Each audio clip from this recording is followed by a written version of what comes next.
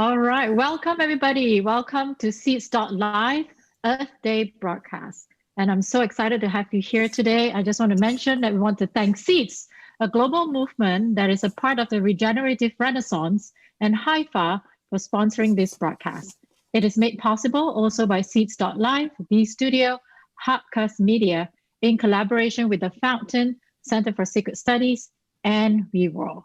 And I'm really excited here to introduce to you two very amazing people who has landed in my life.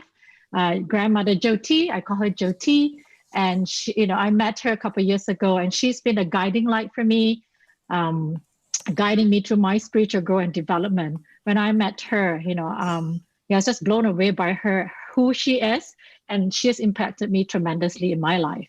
And she's also the founder of the Fountain and co-founder of Center for Sacred Studies. And we also have Indigo here. I met her through Center for Sacred Studies and through Jyoti as well. We both did the Ministry of Walking Prayer program, and both of us are a minister now. And she is a priestess of Ma'at, serving goddess Ma'at. And she also has, she also runs spiritual pilgrimage to Egypt, which I can't wait to join her one day.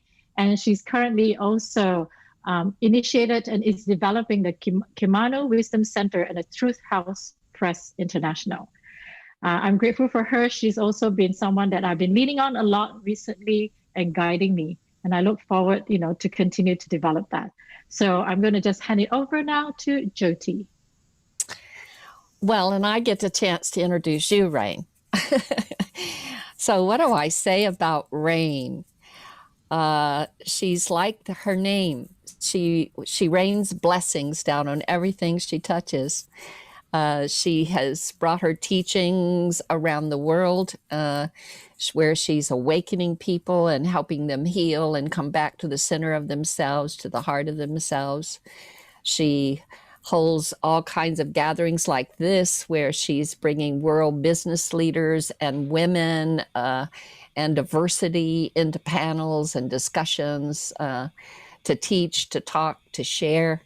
And she's just begun, because she's got a bunch of visioning and dreaming that's starting to land with her, so she can expand that expression of who she is. And she's working so closely right now with Seeds and helping bridge the fountain, and a lot of our work to see how do we bring also our original people up and make collaborative motions forward for this great Mother Earth, because that's why we're here today. Every single one of us is here today to celebrate Mother Earth. In the springtime is, I would say, the way it's been shown to me is that we're coming out of the winter of this pandemic and we're beginning to move into the spring. So this spring is like no other. It's got possibilities that are seeded and are starting to pop up, and these possibilities are what the Mother Earth herself is dreaming for herself in these next steps. So that's what we're going to get to do with you today. We're going to get to celebrate. We're going to get to pray. We're going to get to sing and dance and have some joy. We're going to bring the springtime of ourselves forward and all move in a unity prayer for this Mother Earth, because that's what she needs right now. She's hoping for right now. She's calling forth from every single one of us is to stand in unity, all nations up and stand up for her and this creation, because it will take us all in a deliberative, focused action to help her move into her next part of the story, which the old ones say will roll out in 2026. So everything's being cleansed right now. We're going through the great cleansing.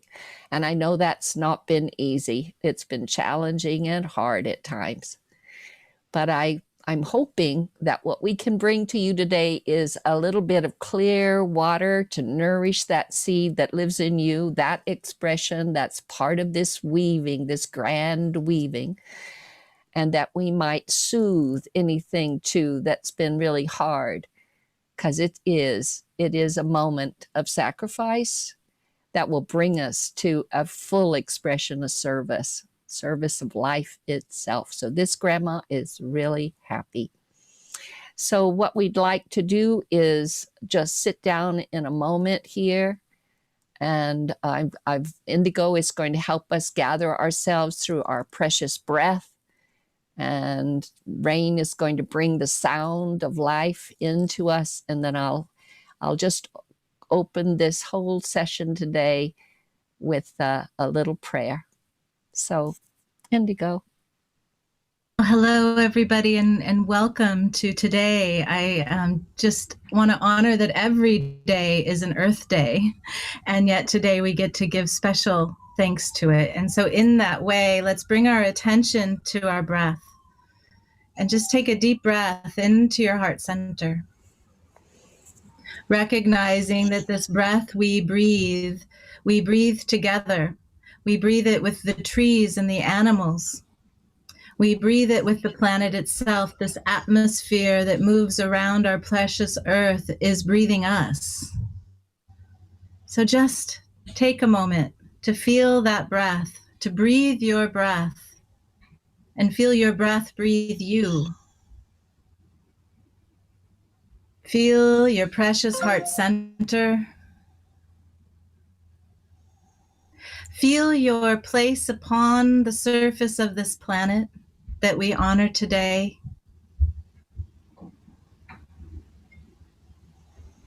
And as you feel yourself on the surface of the planet, allow your awareness to sink down through the layers, the top layer, the bedrock, the molten layer, until we all arrive at the very core, the very heart of our Mother Earth.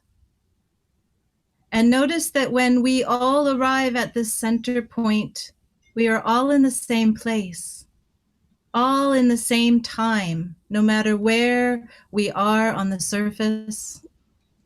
We are here together right now. Feel that wisdom and vitality of the earth. Feel the knowing that you are connected to all the life that graces the surface. Know that you are connected to all the ancestors, connected to all the elementals, the earth, the air, the fire, the water, and the spirit.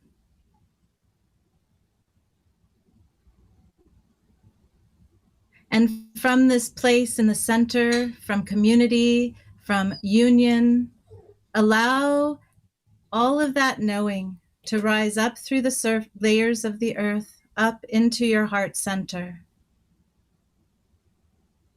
Knowing that you are a son or daughter of this planet, of this precious earth, and feel gratitude for this moment. And so it is. We arrive into the here and now.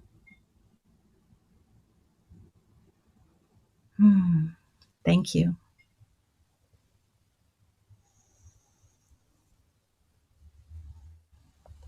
Rain? Yeah. Did you have something you wanted to offer with the sound? I just want to say that we're all children of Mother Earth, and it's time for us to also speak our voice on her behalf, and also to listen to her, what she has to say. And today is an opportunity to do so, through the prayers, the offerings, and the performances. Jyoti.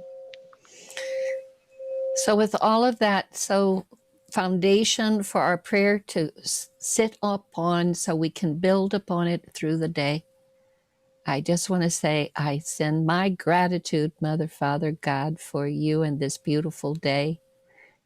To the morning star, I send my gratitude for you announced the day was coming, and the sun brought that brightness of light into this day so we could all stand in it and put our skin on and fill ourselves with your wonder as we celebrate this Earth Day.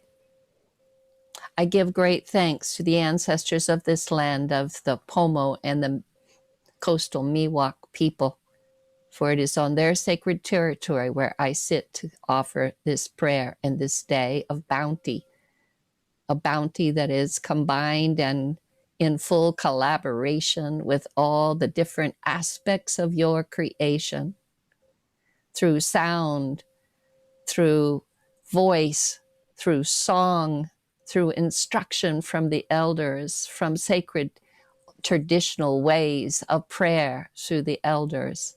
All of this and so much more. The magic will weave the in-between times, I'm so sure. And so for that, I also give great thanks. So with gratitude, we open this day, and with gratitude, we will flow like clear water and allow your weaving to begin. This is my prayer. This is my prayer. This is my prayer. And with that, we're going to bring in someone that I totally love and have so much regard for. His name is Mindahi Bastida. He's from the Otomi Toltec peoples. He is the director of our original peoples projects within the fountain. He's sitting sideways, Mindahi. You're sideways. There, much better. He's standing in the Yucatan on holy ground, getting things ready for an amazing ceremony the earth has called for herself. Mindahi walks this planet in service fully to this Mother Earth, meeting with many elders from all over the planet, many nations are coming together, are weaving together, or as we follow prophecy and follow it, for that is the instruction of Mother Earth herself. And we are listening deeply as we encourage you to do, for she is sharing this instruction with all those that are listening. So Mindahi, thank you for being here this morning and afternoon, evening, wherever. We have a world of people that have gathered to celebrate this Mother Earth. So with that, Mindahi, I say good morning to you and thank you for calling in the 4 directions and opening this whole day in a traditional way that will help us always open our heart more fully to Mother Earth. Thank you, Mindahi.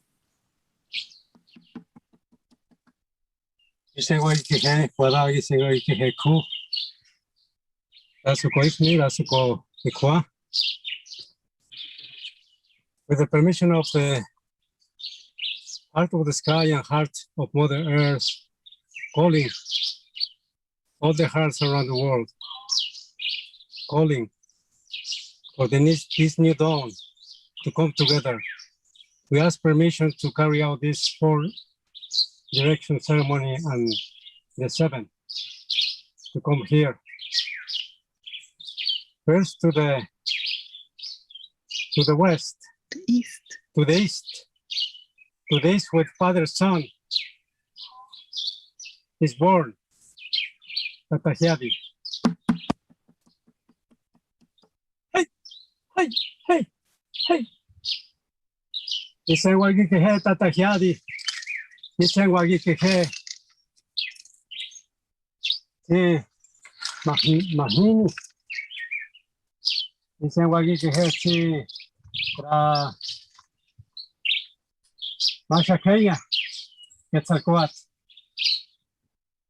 We wait all the peoples in this direction. We wait the great Quetzalcoatl, Masha Kenya, the feather serpent. And all the peoples in this direction and all the beings that are born in this direction are blessing us.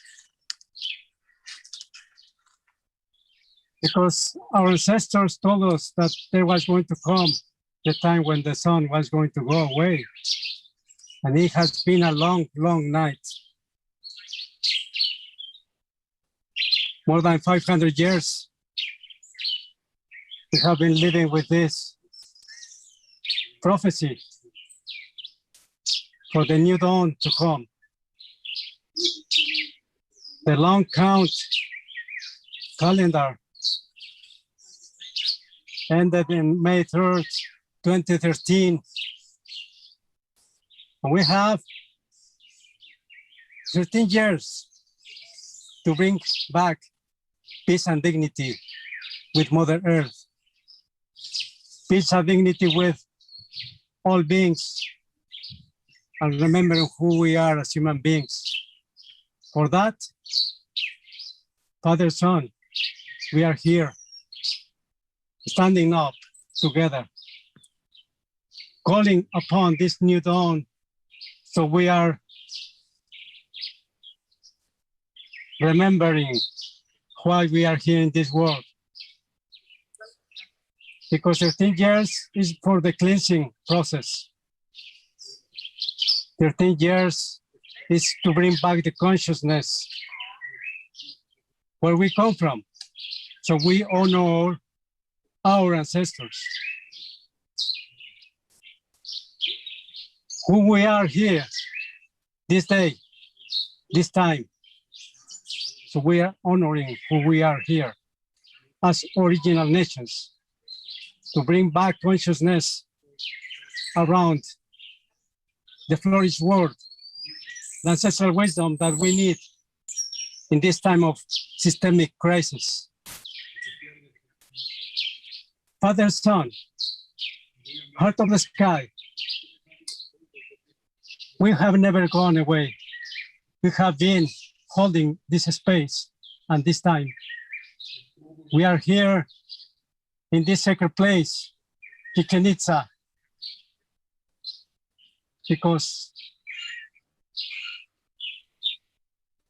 in this place and in other places, sacred places, we are remembering who we are and where we're going. So we honor the 7 generations to come. But we are also 7 generations here. We're honoring that we can see how the new dawn is approaching us. And for that, we need a lot of work to do. But we don't want to be alone. We want to be unified with other entities, with other caretakers and caregivers. This is a time to come together. We are following the unification process. Now, hey, now yoho, new. To this direction, to the north.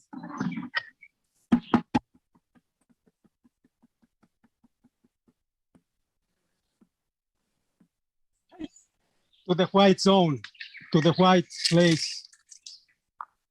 Because once we were told by the little ones,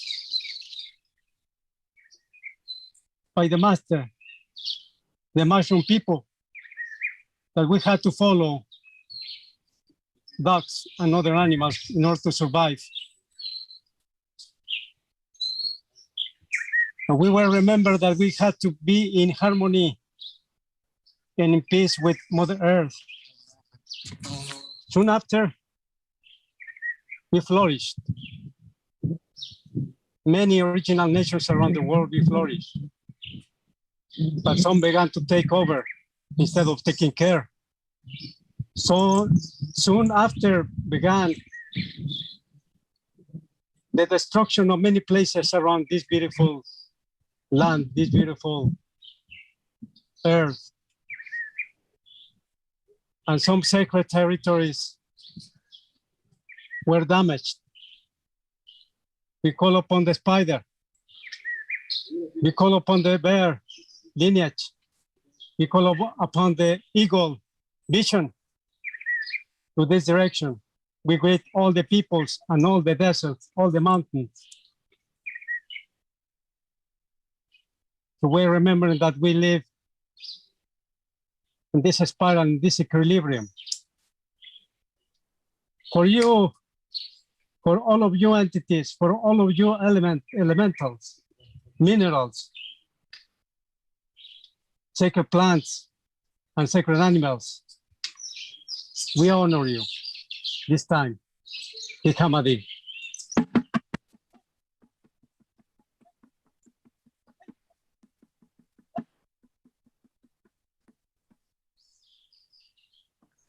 Now, to the west.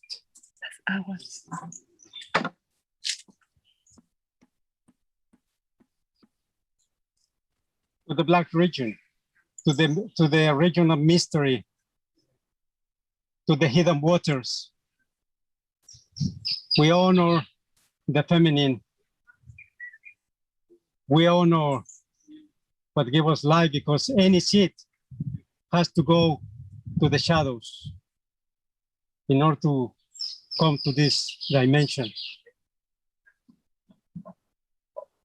We honor all the peoples in this direction, the continents and the seas. This is the time to remember that we always kept this communication with this direction.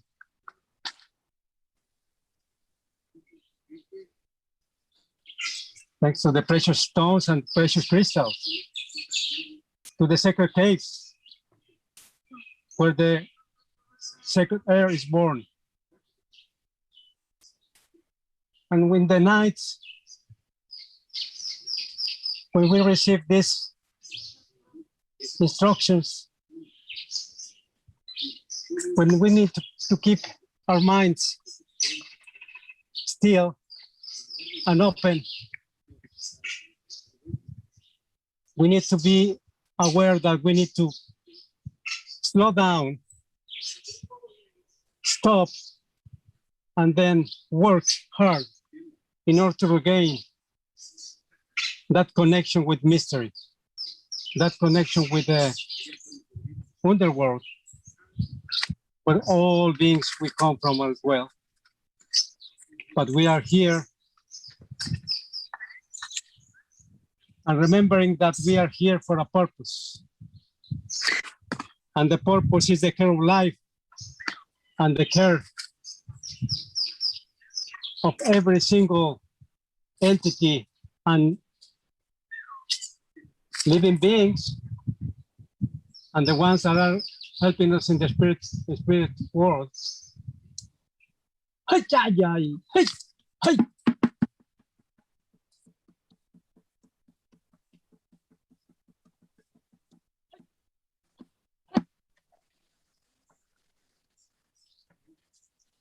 Now to the south. Maa, yoho, you. Hey.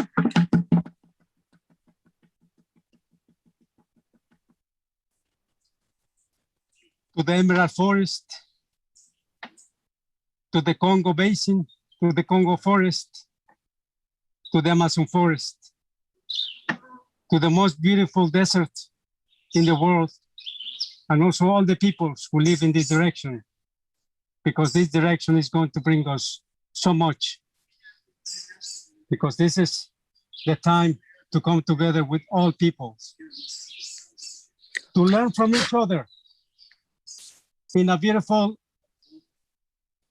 and responsible way, so we can deliver and we can pass this lineage, these instructions, and remembering the original instructions to come,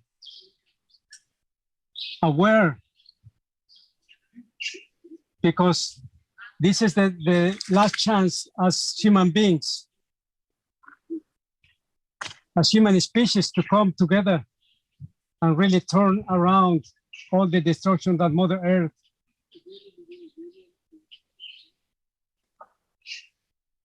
is feeling, because Mother Earth is crying.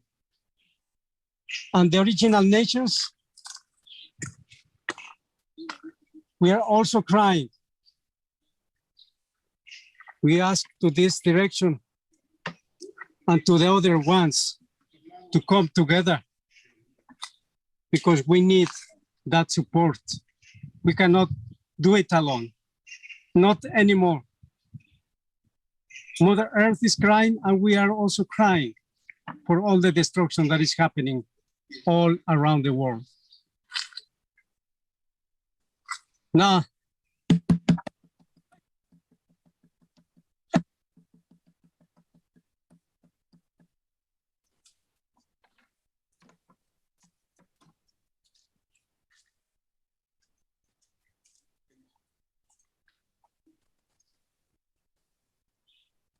to the heart of the sky.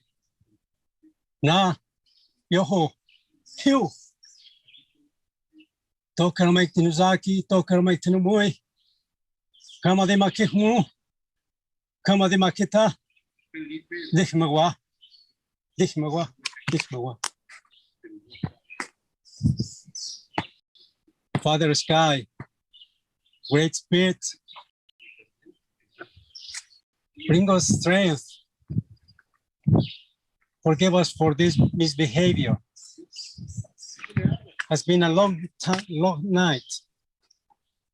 We know that the new dawn is coming, but we need to work hard if we want to make it, if we want to do it, if we want to pull together. Because this is the time, the unification process, where we can learn from each other. And the regional nations around the world can share with other societies, with other people who have deviated from the original instructions, because we all have the responsibility to take care and give care this precious relationship with nature and Mother Earth.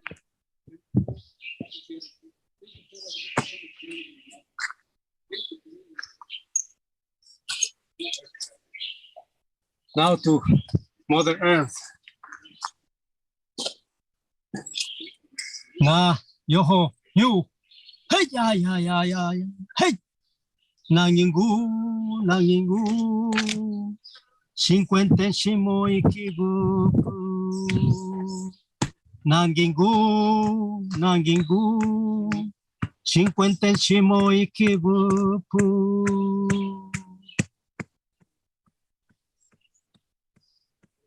Mother Earth, Makata, Father, Mother. We are the little ones. We are the children. We need to learn. Please give us advice, give us direction. How to come back to harmony, into balance. So we are able and get conscious and be conscious in the consciousness of living in good life, in good living. All what we want is good air, good waters, good soils, good energies, all of them clean. And we need clean ideas. We can repair this sacred relationship with Mother Earth and with all beings around the world. Come back. Any community, any organization, any nation, come back to live in peace and harmony with Mother Earth. Whatever we do, whatever we carry out, this is the time, this is our prayer to come back and behave.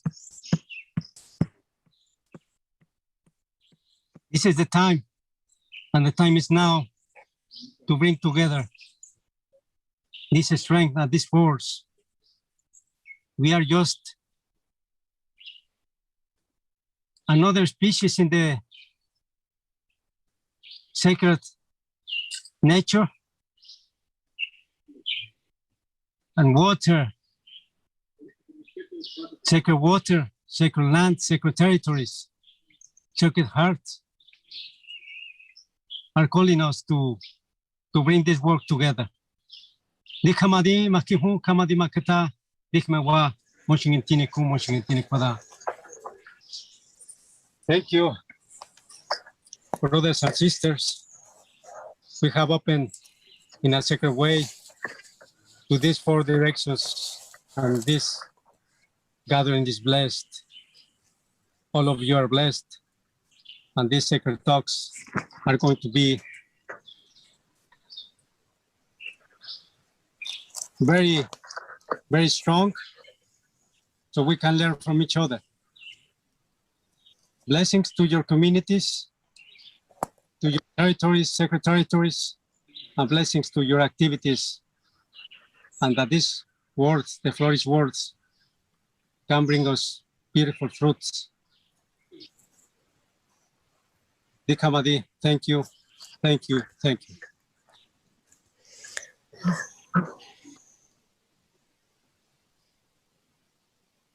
Thank you, Mindahi.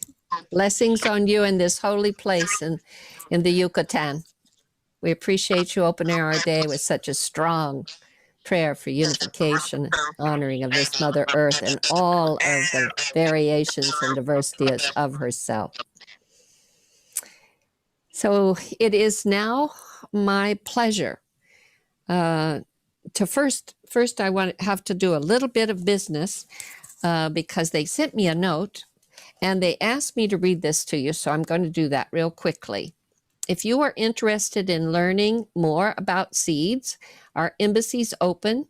Seeds supports regenerative projects and alliances or staffing embassy rooms, so you have people to talk to.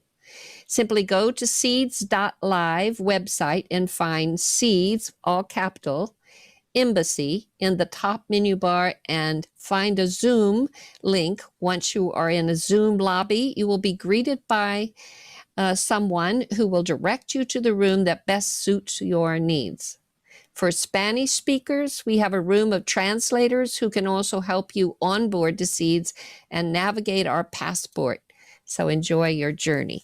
So we are right now, as we speak, galvanizing a community through Seeds and a new way of walking on this planet that is regenerative, restorative, has heart, and honors all aspects of life in a sacred way. Which lets me also want to remind you that I'm hosting this first part of our day.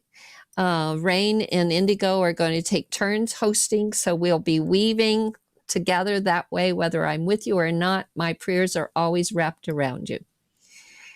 That brings me to the next wonderful delegate. Both Mindahi and Grandmother Helene, whom I'm about to introduce you to, and myself are part of the Mother Earth delegation of United Original Nations. And it's been my pleasure when we met there in October of this last year, just a few of us and some that were up on virtual reality, as we're all doing so much these days. I got to meet Grandmother Helene. Grandmother Helene Lindmark.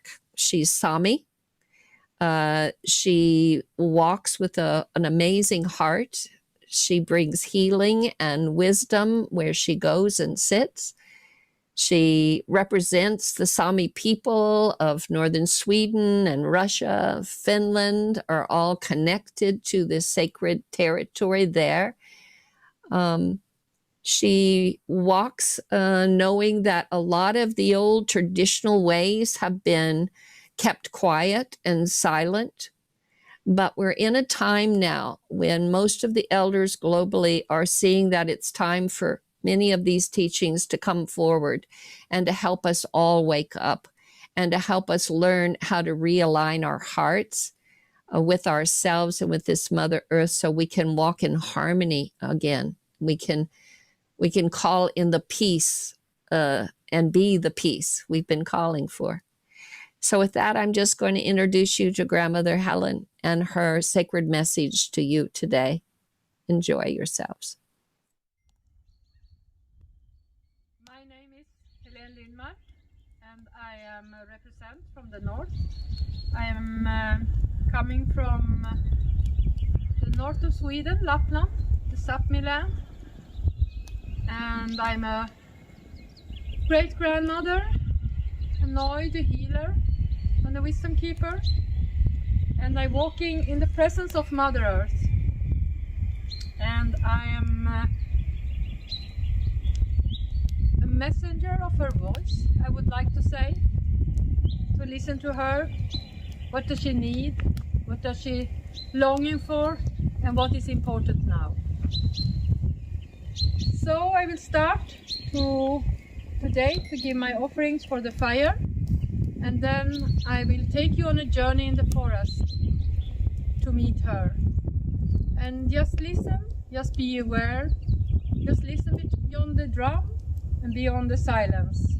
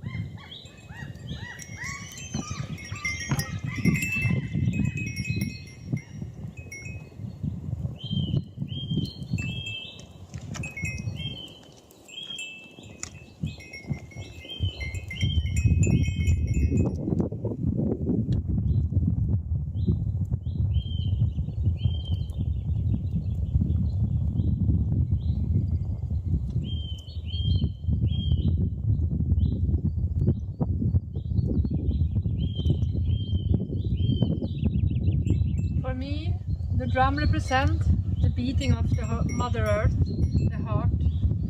It's the first sound that we resonate to in our mother's womb, and it's her heartbeat.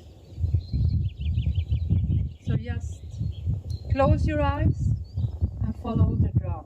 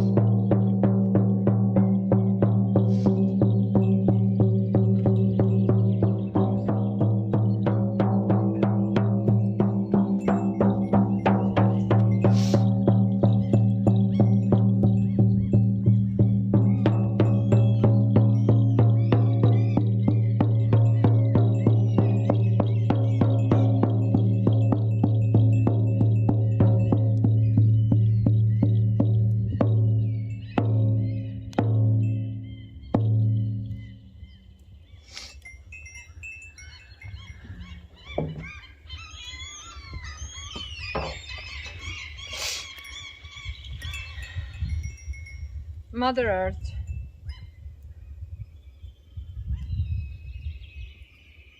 She is wounded. She is longing for healing.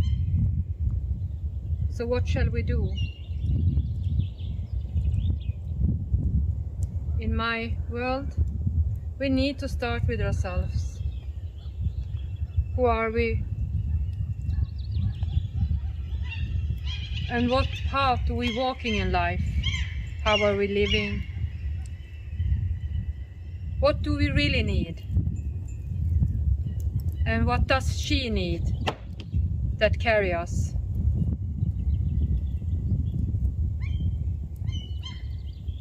So I will set a prayer for her.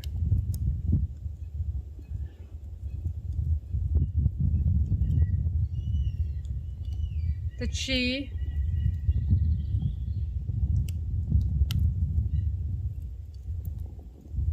will be seen, will be heard beyond everything. And that she will be announced. And that we are walking on her with love.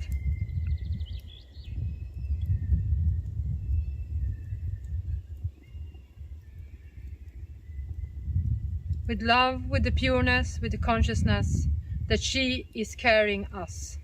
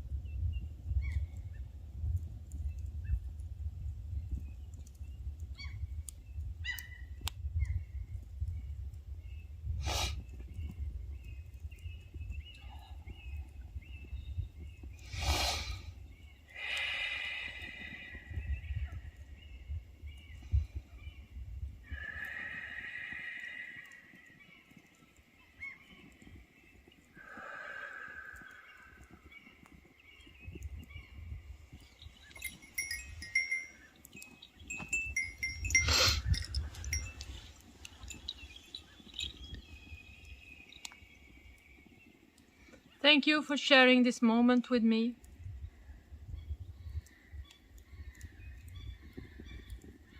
And with the gratitude of life, of being in the presence, I today give my gratitude to Mother Earth that carry me and that allowing me to walk her steps, allowing me to hear her voice. And she's really longing now to be seen, to be heard, beyond everything. All blessings and love to you all. Thank you.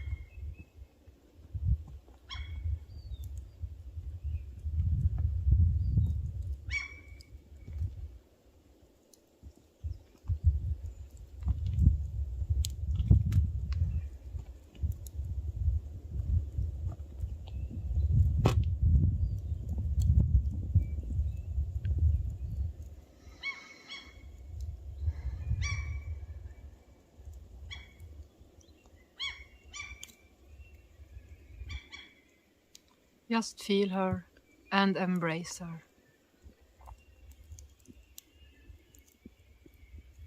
She is there for you.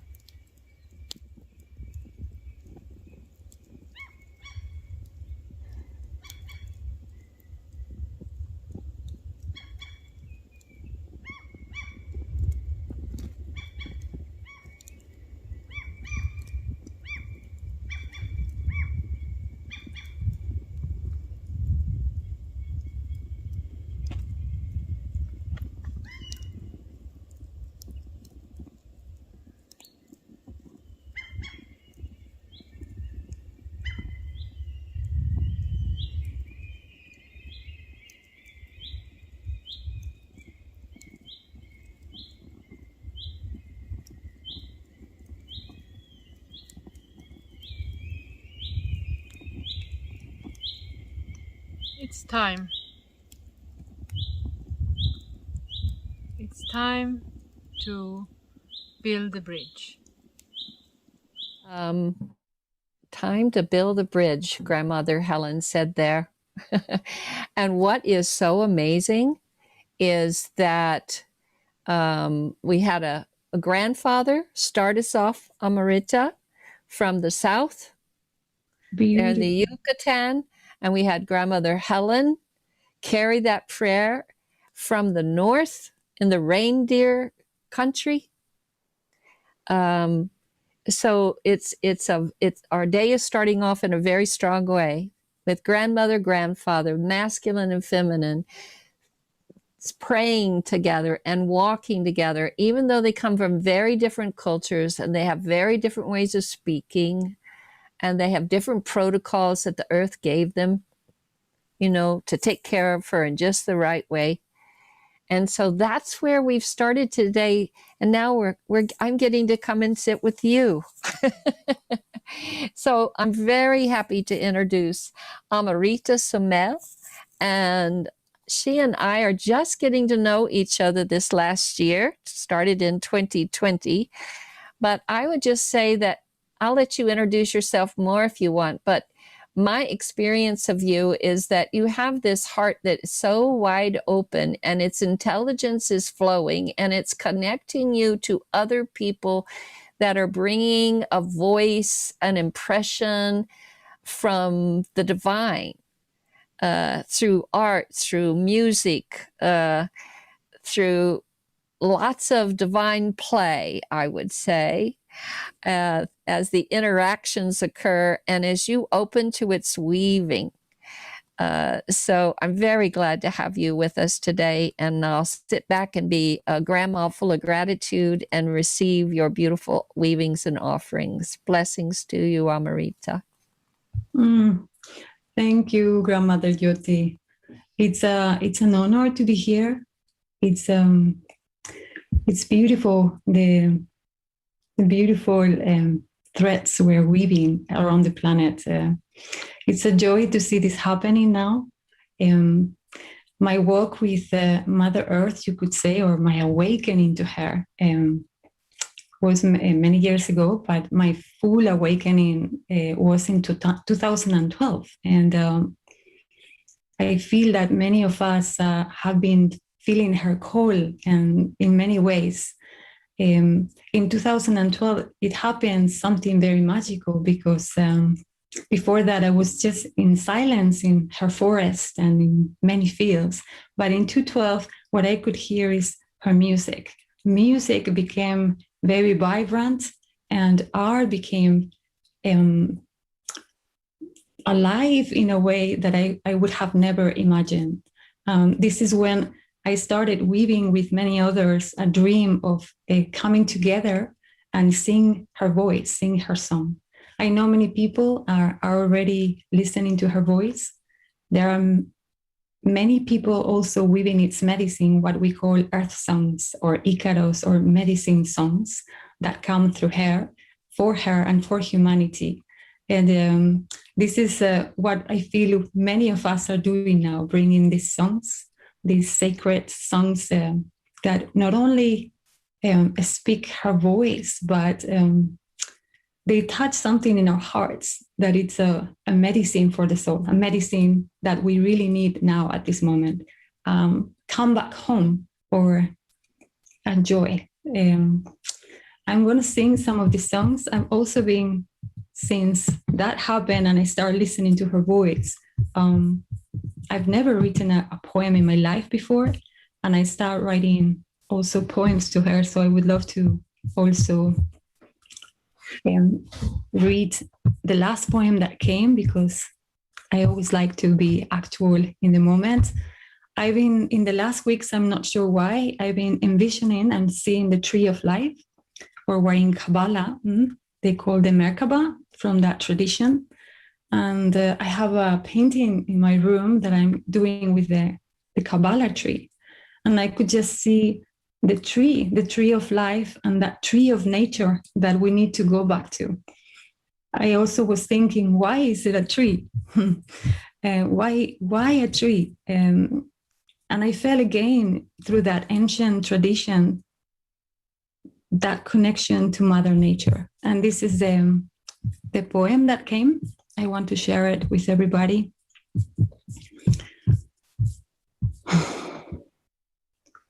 4 worlds that form the ladder of the tree. 10 spheres that are the same tree. In different degrees, 3 that are whole, 3 that are one. Many concepts that lead to one, many tears, many joys, just to turn on the light. Many roads that love walks, one single map within the heart. 2 columns, 2 pillars holding the extremes, until we walk on water, until we are able to breathe the fire. Let me walk softly on the green fields.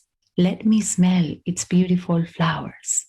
Let me feel its creatures. Let me not wish more than what the moment holds. We are in paradise. We never left. We just lost the eyes to see it. Who has the ears to hear it? All the angels guard this place. All the angels sing its mystery. All is here, all is safe, all is home, all is all. May the hand that leads it all keep us within the trail of love. May we all taste its fruit. 2 eyes, 2 hands, 2 pillars, not too much one nor the other, just the right balance to enjoy the song of the bird, the message of the tree and the wind, the melody of the eternal waters, and the humming of the spheres. This is the place of dwelling. This is where life lives.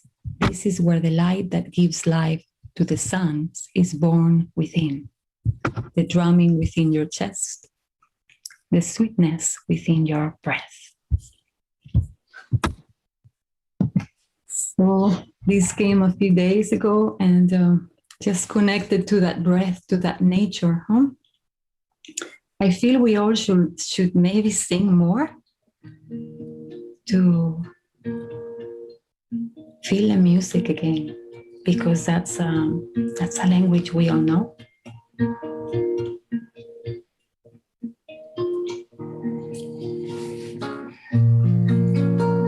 This song, I also learned it a couple of days ago. It's an anthem to love. I'm not sure who wrote it first, but they were singing it in a kirtan, and a friend of mine brought it. And I love it. It's perfect for this moment.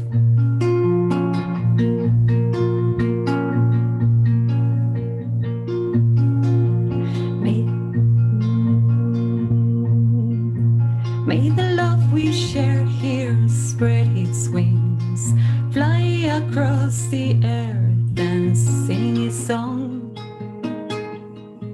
to every soul that is alive. May the blessings of your grace, my love, shine on everyone, and may we all see the light within. May we all see the light within. May the love we share here spread its wings, fly across the earth and sing its song to every soul that is alive. May the blessings of your grace, my love, shine on everyone, and may we all see the light within. And may we all see the light within. May the love we share here spread its wings and fly across the earth and sing its song to every soul that is alive. May the blessings of your grace, my love, shine on everyone, and may we all see the light within. And may we all see the light within. May the love we share here spread its wings, fly across the earth and sing its song to every soul that is alive. May the blessings of your grace, my love, shine on everyone, and may we all see the light within. And may we all see the light within. And may we all see the light within.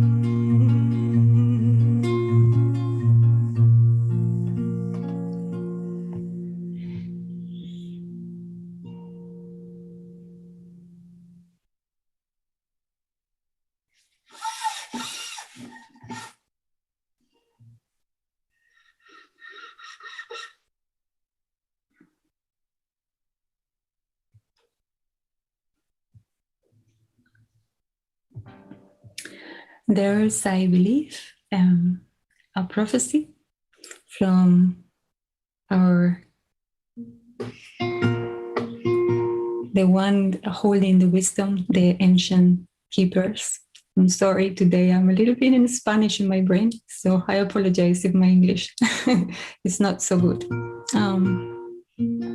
So to this ancient, our abuelitos, our elders holding the knowledge, the abuelitos and the abuelitas, there's this prophecy bringing the eagle and the condor together. And we all know, as we all know, and we've heard about it many times, it's good to remind it. They said at the beginning of the world was one, and they were one people.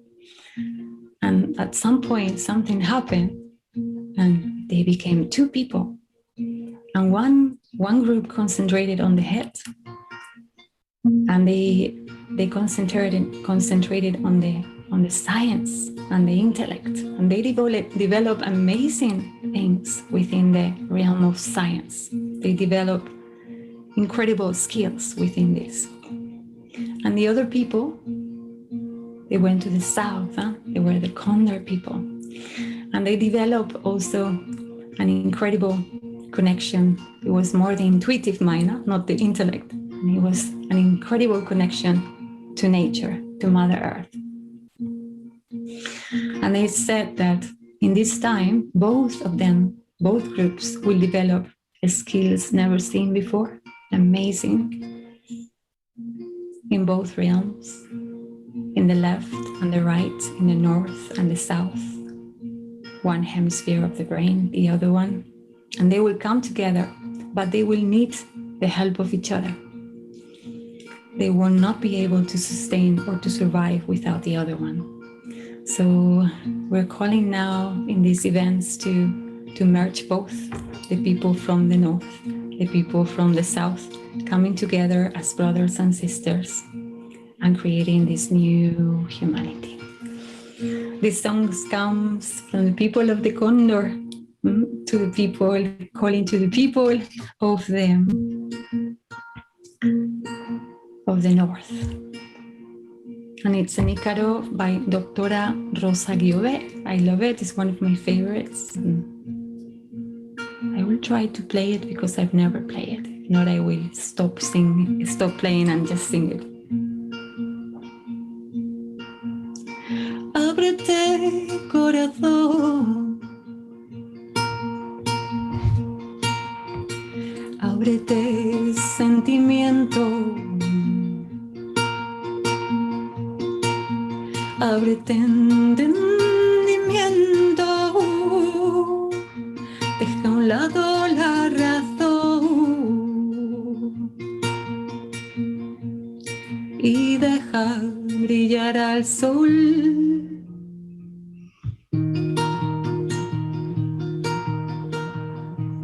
Escondido en tu interior.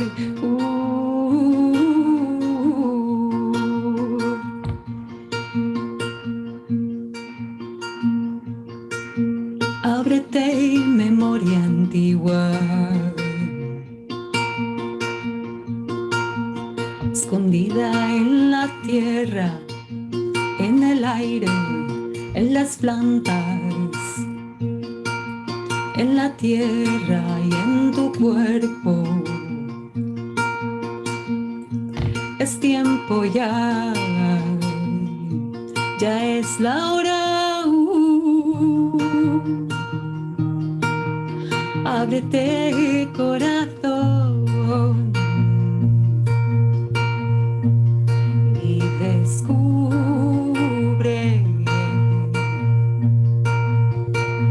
cómo el amor sana, cómo el espíritu cura, cómo el amor florece.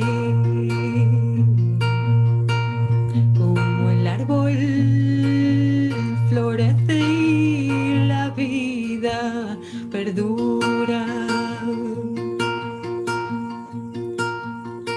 Que para llegar a Dios que aprender a ser humano.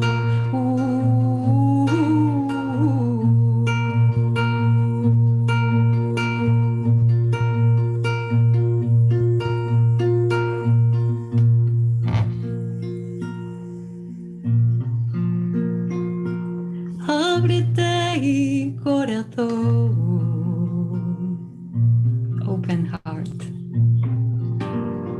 Ábrete y sentimiento. Open sentiment. Ábrete entendimiento. Open understanding. Leave reason behind.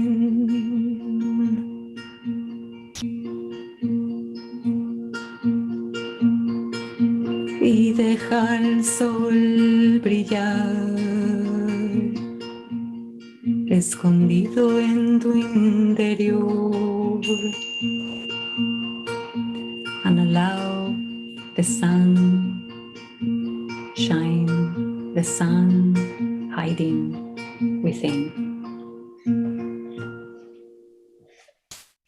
It says, open up heart, open up sentiment.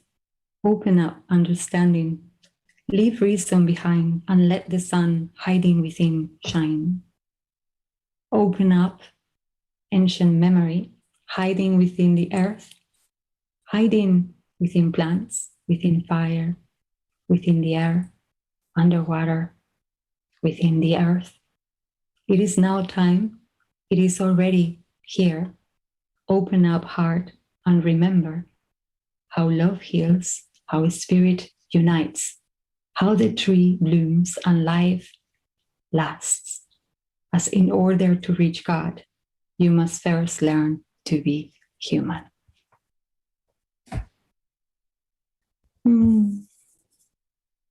So this is one of a beautiful legacy from our hermanitos, brothers and sisters from the South.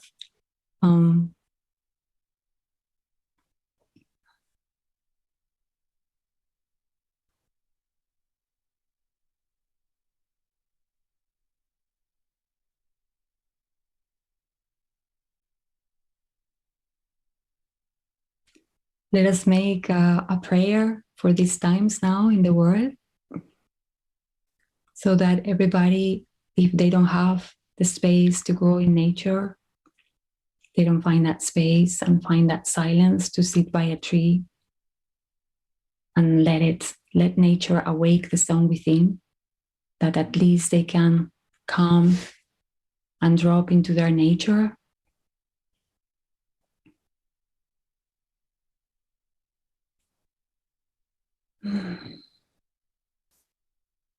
And just feel the heart, the space heart, our nature within.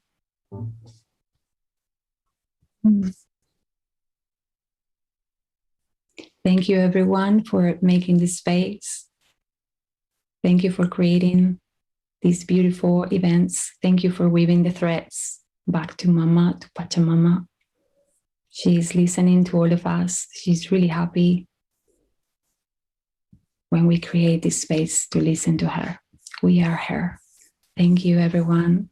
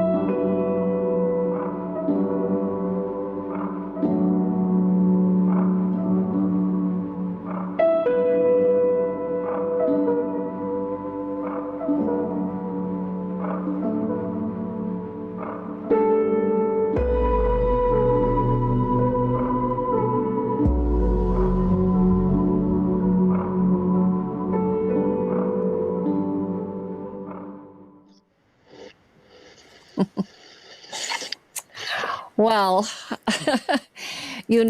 I want to introduce you to Dr. Rama Mani and friends, but Rama, we had such strong, powerful prayers from grandmother, grandfather, from the south, from the north, and all of the birds were singing and rejoicing. And then we flowed beautifully into Amrita, who offered us this amazing songs with prayer and heart.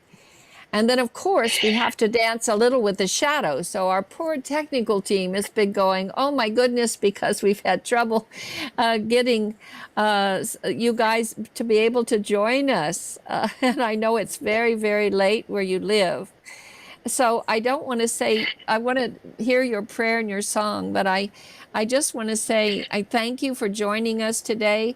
I know that what you do is meet with world leaders and people all over this planet to bring around an understanding of what transformative time we're in and how they can pick up and help during this time by educating them to what peace and justice really means. I know that you have you founded the Theater of Transformation Academy, I believe is how it's shown to me here, that helps humanity know how to shape their future. So I'm going to leave it that way and let you start to transform some of this challenging moment that got into the waters before us so we can smooth it all out and flow more gently. And I'd say one thing, that in this transformative moment, the mother will teach us patience, patience all around. So those in the audience, thank you for your patience. And now on with this beautiful offering. Rama. Thank you so much, Jyoti Ma. Just hearing your voice is like hearing Mother Earth in all of her patient, ever regenerative, ever now renaissance, which is so much the theme of this Earth Day celebration. Theater of Transformation Academy and Home for Humanity are just so honored to be united again with seeds.live, with all of the partners of seeds.live, to be together, joined every continent on the earth, all of the indigenous elders praying for us, blessing us in this moment of earth transition. And the beautiful theme of voices of the regeneration renaissance. I was particularly thrilled today that it gives me a chance to connect with a beloved friend in South Africa. Fumi, Jyoti Ma, has been doing the very things you described me as doing, but for a lot longer. Pops Muhammad was already a famous jazz musician. And in the 90s, he realized, you know what? Something with you indigenous elders have been teaching us, that the future depends on the past, and there will be no future if we don't learn from the past and take with us. And he brought the indigenous musics of the forgotten tribes of Southern Africa to the Western of the world. So we have been, trying our best to connect. We've been on the phone with the team the last 4 to 5 hours. We're finally in the same room, and we hope at some point our sound will allow us to connect. But already, just to truly show that what Jyoti Ma said, what our grandfathers and grandmothers from all the continents, the north, the south, the east, have already brought to us with their blessings. I light this candle, these 2 African candles, as you can see today, Home for Humanity in France is dressed in her African clothes, to honor Pops Muhammad and all of those tribes across Southern Africa whose music he has revived for us. So here are our man and woman warriors from South Africa with us. I light an Indian incense. I know that a Christian on our team will let me know when sound is connected between Pops and myself, and we can go into our joint performance. But for now, I simply want to start with a little blessing of gratitude to our beloved Mother Earth. And what we had wanted to share with you was some of the most iconic music that Pops has produced over all these years, music he has dedicated to the spirits and sung in the deserts of the Bushman people in the Kalahari Desert, music dedicated to Mother Earth, music dedicated to the kora, which is the instrument that he is joining us with today. And I was going to join that with 2 love poems to Mother Earth, as well as 2 stories to evoke the elders who have taught us so much. So maybe, Christian, while I wait for you to connect me to Pops, I ask a quick question whether we are connected. But if not, perhaps what I could already do is start with a story. And what I felt like doing, Pops, are we connected yet? I think not. So I will continue then with a first story. And I felt that on this occasion of Earth Day, and it's so important that the United Nations, on the urging of the Indigenous elders, chose not to call it just Earth Day, but International Mother Earth Day, to give reverence to the fact that the earth is a living being and she is our mother, ever regenerative. And so I wanted to bring into the picture, remind us of the beautiful, loving presence of Wangari Maathai.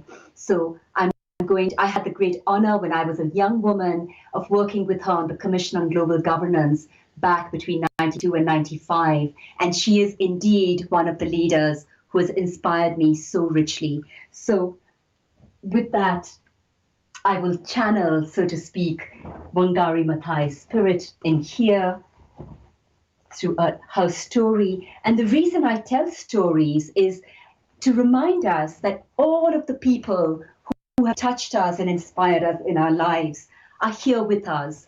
They are in our cells, they are in our skin, they are waiting to be remembered, restoried, because when we remember and restory them, it enables us to restory our own lives, the lives of each other, and our shared future. So in that spirit, that's the spirit in which I share stories of people, real life people who have inspired me, especially in all the countries in war that I've worked in, but also in many other countries.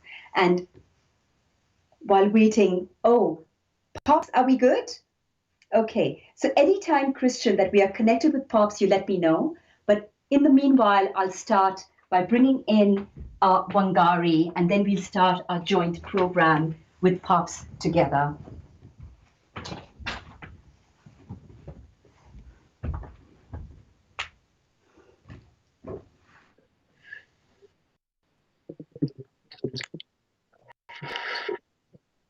Okay.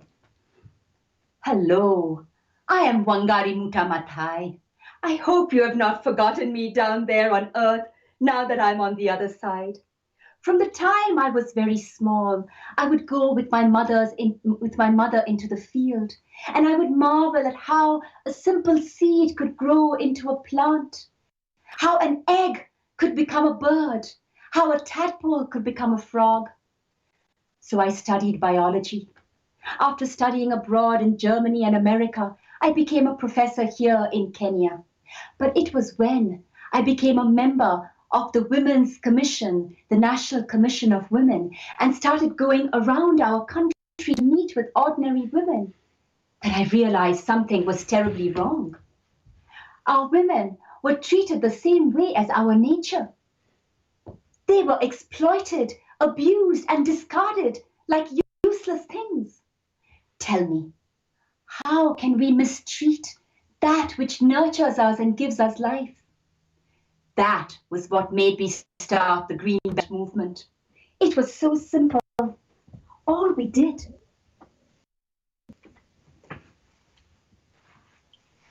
In the Green Belt movement is to teach women how to plant trees. That is a simple thing that anyone can do.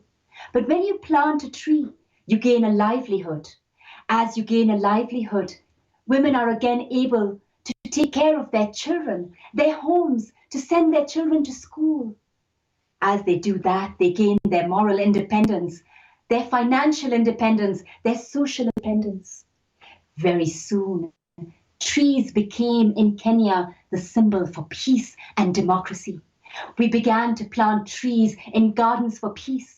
This is the reason why they arrested me and many of us and called me a troublemaker. But that didn't matter, because trees have been a symbol for peace in our culture for many, many years and in cultures around the world. You see, even though I am dead and gone to the other side, my women are like nature. 30 million trees planted all over Kenya and beyond our borders. And our women have become as strong as the roots of these trees. So my dears, we must be the hope for the future. It is up to us to make the moral conscience to be the voice for the regeneration of the earth and of ourselves. How good to remember beloved Wangari, her great, great love for Mother Nature, for all beings, that has sustained us and that won her the first ever Nobel Prize given to an African woman and the first Nobel Prize for nature, for the environment, ever awarded by the Nobel Committee. From that, dear friends, I shall move on to the country of my birth and indeed to South India and share with you the story of a wonderful man that I met when he was already 96. I think he was actually 90 when I first met him, but it was only when he was 96 that I heard his story, which struck me so deeply, and I wish to share.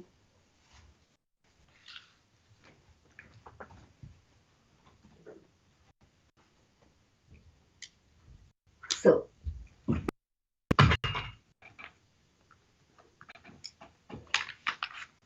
his name is Mr. Jagdishan from South India.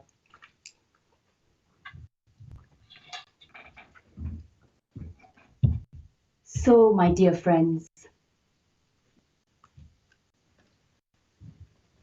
I am Mr. Jagadishan.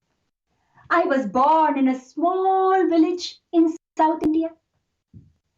My family was so poor that when I told my father I wanted to study medicine, he said, "That is impossible for me. I am a poor man."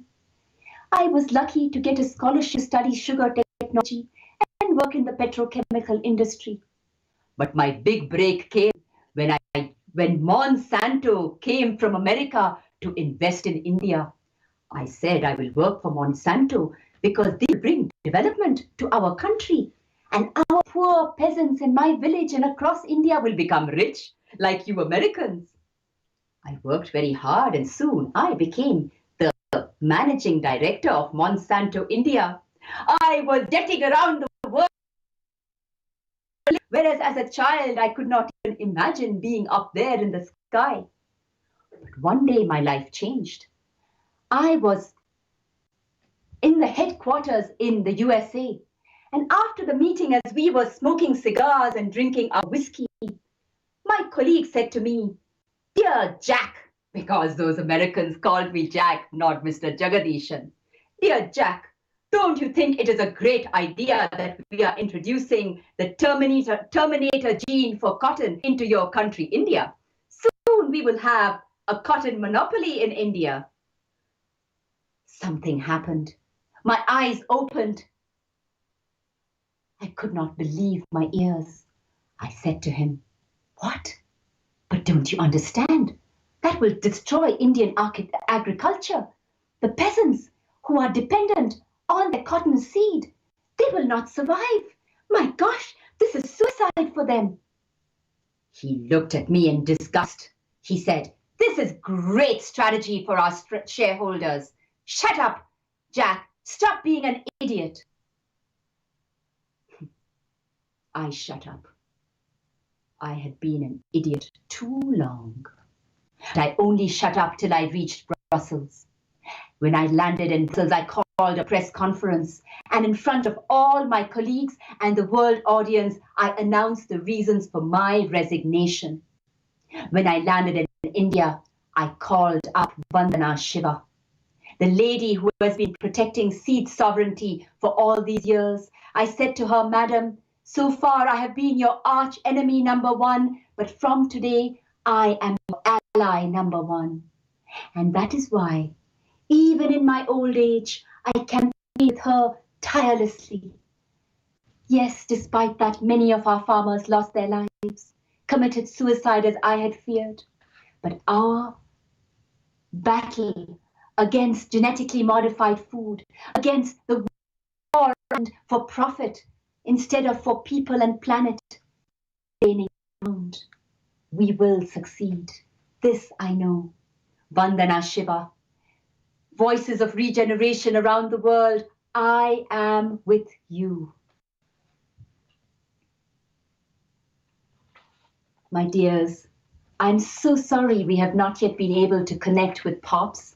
I hope we will have another moment for you to discover the magic of Pops Muhammad and his many instruments from Southern Africa, indigenous instruments. But for now, I give you just one short poem, a love song to Mother Earth called Earth Heart. And I play the hope rattle as I do so. Beloved, since I entrusted my heart to your eternal care, wherever on earth I go, it's only your love I see.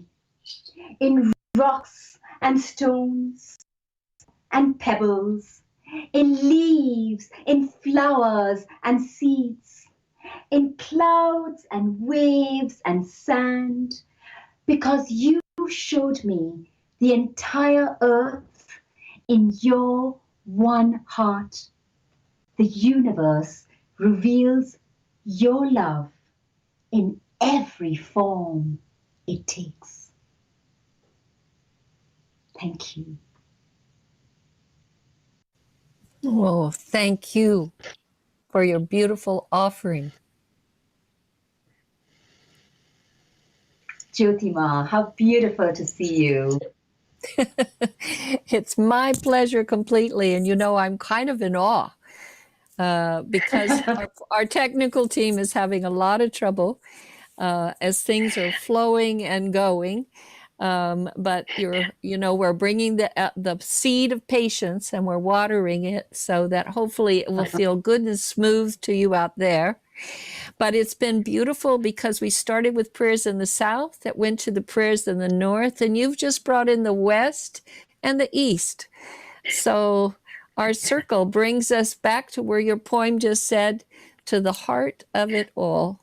So thank you, thank you, thank you for your offering. And I hope maybe later they're going to let us weave in pops and this amazing music that you were wanting to water us with. You will love it and you will love him. Thank you, dearest Jyoti Ma, and I wish the rest of the event proceeds flawlessly and flowing. Blessings to you. Blessings to you.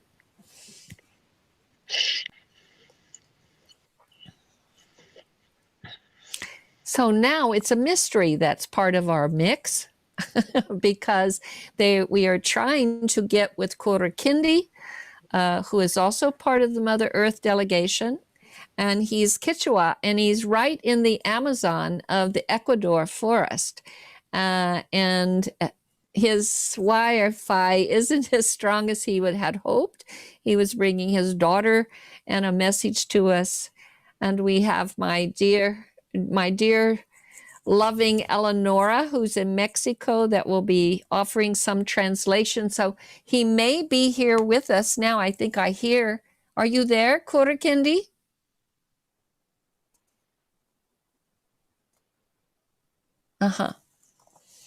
So we are going to hold the mystery because I think that's who they're trying to weave in here, and they haven't let me know yet. Shortly after Kurukindi, we have an amazing woman named Fumi John Stewart, and I'm going to share more with what she has done to bridge cultures, and in that process brought a peace movement across this whole planet. There she is. So the mystery has been solved. So they're still trying to get my dear brother Kurukindi in Ecuador, but the mystery has brought us here, and I'm watching how this is weaving itself today because it's been very organic in its nature. So thank you, Fumi, for being here. I was just telling them that you are a woman of heart, a woman of prayer, a woman of clean and clear intention that saw long ago as she was being raised in Japan that there was something she needed to do to bridge cultures, a culture between this American culture and the Japanese culture. And as your work unfolded, it began to bridge between many cultures and all cultures around this planet. As May Peace Prevail on Earth became a movement. And I think it was in 1980 that you gave birth to this. So I want to step back and just say thank you very much for being here. Thank you for sharing this beautiful story that has opened so many hearts and is continuing to unite us all. Fumi.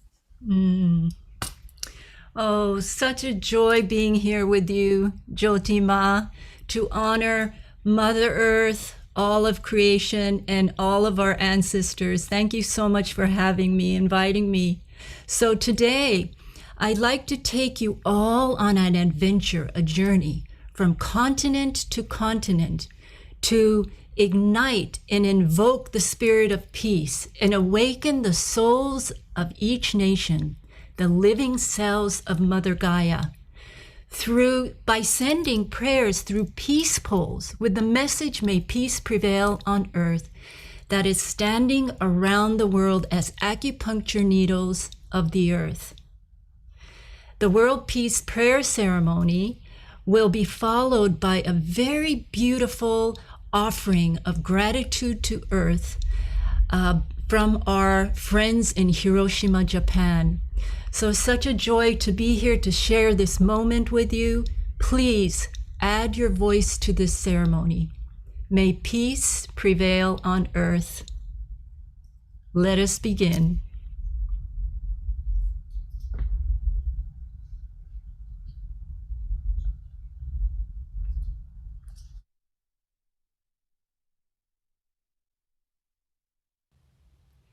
May peace prevail on earth.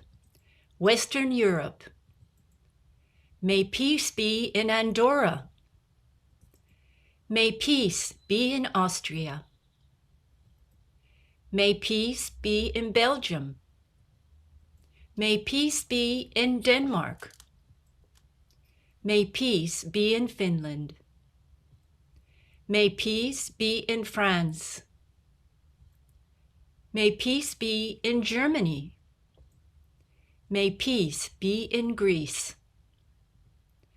May peace be in Iceland. May peace be in Ireland. May peace be in Italy. May peace be in Liechtenstein. May peace be in Luxembourg. May peace be in Malta. May peace be in Monaco. May peace be in the Netherlands. May peace be in Norway. May peace be in Portugal. May peace be in San Marino. May peace be in Spain. May peace be in Sweden. May peace be in Switzerland. May peace be in the United Kingdom. May peace be in the Vatican. Eastern Europe. May peace be in Albania. May peace be in Belarus. May peace be in Bosnia and Herzegovina. May peace be in Bulgaria.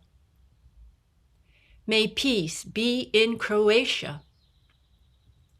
May peace be in the Czech Republic. May peace be in Estonia. May peace be in Hungary. May peace be in Kosovo. May peace be in Latvia. May peace be in Lithuania. May peace be in Macedonia. May peace be in Moldova. May peace be in Montenegro. May peace be in Poland. May peace be in Romania. May peace be in Russia. May peace be in Serbia. May peace be in Slovakia. May peace be in Slovenia. May peace be in Ukraine. The Middle East. May peace be in Bahrain. May peace be in Cyprus. May peace be in Iran. May peace be in Iraq. May peace be in Israel. May peace be in Jordan. May peace be in Kuwait. May peace be in Lebanon. May peace be in Oman. May peace be in Palestine. May peace be in Qatar. May peace be in Saudi Arabia. May peace be in Syria. May peace be in Turkey. May peace be in the United Arab Emirates. May peace be in Yemen. Central Asia. May peace be in Afghanistan. May peace be in Armenia. May peace be in Azerbaijan. May peace be in Bangladesh. May peace be in Bhutan. May peace be in Georgia. May peace be in India. May peace be in Kazakhstan. May peace be in Kyrgyzstan. May peace be in Mongolia. May peace be in Nepal. May peace be in Pakistan. May peace be in Sri Lanka. May peace be in Tajikistan. May peace be in Tibet. May peace be in Turkmenistan. May peace be in Uzbekistan. East Asia. May peace be in Brunei Darussalam.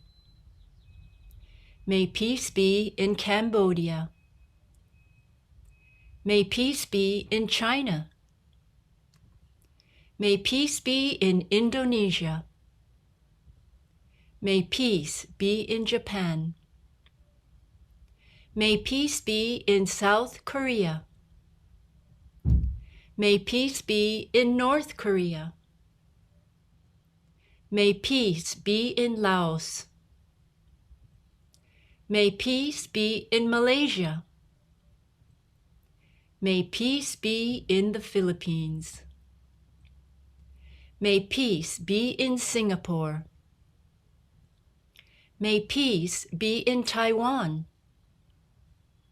May peace be in Thailand. May peace be in Timor-Leste. May peace be in Vietnam.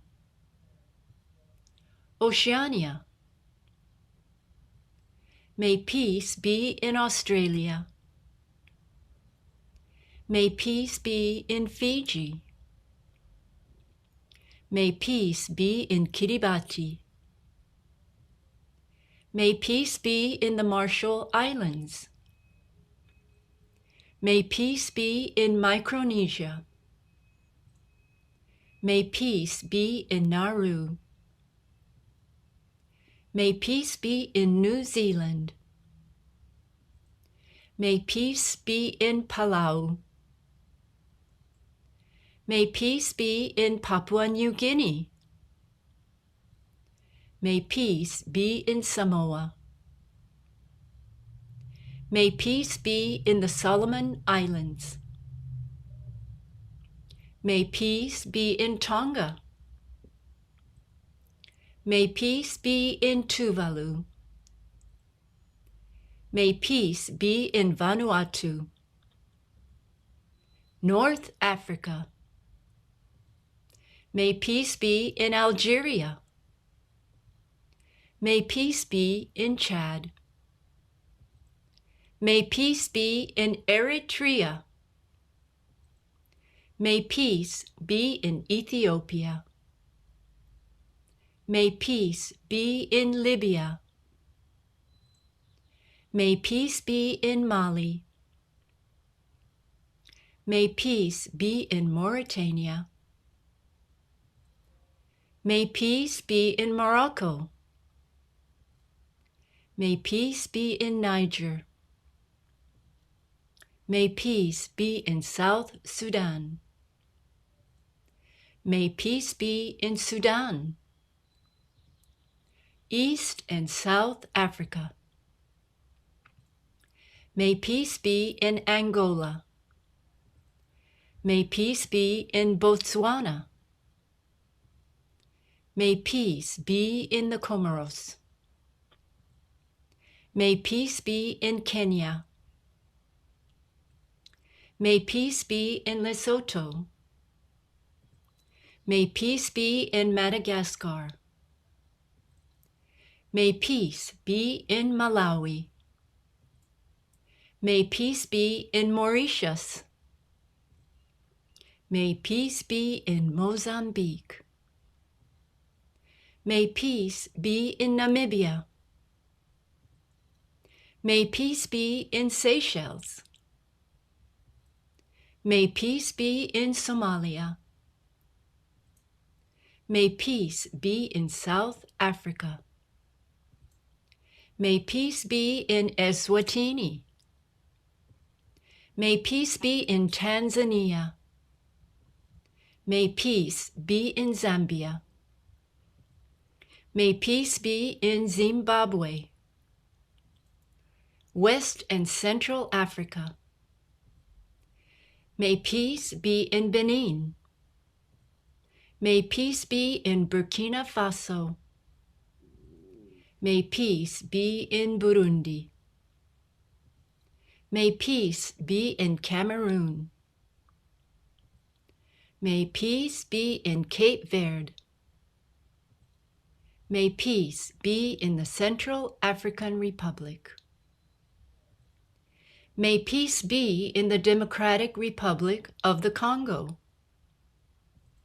May peace be in the Republic of the Congo. May peace be in Côte d'Ivoire. May peace be in Equatorial Guinea. May peace be in Gabon. May peace be in the Gambia. May peace be in Ghana. May peace be in Guinea. May peace be in Guinea-Bissau. May peace be in Liberia. May peace be in Nigeria. May peace be in Rwanda. May peace be in Sao Tome and Principe. May peace be in Senegal. May peace be in Sierra Leone. May peace be in Togo. May peace be in Uganda. South America. May peace be in Argentina. May peace be in Bolivia. May peace be in Brazil. May peace be in Chile. May peace be in Colombia. May peace be in Ecuador. May peace be in Guyana. May peace be in Paraguay. May peace be in Peru. May peace be in Suriname.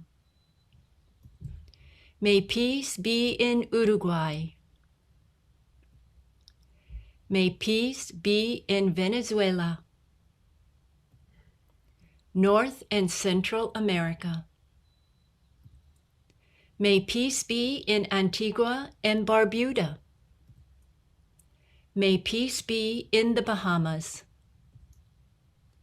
May peace be in Barbados. May peace be in Belize. May peace be in Canada. May peace be in Costa Rica. May peace be in Cuba. May peace be in Dominica. May peace be in the Dominican Republic. May peace be in El Salvador. May peace be in Guatemala. May peace be in Haiti. May peace be in Honduras. May peace be in Jamaica. May peace be in Mexico. May peace be in Nicaragua. May peace be in St. Kitts and Nevis. May peace be in St. Lucia. May peace be in St. Vincent and the Grenadines. May peace be in Trinidad and Tobago. May peace be in the United States of America. May peace be in all the indigenous nations. May peace prevail on earth.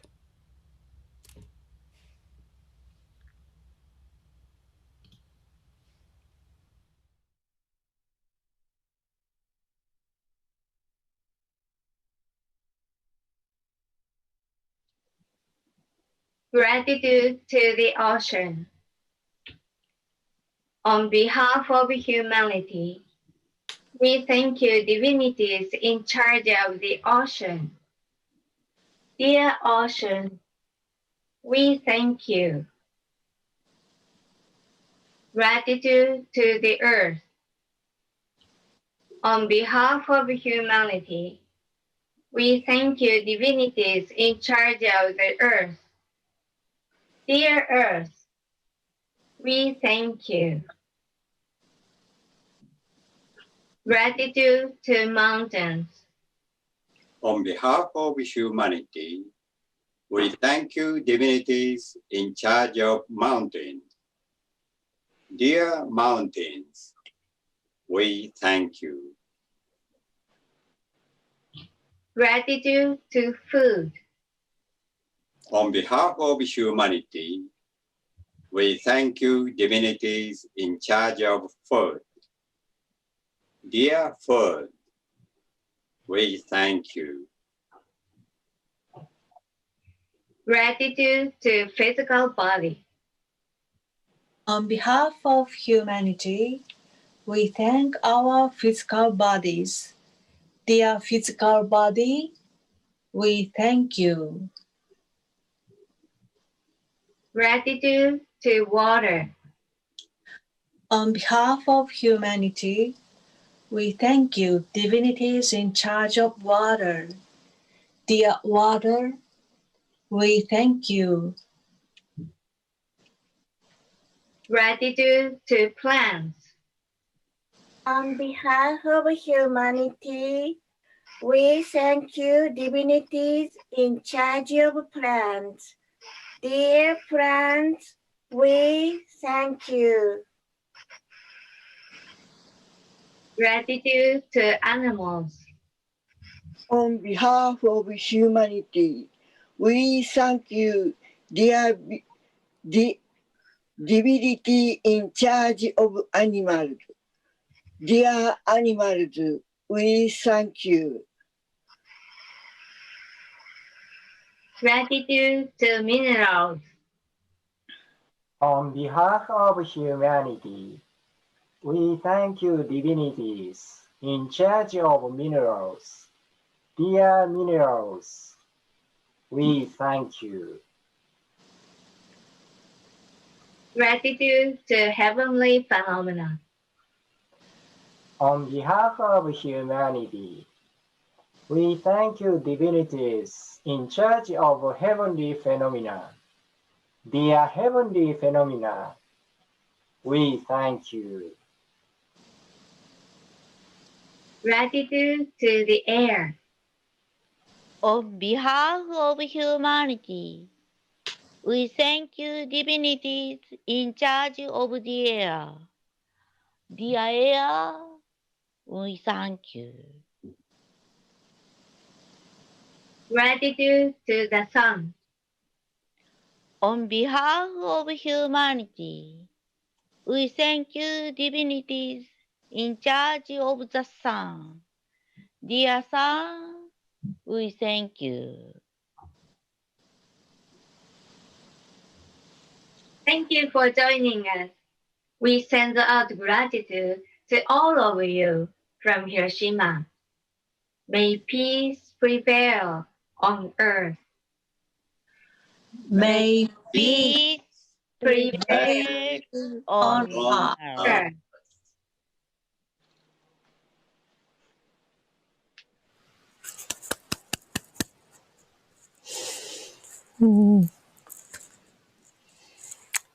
Thank you so much, Fumi. What a beautiful, beautiful offering that you brought us. May peace prevail on earth, and let all the shadow that's washing around every one of us singularly or collective right now receive this healing, these mudras to bring peace on earth. And with that, I get to introduce one of my most favorite people that carries the peace pipe. And wherever she walks, she cultivates seeds that will bring peace for all generations. This is my grandmother's sister, Loretta Afraid Cook. She's Oglala Sioux. She and I have been walking together for several decades now, and we're still walking, sis. And today we've opened up a day of celebration for this beautiful Mother Earth and this creation. And I know there's so much more I could say about you. You sit on the Mother Earth delegation of United Original Nations. You sit on many boards around this country, helping to guide their thoughts in dreaming a new world, or helping us open and restore the original one would be more like it, huh? And certainly you walk in gentle ways with many of our tribal leaders around this planet. I don't want to say more than that, sis. I will just give you my love, because after this, we're going to pass on the hosting to Indigo, and she'll continue with the flow. Loretta of Freda Bear Cook. Iuha wopilat hunka echi japi. Oleo betuki ha.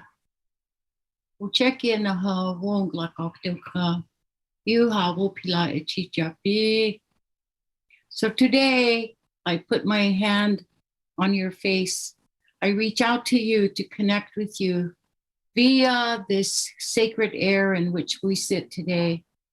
And I would like to talk to you to encourage that we stand in a place of chaos and pandemic today, and yet our resiliency is coming through. And as we can talk to each other and as we can encourage each other, that is really what is needed in this time. This seems to be a reset button that Earth Mother has given us. So we should take full advantage by taking it into account that what we do today is going to matter to those 7 generations away. So I would like to share that with you right now. I would like to tell you about the word, may peace prevail on earth. My own mother, Beatrice Long Visitor Holy Dance, was one of the International Council of 13 Indigenous grandmothers. And within that honorable place in which she sat, we have a Hunga sister, a sister we made a relative. It's called making a relative by choice. Her name is Uran.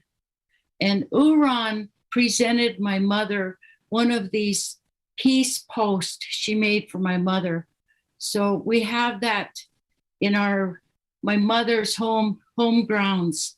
There's a peace post. And so I connect that to the worldwide peace post that we just acknowledged. And so we have within our lives a way that we can reach out across the air and touch every one of you. And we pray for not only this continent, but the Central America continent, the South America continent, and all the continents across the great waters. We never forget. We mention each and every one of you that are out there in the world. We never forget you. Just as you just remembered all of us, I would like to say thank you from the bottom of my heart. So we set upon a place in our lives where my mother told us that we have to be mindful, and we have to always know what's going on around us at all times, and that we have to have forgiveness.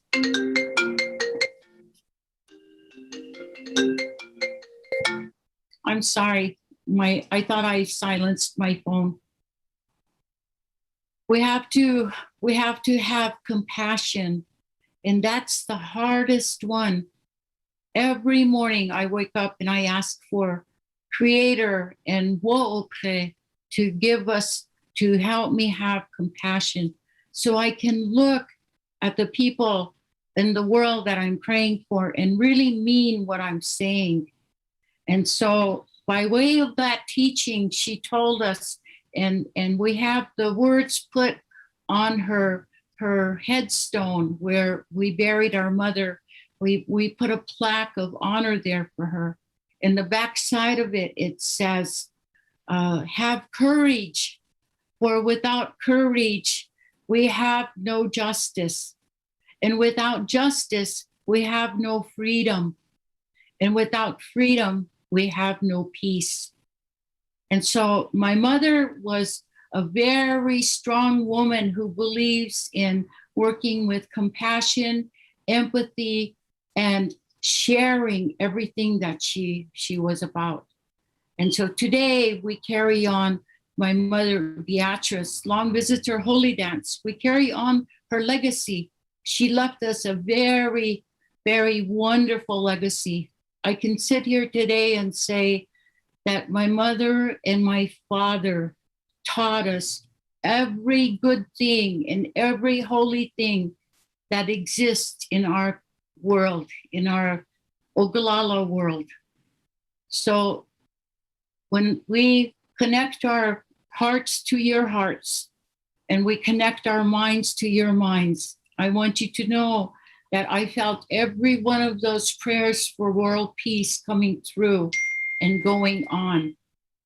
So we leave ourselves open because in this time of reset, we have an opportunity to show each other that we care about each other, that we do love each other in spite of all the chaos that's going on.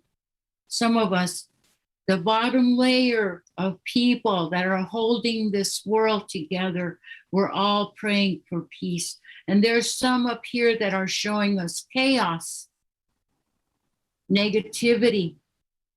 They're not being mindful. So we continue to pray for them. We will continue to pray for those people.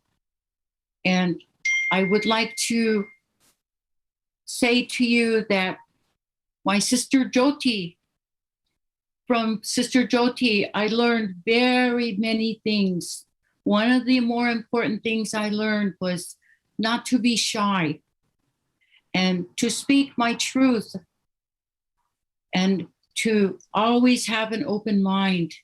And so I too, in these 30 plus years that she and I have been walking this road together, this road of life, we have had a very good life. She taught me all good things. She's like my mother and my father combined. So each and every one of us, we need to reach out and find those people that can speak to us in that way. And then you hang on to their coattails and go with them. And when they tell you something, you have the opportunity to work it together. And it becomes beautiful in the presentation. That's what I have learned from my sister. So I keep my heart light. I keep my mind open. I rest. I never stress. I'm not anxious. Why? Because I have love. So, and I receive it from very many people. And so we in turn give it. We live in a country here in the United States where the American troops, they even killed our people. And yet my people said, we have to have forgiveness. We have to work together. We have to teach them. So for me, that's where I'm at. So I'm going to offer a little prayer here for each and every one of you. And I want to say to you that we are all on the right path. So let's hold each other. Let's reach out and hold our hands together. My mother told one more thing. She said, in all of the world, there is only one place on our bodies that is the same color. It doesn't matter if we're Black people, we're red people, which my Native people's color are, or the yellow people, the Asian people, or the white people. And there are many, many nations within that white people. And so she said, when all is said and done, she said, put your hands next to the one sitting next to you. It doesn't matter what color they are in their skin color. She said, right on the palm of our hands, she said, we're the same color right here. And she said, there are handprints all over the world that have a marking on the rocks. And where you see that handprint, she said, it's announcing that they're a people of peace. So we have this color throughout the world. You sit next to each other, look at each other. You're going to find that this is peace. And so my mother told us that, so I want to give that back to you. For every one of you out there, we're all the same color in the palms of our hands, and these are the palms for peace. So I love each and every one of you, send you all of our good thoughts, all of our good intentions. And I'm going to offer the most holy prayer of my people. And I'm thinking about all of you whose countries were named. And the greatest prayer that my people have is the prayer that where we say, Mitakuye Oyasi. And it means all my relations. Everything that flies in the air, everything that's on the ground and in the ground, everything that is in the water, and all two-legged, all human beings were called two-legged. So we want to remember all of us together as one. So on this day, thank you so much for your attention. Thank you for giving your time. That's important. We love you. Thank you. Oh, sister, beautiful, beautiful. Every time you tell that story, I can see Unchi sitting with us, telling us this about our hands. We're all right there. We're all connected that way. What I also remember is that she was very strong. And if you're going to carry a peace pipe, which she did, which you do, which I do, that we can never speak in a bad way. We have to watch our thoughts. We have to watch our every action to stay in alignment with that peace prayer that we've been entrusted with, huh? Mm-hmm. And right now, you know, what I think the world is at a point of choosing is can we all pick up this prayer for peace? Can we all unite around this prayer for peace with our hands touching, our hearts open, our minds still, so we can take care of this great creation we've been entrusted with and come back to the nature of who we are? Because we're nature itself. Mm-hmm. Talking to ourselves right now. Nature's talking to herself. Yes. Wake up. So thank you so much, sis, for your beautiful offering today.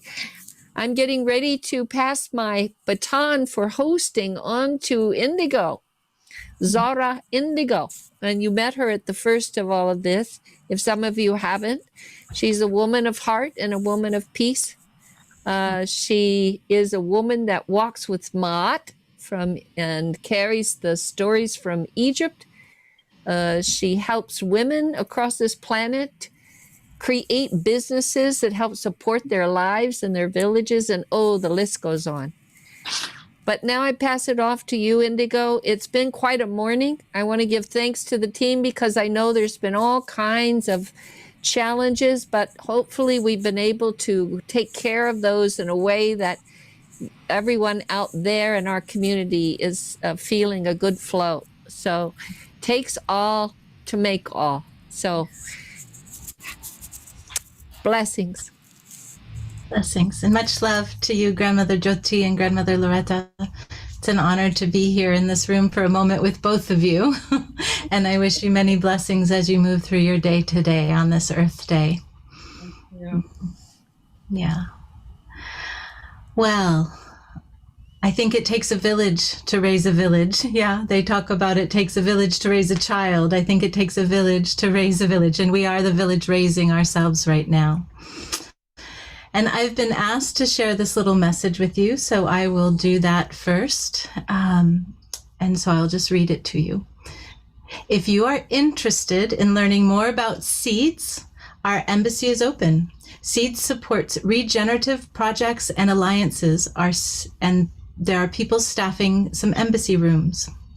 Simply go to the seeds.live website and find Seeds Embassy in the top menu bar. And there you will find a Zoom link. Once you are in the Zoom lobby, you will be greeted by one who will direct you to the room that best suits your needs. For Spanish speakers, we have a room of translators who can also help you onboard to Seeds and navigate our passport. Enjoy your journey. With that, I am honored to introduce the next segment. We will be receiving an offering from Maa Tejomayee Devi, also known as Estha Divine and Mataji. Mataji is a light worker, a princess queen from the Cameroon. Born and raised in Paris, France, she is Kira Yogini, Sun Yogini, healer, Reiki master, divine alchemist, singer, producer, and plays the guitar, bass, piano, overtoning and diaphonetic, I hope I said that right, chanting with a very large vocal range. So with that, please enjoy.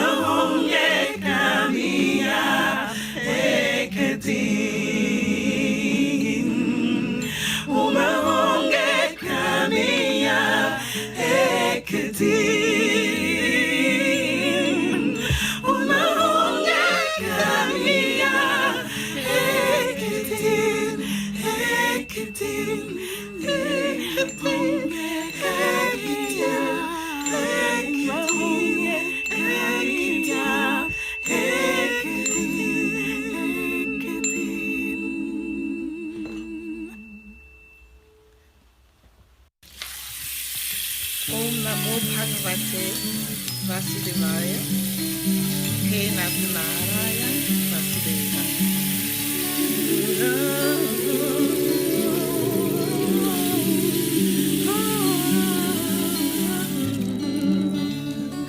Om Namo Bhagavate Vasudevaya He Natanaraya Vasudeva.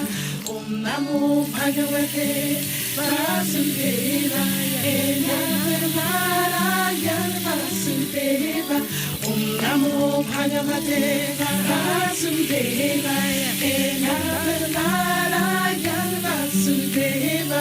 Om Namo Bhagavate Vasudevaya He Natanaraya Vasudeva.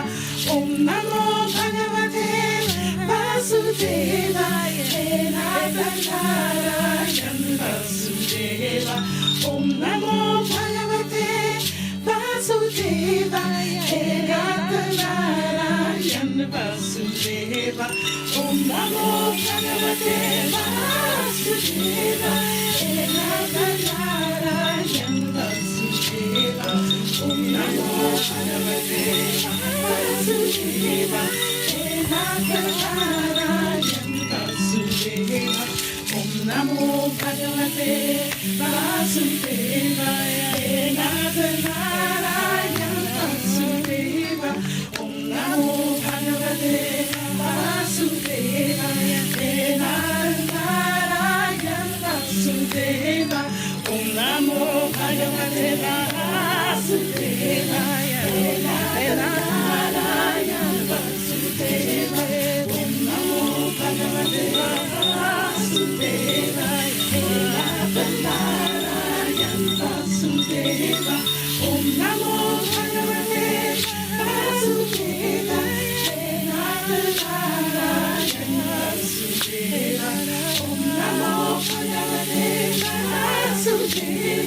He Natanaraya Vasudeva. Om Namo Bhagavate Vasudevaya He Natanaraya Vasudeva. Om Namo Bhagavate Vasudeva He Natanaraya Vasudeva. He Natanaraya Vasudeva.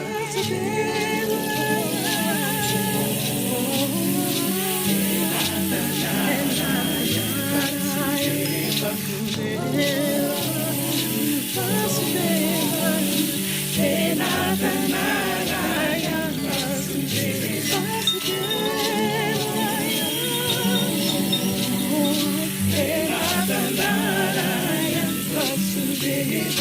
Om Namo Bhagavate Vasudeva He Natanaraya Vasudeva. Om Namo Bhagavate Vasudeva He Natanaraya Vasudeva. Om Namo Bhagavate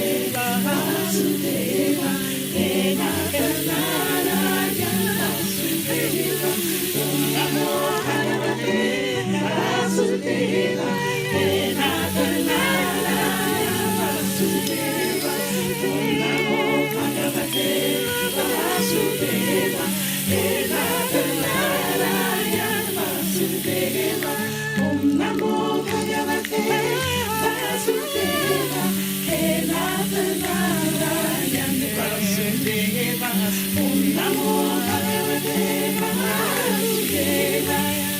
Natanaraya Vasudeva. Om Namo Bhagavate Vasudeva He Natanaraya Vasudeva.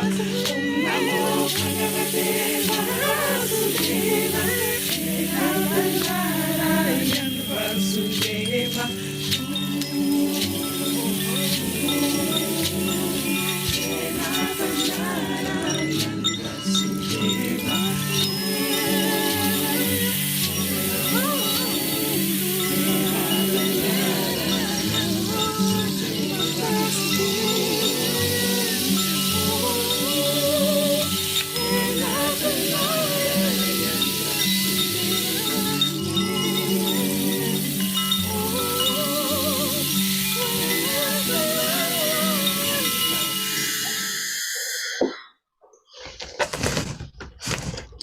Wow. I feel like this rain of divine grace has just washed over me. I am so honored to introduce you live, Ma, and welcome you to this broadcast. Would you like to share a little bit about you and the beauty that is you? Thank you. I just share myself. I mean, the self. The self, which is, I think, very necessarily to bring forth in this dimension. And I'm also honored to be invited on this beautiful platform. It's wonderful, you know, that such platform exists and that we create more and more so that we can reach in the infinity, what we want to create for the planet and for all the universes. So, yes. Wonderful. Well, we have a few more beautiful pieces that you will be sharing. Can you tell us a little bit about it? I see the next is Om Namo Bhagavati. Please correct my pronunciation. Yes, it's a Maha Mantra. It's Om Namo Bhagavate Vasudevaya. It's a Maha Mantra. And the piece that we just saw, or is it, it's something that I just improvised to sing, and I'm using these apps, you know, where I can accumulate the different voices that I can put together. And I also use the rain stick. In this piece, I use the rain stick, and I also use this chime, you know, which is in 432 hertz, 432 hertz, mainly, you know, that is the frequency that is tuning us to the frequency of the water, actually, you know, the universe, but the water that is mainly circulating in our physical bodies. So it's a very wonderful tool, I guess, to bring more healing, I can say. And the mantra is also connecting to the divinity and to this aspect of the divine. Well, I look forward to hearing more of your divine voice and your offering to this beautiful planet on this Earth Day. Thank you. Thanks a lot. And sending you, again, blessings, love, light, grace, joy, all the good things. We all receive it around the planet. And breathe, you know, connect to the breath, sorry. French is my first language, so sometimes my English is going a bit displaced. But don't forget the breath. Don't forget to breathe. And just be yourself. Thank you.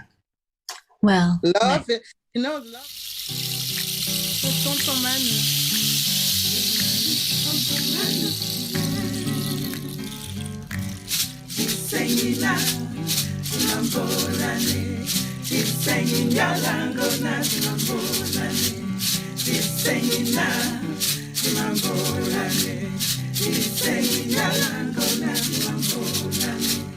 Vito balundindie olpule Wande wasababatole dimambulane Tana vito balundindie olpule Wande wasababatole dimambulane Benango Benango Oko dimambulane Oko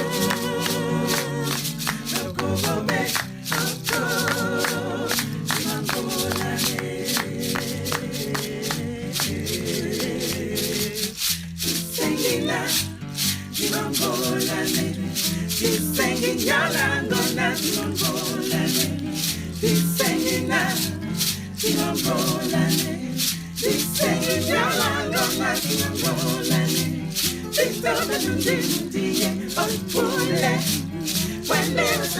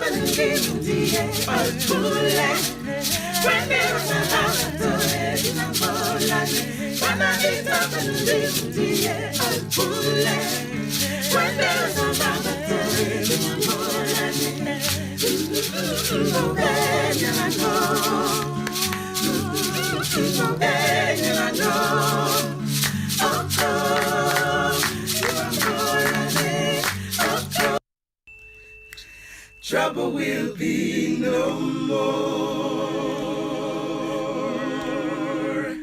on the other shore.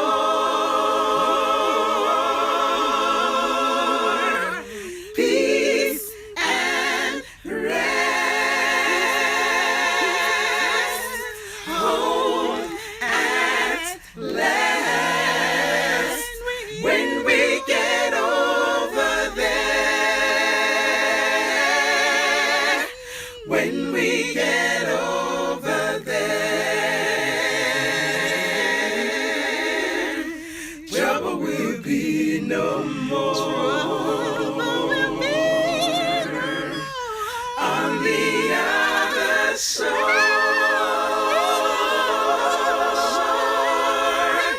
Peace and rest, home at last. When we get over there, when we get over there.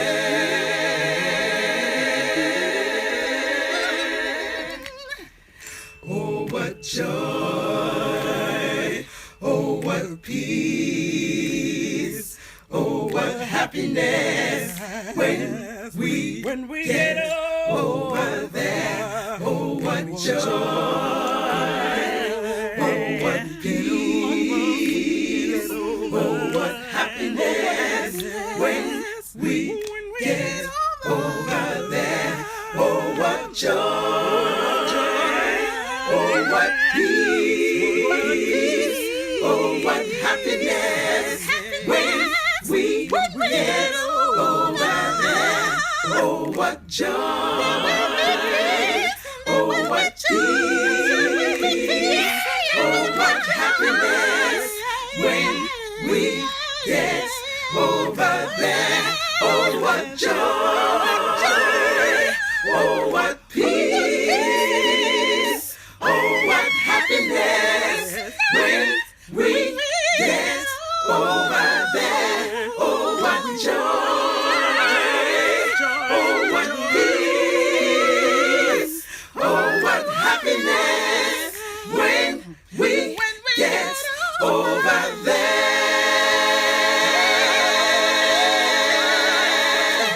When we get over there.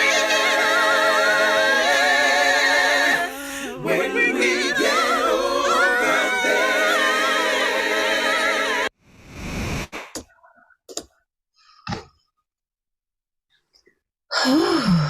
Wow, when we get over there. When we get over there. Thank you, thank you, thank you for your divine voice, your divine talent, and the healing that you bring our planet. We are gifted with your presence. Thank you so much for your kind words and intent. Absolutely. Yes, yes, yes. I look forward to more. I'm ready for more. And with that, we do have more. We have more throughout this beautiful day of broadcasting. And I am honored now to welcome Autumn Rose, who is here to serve your remembering. She is equal parts medicine woman, mother, storyteller, and sound keeper. She has a strong psychic connection to her bloodlines. And she's here for healing the ancestors, to encode for the descendants. She has been initiated by spirit on her own path of healing and reclamation of sovereignty and freedom. She wishes the same. So I welcome you, Autumn Rose, to the floor. Thank you for joining us today. Thank you so much for having me here. What a joy to join all these wisdom keepers, all these elders, all those who hold the sacred sounds. And I come today with a story in my pocket, one that has wanted to be shared for a couple weeks now. So this is the perfect moment. If you have ears that like to listen deeply, and you have a heart that likes to expand into the magic that this earth plane has to offer, then I invite you into this moment to take a breath with me and welcome this story spirit together.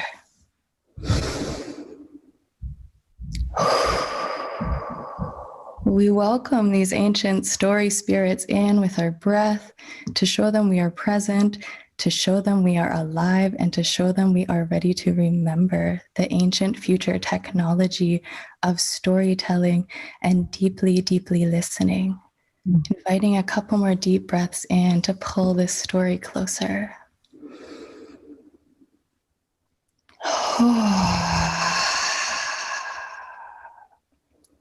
Now, this story's name is The Stone Cutter. And this story begins in a place quite like this one, in a time not so far away from now. And in the midst of the belly of this story spirit, there is a village encased in mountains that go from earth to sky and back to the earth again. The sky is open and vast, and the valleys mirror the vastness of the above. Now, tucked in to not quite a bed, lays a man. This man is a stone cutter, and every day he wakes with the sun rising and the birds singing. And he loads his tools into his cart, and he begins his journey up the long pathway from the village, through the valleys, to the base of a great mountain. And every day, he takes his pickaxe, and he chips away and chips away and chips away at the base of this mountain. He takes his chunks of stone and drops them into his cart, clunk. Another stone, clunk. Another stone, clunk. Until he cannot carry any more. His body is tired and his thirst is great. And at the end of these long days, he brings his cart back to the village, and he sells these pieces of stone for just enough money to buy just enough food to hush the terrible grumble coming from his belly. Now, this stone cutter, he has never had much, but he has always been grateful for what he has had. One morning, he finds himself waking with the sun and the birds just as every other day. But there is something a little bit different about this morning. He can't quite place it, So he continues on, loading his cart with his tools, and he begins his journey to the base of the mountain. He arrives just at the top of the hill, and something catches his eye, something he has never seen before, a flint, a sparkle off in the distance. Nobody knows what stirred within him in that moment, but his curiosity led him, and so he followed. He walked and walked and walked until he arrived at a large stone wall. He clambered up the side of this wall and peeked his head over. And what he laid his eyes upon, he seen before him a rich man sitting in a beautiful chair, glistening rings upon his fingers, beautiful robes draped over his shoulders. He had women serving him foods that smelled succulent and delicious, and he was drinking waters and wines and juices from a golden chalice. Now, the stonecutter was overcome with emotion. He thought to himself,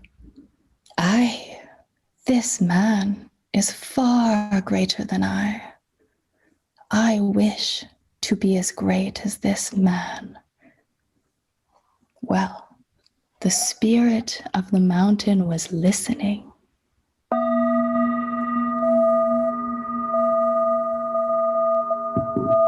He granted the stonecutter this wish, and the stonecutter, whoosh, became a rich man.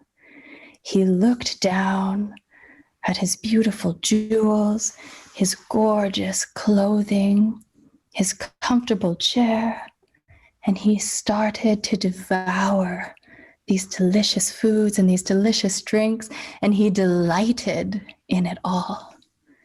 He delighted in it all for hours and days, until one day he was sitting in his chair eating some delicious foods, and he looked out across the valley. Something caught his eye.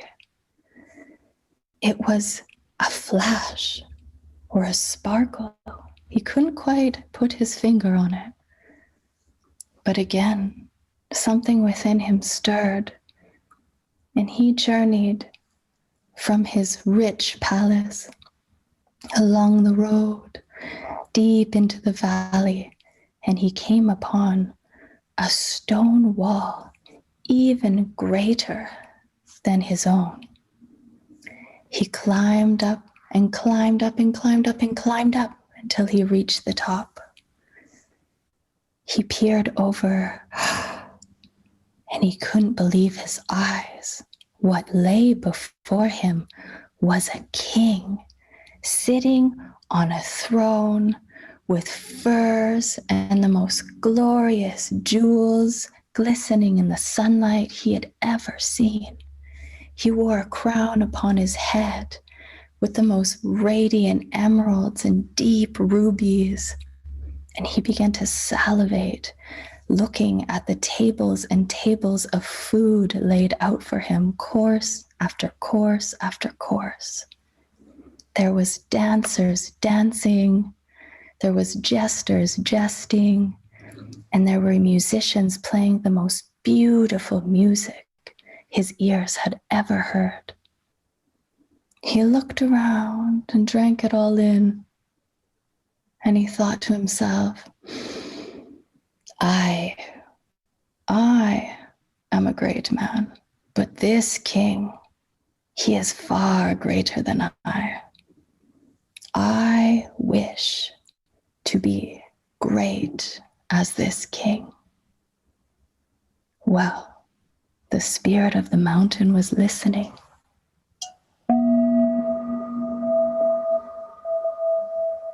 And all of a sudden, whoosh, The rich man had now become a king. He found himself sitting on a royal throne, feeling mighty as he had ever felt. And he gorged and gorged and devoured on the fruits and juices and wines that surrounded him. He danced and he laughed and he enjoyed himself deeply for hours, maybe even days, until one day he was sitting out in his courtyard, listening to music, eating delicious food, when all of a sudden the sun became so hot that it began to burn his head. He had to grab his furs and run inside into the shade to get away from it. He peered out from underneath his safe cover, and he thought to himself, I am a king and I am mighty, but that sun is mightier than I. I wish to be mighty as the sun.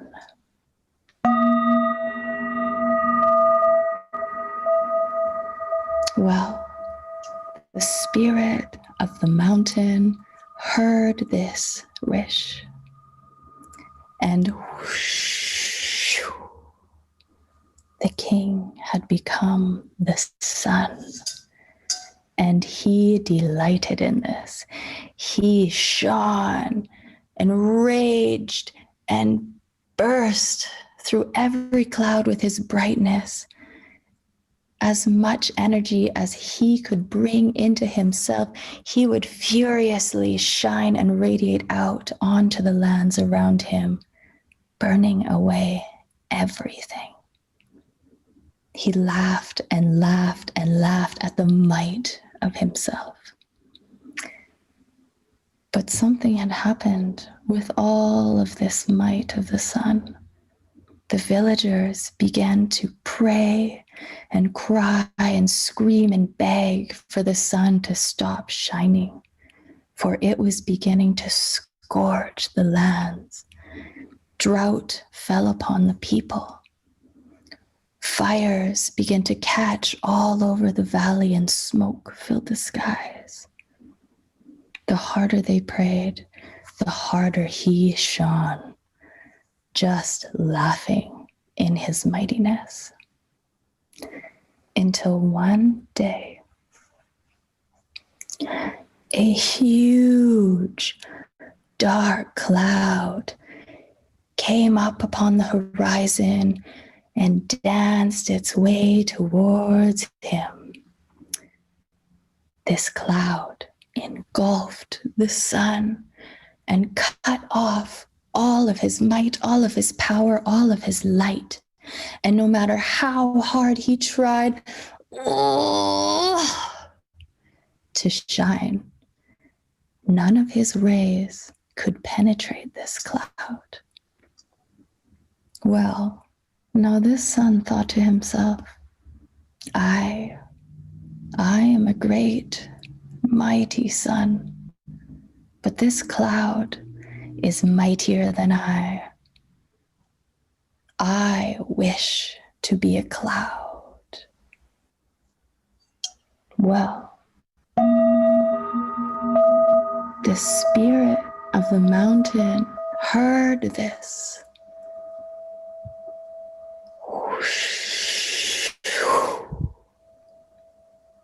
And the sun became a mighty cloud.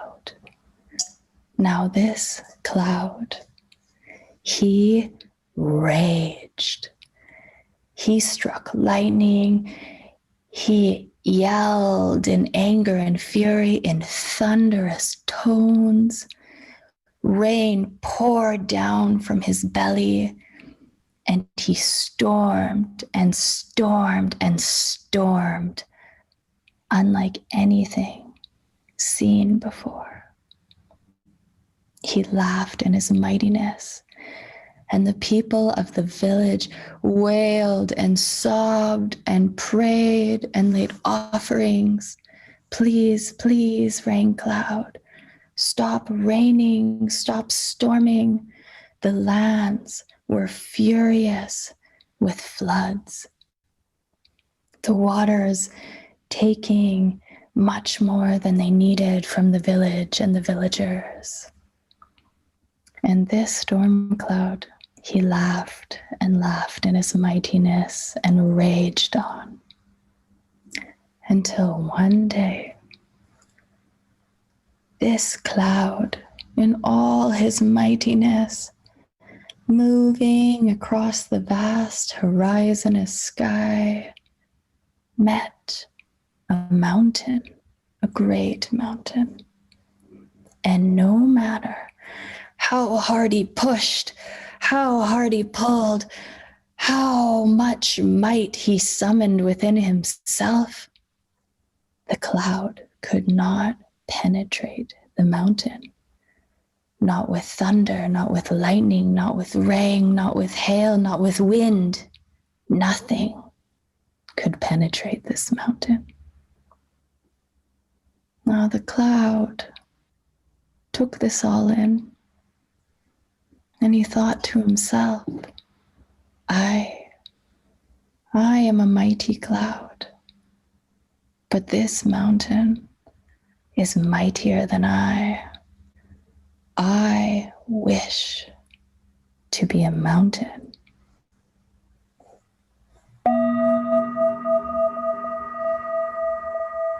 Well, the mountain spirit heard this, and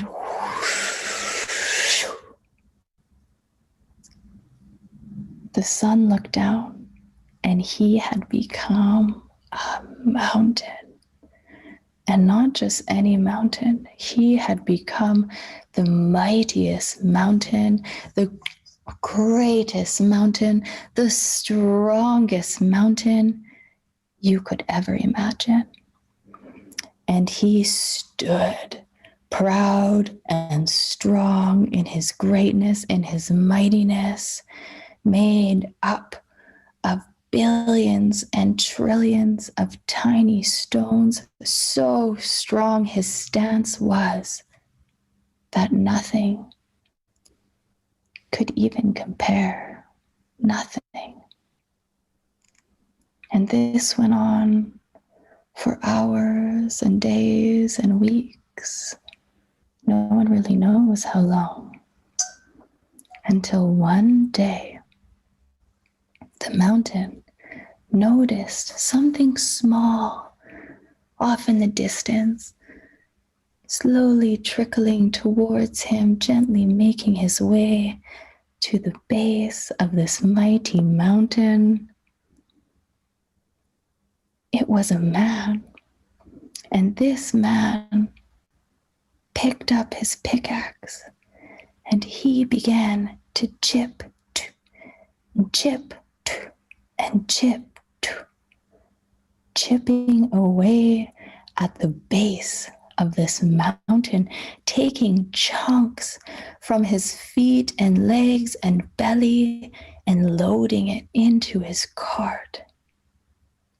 Now the mountain stood awestruck. He took it all in,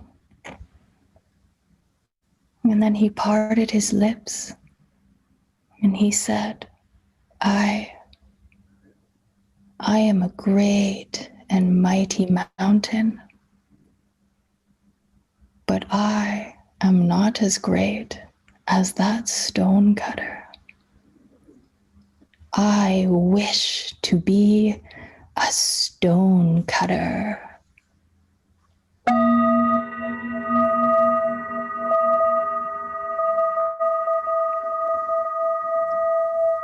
And with that wish, whoosh,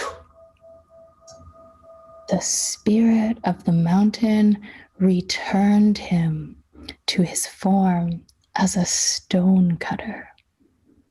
And he never, ever wished again to be anything but what he was. And that, my friends, is all that I know.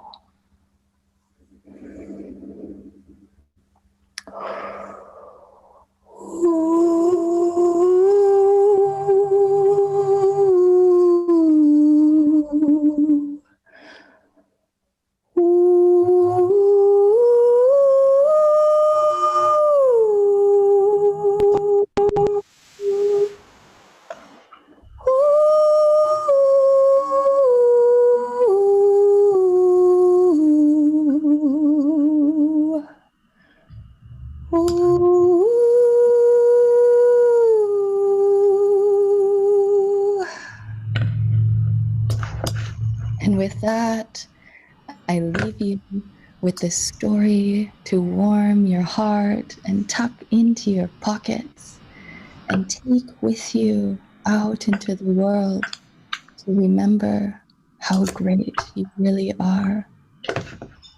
Thank you.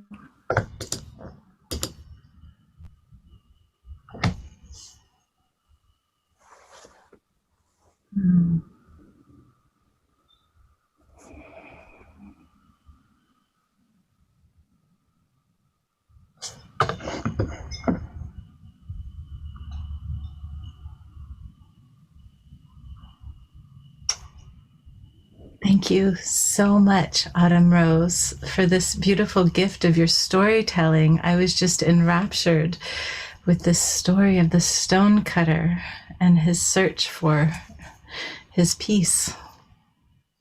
Yeah, may we find our peace. May we find our peace. May we find our peace. Yes, yes, yes, yes. Thank you so much. You're so welcome. Thank you so much.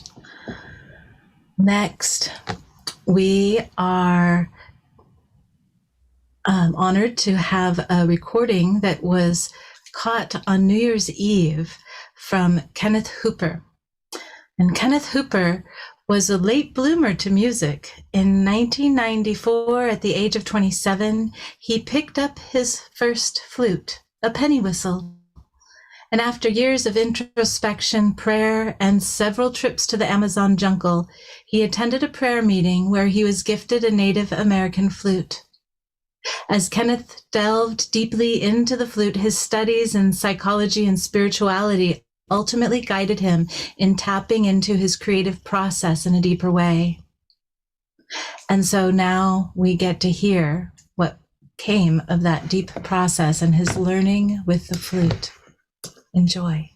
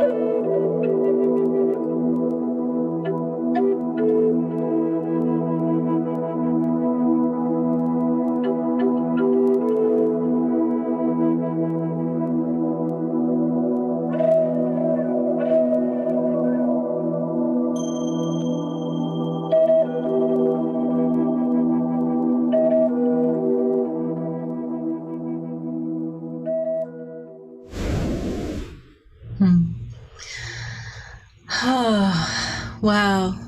The video from our New Year's Eve gathering, just reminding us of how we started this new year.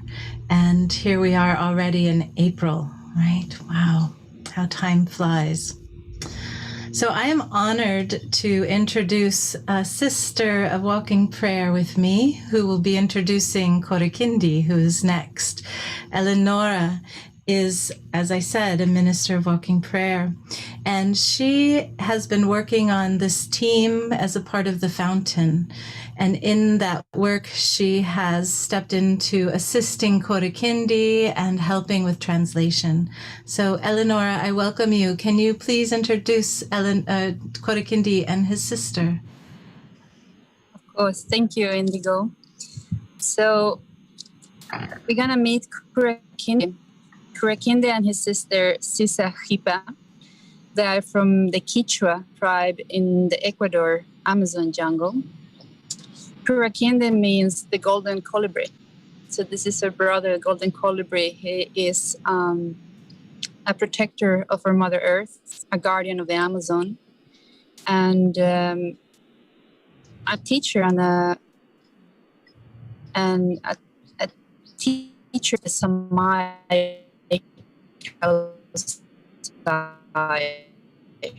the righteous way of living from the Amazon forest, and his sister, Hypha.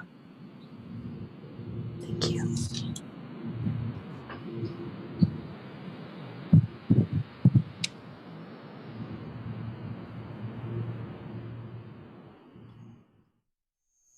Desde la Amazonía del Ecuador dedico esta música por la belleza de la Madre Tierra. Chiri urku kupi Karang waranga wataibi Chiri urku pundaibi Lukshisha shayarini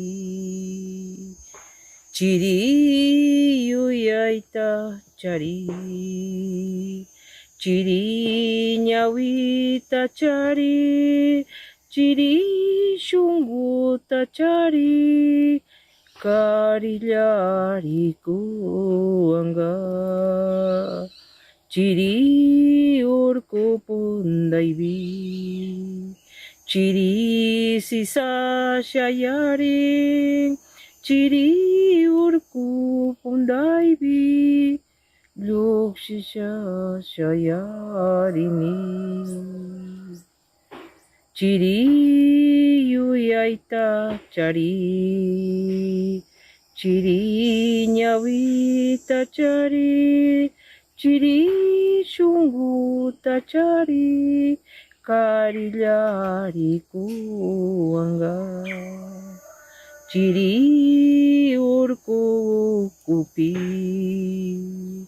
Karang waranga wataibi Lukshisha shayarini Chiri urku pundaibi Chiri sisa shayari Chiri urku pundaibi Lukshisha shayarini Chiri yuyaita chari Chiri shunguta chari Chiri nyawita chari Karillari kuanga.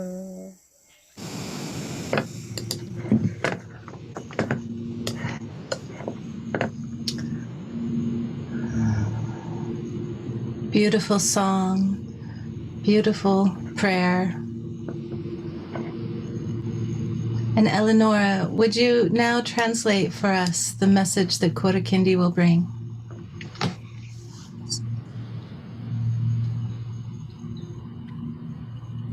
It is with great love I want to give this message for you all, people of the world. Birds are coming deep inside of the Amazon jungle in Ecuador. I want to say that our Mother Earth is this beautiful place where we can live, where we can plant, we can build, and where we live our lives with our children, with our families. Our Mother Earth is the beauty. She is the nature that envelops us with her pure love as a true mother. And we have to take care of that. We have to take care of her, that pure love of our Mother Nature. We all humans live with her. Our Mother Earth gives us so much love. It is of vital importance that we all have consciousness, that we can clearly see that without her we can't exist. The beauty of Mother Nature is for us like a pharmacy, like a garden. All the knowledge, all the wisdom is in our Mother. That is why we need to be conscious and give thanks to her. For me to speak of her is as if I was to speak of my own mother, of all mothers of the earth. We have to love her as such. This is where we live, where the seeds can grow and live. This is all very beautiful for me. I would like you to pay attention to this beauty and to know that she's alive in all of you, and that you can receive this with much love, with great care, because she is a mother that keeps us warm with all her science, with all her wisdom, with all her knowledge. This is our Mother Earth. Today is a very special day for me. This great love I feel for her is the same as I feel as for my own mother, for all the mothers of this earth. It is time we pay attention and listen to what our mother is telling us. What is she screaming to us? With great love and care, I want to give a prayer to her now in my language. Thank you all for listening. Hatunga po hao pachaitia kai pachata hao pachata sriko. Ashka tami nyuka kanda pagrachuni. Nyuka kausa imanda tuku iruna kausa iguna manda was. Ashka tami pagrachuni. Kaya alpaimi summak yuyaiwa summak shunguwa kausani. Nyuka mama alpa mi yachachiwan. Tuku yambi gunata.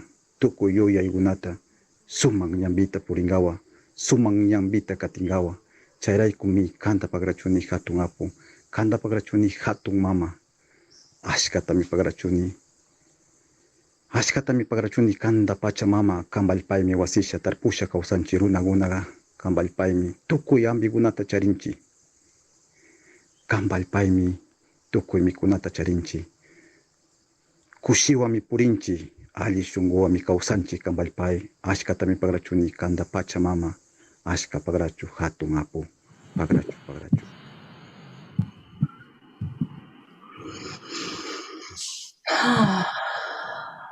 My heart is just getting more and more filled as this day goes forward.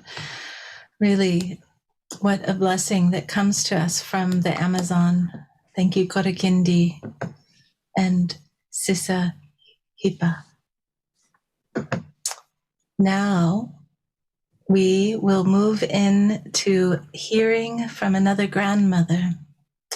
Grandmother Flor de Mayo is a curandera espiritu, or healer of divine spirit.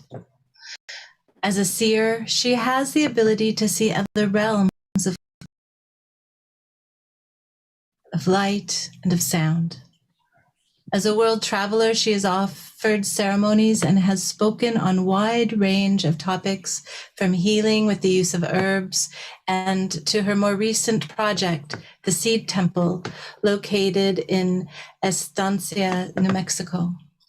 Since 2004, Flor de Mayo has been one of the founding members of the International Council of 13 Indigenous Grandmothers. The sign of the seed, Flor de Mayo sees her role as a cosmic germinator through teaching, community, manifestation, and development. And in recent years, Flor de Mayo has been working with seeds that we plant into the ground. We're talking about seeds that we work with in this way that this program is pulling forward, this new regenerative currency. She's working with the seeds that we plant into the earth and that grow their nutrients.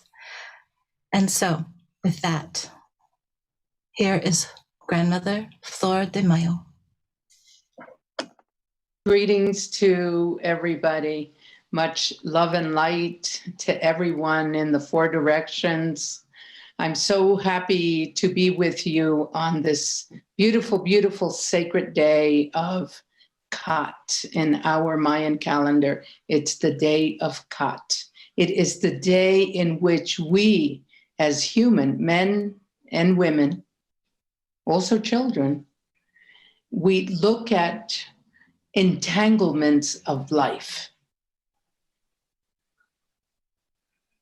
And we think about them and how to work with them, how to release them, and to hold them into prayer.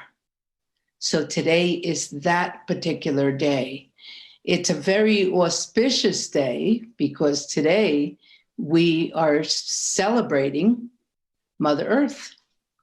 I want to share with everyone this beautiful, beautiful vision that I had when I was 17 years old. I remember that I was missing my home in Central America. And my now husband, who was my boyfriend at the time,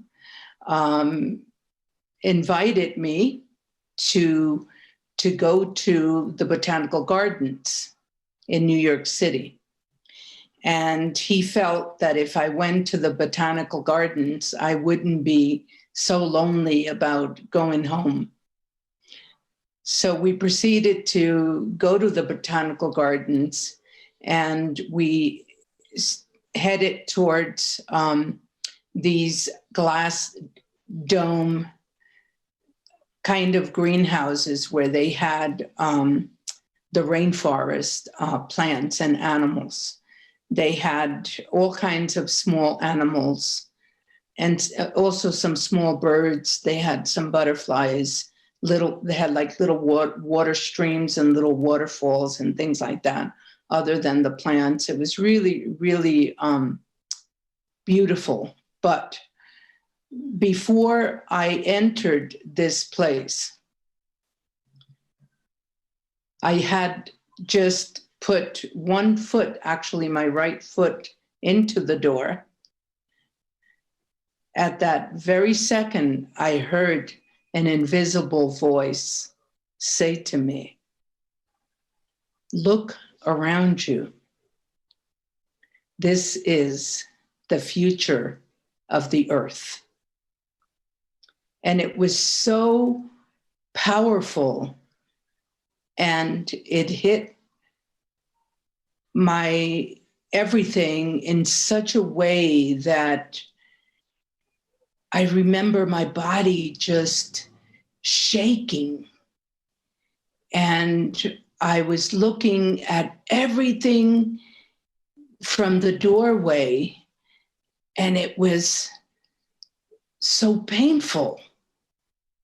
Because at the same time, I'm thinking about home, I'm thinking about what I'm seeing, and I'm thinking about what I just been told.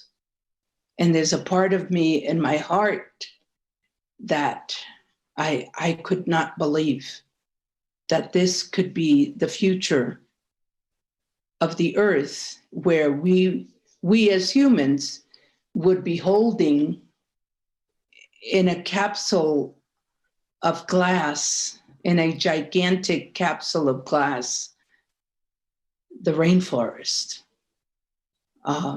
nature. And it was so, so painful.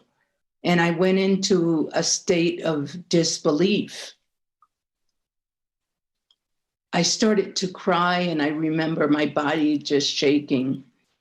And my beloved saying to me, "Are you okay? What's going on?" I could hardly speak. And I said to him, I said, an invisible voice just said to me that this is the future of the earth, the future of humanity, And I just kept saying and shaking my head, it can't be. It just can't be. And so I continued to shake and I continued to cry. And he was just holding me because my body was shaking out of control. And it was this incredible feeling of helplessness, of disbelief.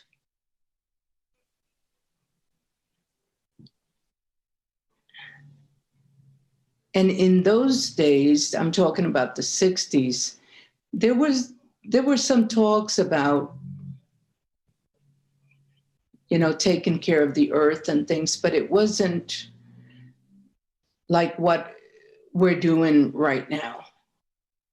So one of the things that I think about all the time is that it can't be. We as humans cannot allow for us to take a little pinch of nature and bottle it in these gigantic domes of glass. Put them in there so that we can go and visit every once in a while.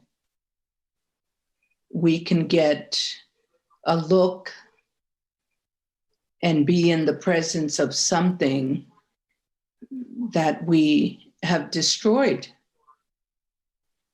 And it's an unimaginable thought, regardless of where we live around the globe. Everything has its preciousness.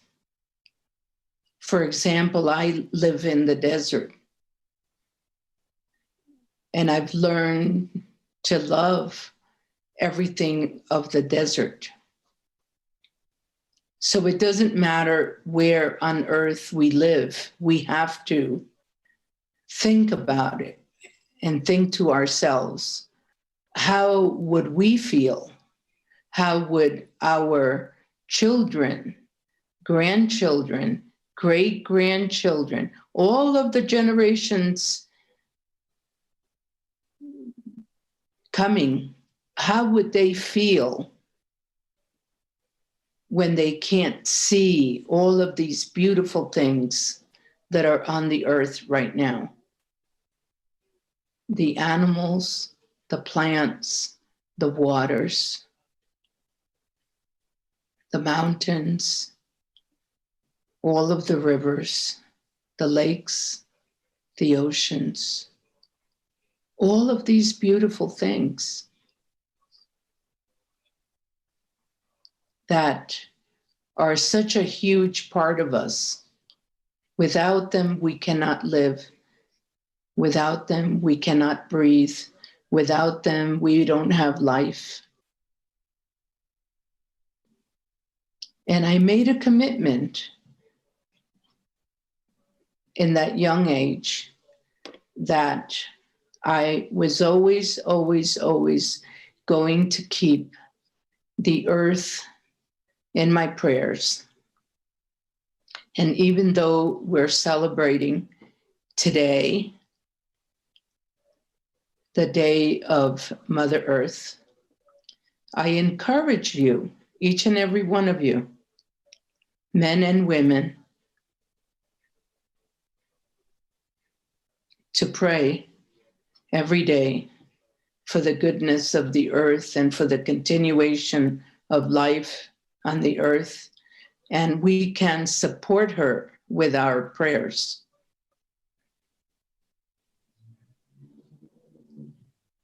And think about that. Think about how auspicious today's day is, today on the day of Kat, that this day it represents the entanglements of life. Think about it. Think about all of the things that are entangling us at this very, very moment. And what is it that we as a whole are going to do? Don't wait for somebody else to do the prayers. We need for everyone to do the prayers.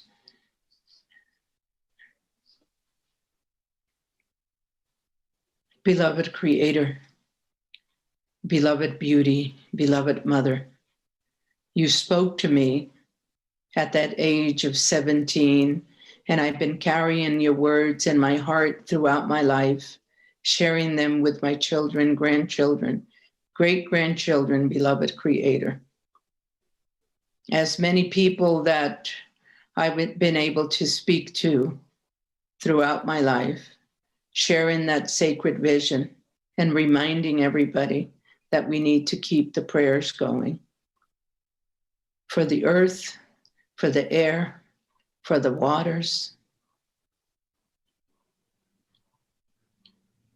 for the fire, the spirit of the sacred sun. Beloved Creator, in the name of all of the beauty that is around us, I thank you.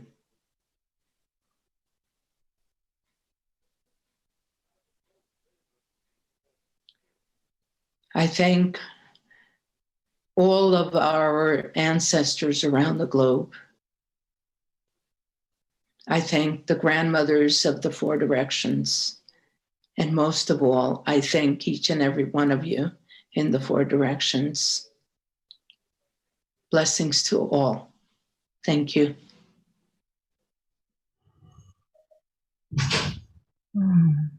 Thank you, Grandmother Flor de Mayo.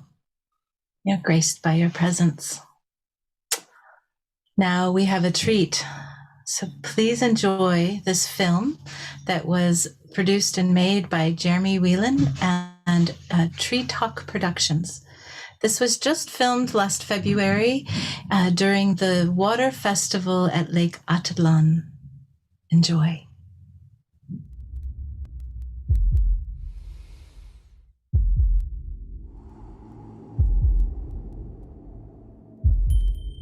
Bendithiafti. Gilcacht gus mór siol nandru.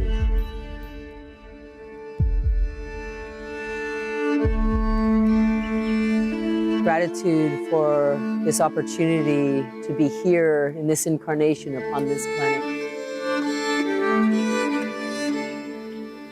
Gratitude to the gift of life we've been given, to all our ancestors lined up behind us. We are the reality of their dreaming.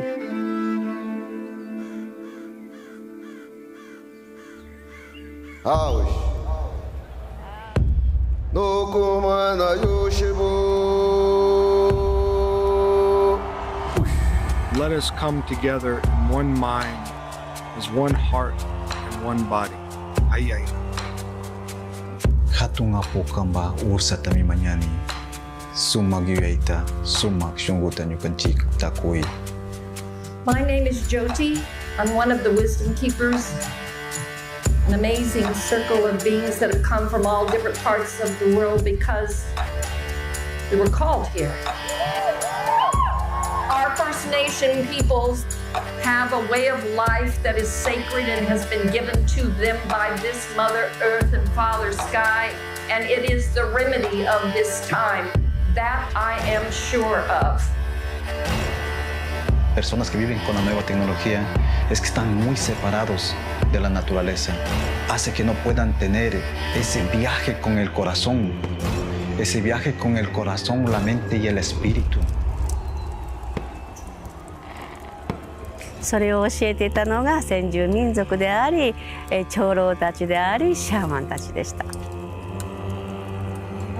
本当にその意味を知ってる人たちがもう隠れていないでもっと表に出てきた。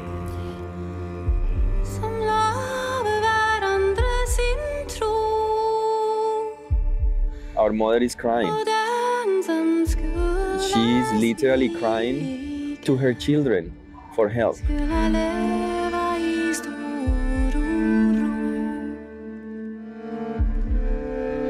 So the message message that she brings today is, are you listening?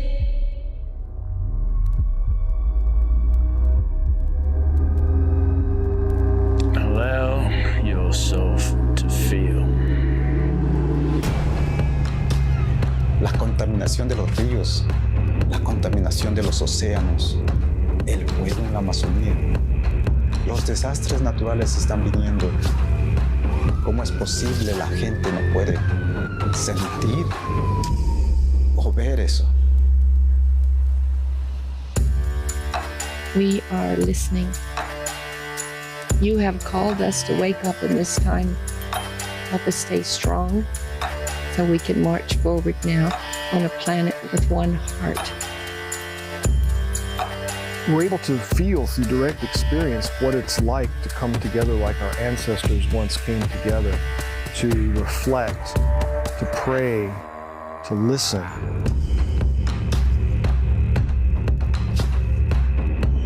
Es por eso los indígenas estamos viajando a muchos lugares para poder ayudar, para que la gente pueda conectarse con la naturaleza y especialmente con su corazón.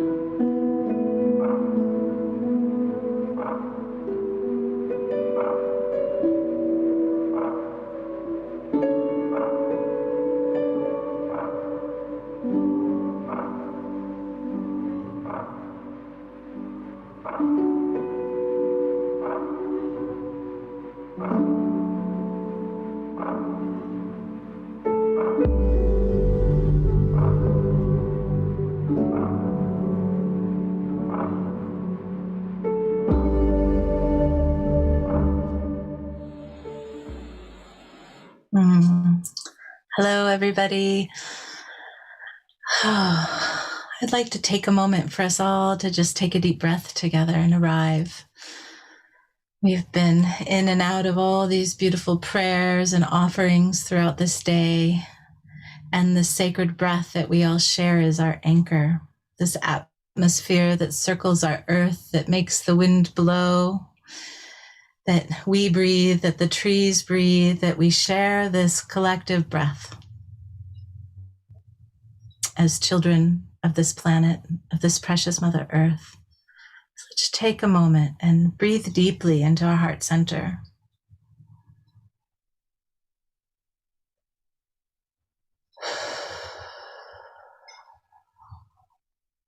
And feel yourself on the planet, and feel yourself sink down through all those layers of our precious earth to the center point where we are all together, the same place at the same time.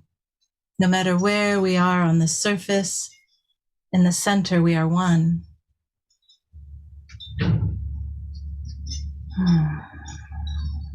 And from that place of oneness, of unity, of presence, I am honored now to welcome Yaneli Darenia and Oscar Acerio. And they together are Shui. Shui opens a space for gratitude, for healing, and for love through the sound of the harp, voice, and flute that blends in harmony, world contemporary, and native Mexican music for a unique original sound. Shui was formed in Mexico in 2011 with the purpose of sharing the light and the highest love that we can all manifest through our existence. So with that, I welcome Shui.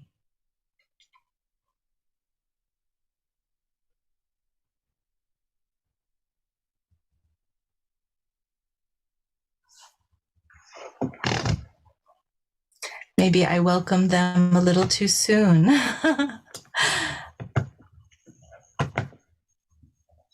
And so I think that we have this opportunity to continue breathing. I'm not sure.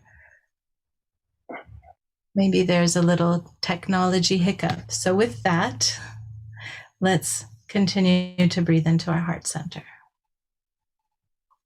Continue to feel this beautiful connection to the earth, to all the creatures on the earth.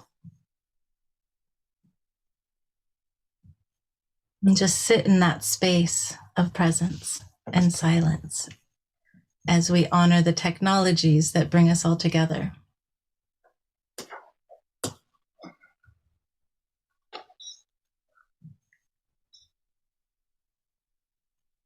Yeah, so honoring those technologies, trusting that all is as it is meant to be.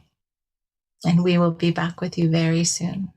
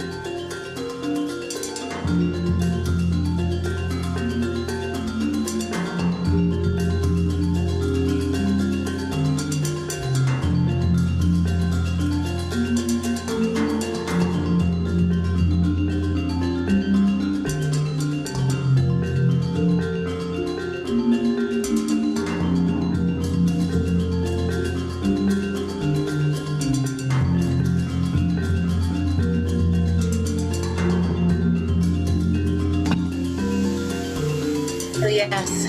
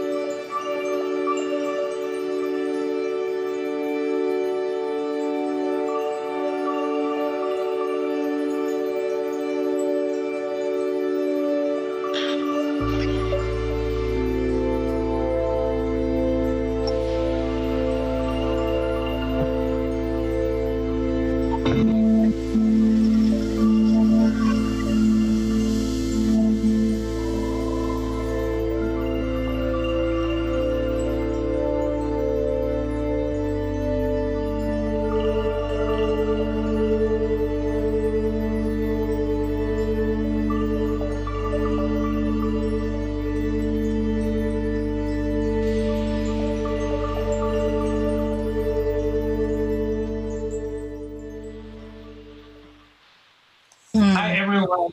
We are Sioux. We are from Mexico. And we are going to share some meditation music with harp and raspberry flutes and voice. My name is Oscar, and she's Bethany. And this is made with our heart, and we hope you guys enjoy it.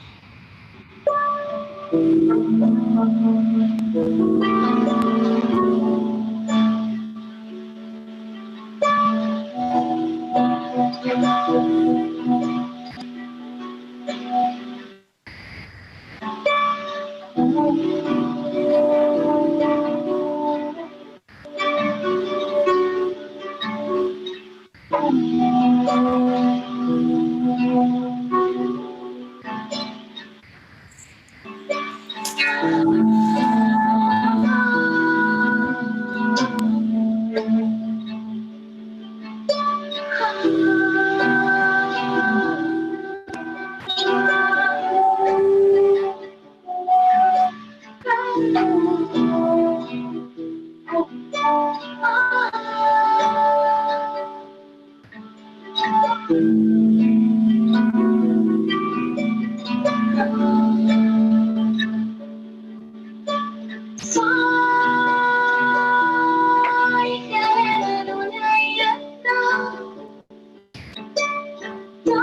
la fuerza la llevo en mi espíritu. Soy hija de la luna llena.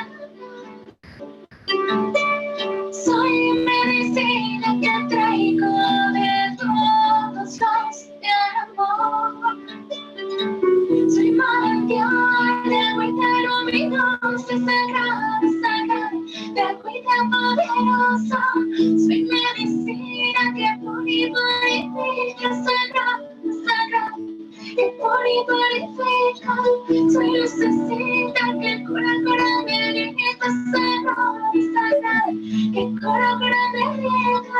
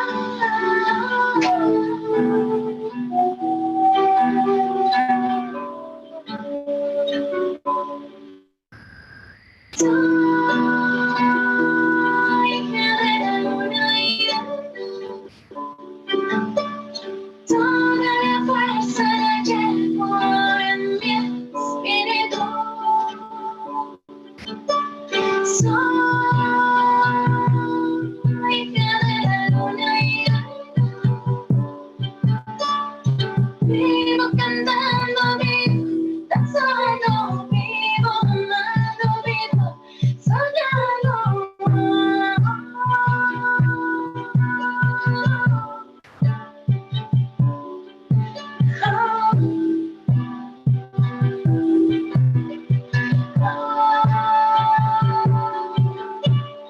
Soy manantial de luminosa, sagrada, sagrada, de vida poderosa. Soy medicina que purifica, sagrada, sagrada, que purifica. Soy lucecita que cura mi herida, sagrada, sagrada, que cura mi herida.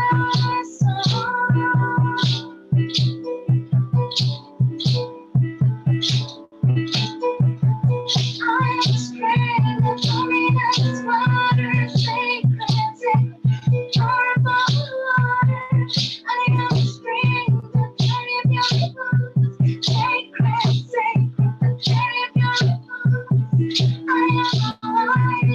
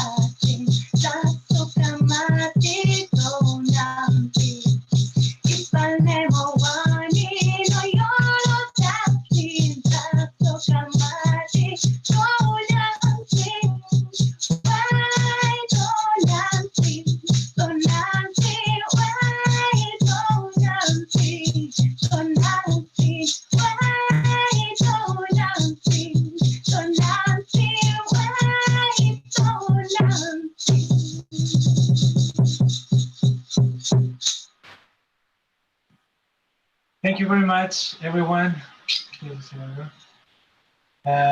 We're delighted. We are thankful. Thanks, Mother Earth, for everything. And I hope we are all better beings, more conscious people for Mother Earth and for everyone else that's around us. So we be good brothers and sisters. Agradeciendo a sus rostros, a sus corazones por este hermoso latido que somos todos y cada uno. Tlazohcamati, agradeciendo con el cariño de nuestra boca para todos ustedes, así agradeciendo a Mamá Tierra por tanto amor en este hermoso día. Felicidades a todos. Bye. Oh, thank you for your beautiful, beautiful song. Good medicine for us all. Thank you very much.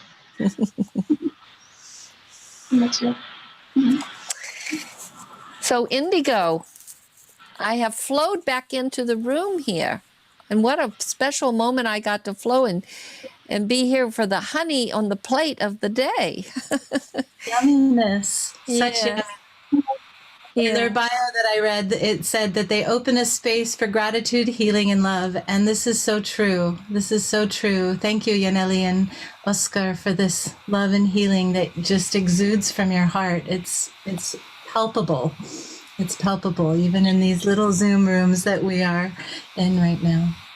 And as you all can see, I'm sitting here with dear grandmother Jyoti once again. And she has popped back in with us to share a bit of a prophecy that I will let her talk about more and to welcome our next guest. And I will see you all towards the end of our day here, and I'll be back with Rain, who Jyoti will welcome. Hi, Jyoti. Bye. So, now I've got the great privilege. Many of you that were on earlier in the program, I introduced Fumi to you, and she brought the movement that she helped to initiate and grow, which was May Peace Prevail on Earth movement. And she went about this morning really opening up all of the countries with where they have planted these peace flags all over the world, so we would be all united in our time of moving forward with each other. And so she has another little film that she's put together about the Americas. So I want to share with you a prophecy. It's called the Eagle Condor Prophecy. And I've been walking with this prophecy for 25 years or more at this point. When my community and I first started walking with this prophecy, we really didn't know that we were. But our elders began to bring us further and deeper into its understanding. And in 2013, I was brought together in Colombia with many representatives from the tribes around the world, and especially from the Americas. And they told us then that in 2013, we would start a great cleansing that would wash over everything. And it would bring us to 2026, when they said the ending would fall into the beginning in 2026. So here it is, 2021, and you can see very obviously the cleansing that we've been through and that we are still in. Now, what they told us was that it's important to watch the ending so we stay informed, but that we needed to pay attention and focus on that which was breaking through, because in 2026, the new dawn arrives. And those individuals and organizations and movements that are based on original principle, those will be the ones carrying the seeds of the new dawn. So I'm going to go back in its story, and I'm going to simplify it because of our time element. So excuse me, I mean no disrespect. This prophecy is guiding us right now very strongly, and it's seen that way by many of our original people all over this planet as we're listening to the instruction from Mother Earth.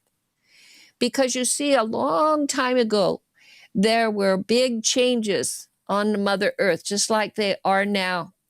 And there was one continent, and in these big changes, the earth split itself, and there became North America and South America with the Central Americas. And during that time, they said that the eagle in North would take on the understanding and the teachings of the mind, of the electricity of things, of the fire of things, and it would come very strong. In the South Americas, it was the condor. And the condor its teaching was all about heart, and that it would begin to fly and bring these teachings of heart. Now, they said there would come a time when the eagle would almost overpower the condor, but just at that moment, they would shift and they would start to fly together. And the way it was told to me is that is the moment when we are starting to walk towards the new dawn. And so we're in that moment now. It's a significant time right now. The eagle condor prophecy line is about to open another step of its expression of itself. So I'm on my way with Mindahi Bastida, who opened our line of prayer for today when we first opened and met with all of you. And he's already there in the Yucatan. And so we're going there to meet with elders, and they will be following the instruction of the earth to see how to open this grand council.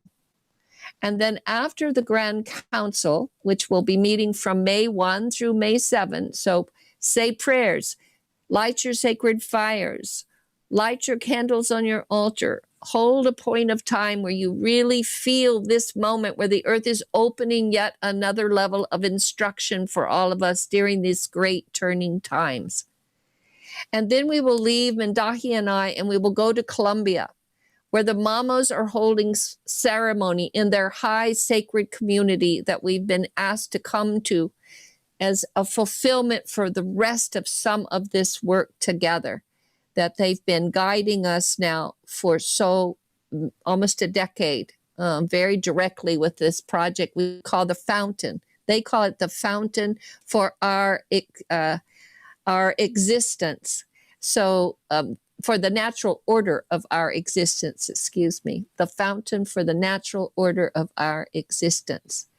And so that's what's upon us right now. There's a lot to pay attention to in these next times between the end of April and the middle of May. There is a lot of cosmology, and the stars and Star Nation are stirring and working with us as well. So with that, I would like to present Fumi's little video where she has brought the beautiful people of the Americas. And so it's very lovely that you are here sitting in this room with me today. So I really honor you and the beautiful music that you brought to introduce us into this time of speaking about this instruction from Mother Earth. So with that, hopefully our crew is going to start this video, and we will see what Fumi has prepared for us and the beautiful peoples of our Americas.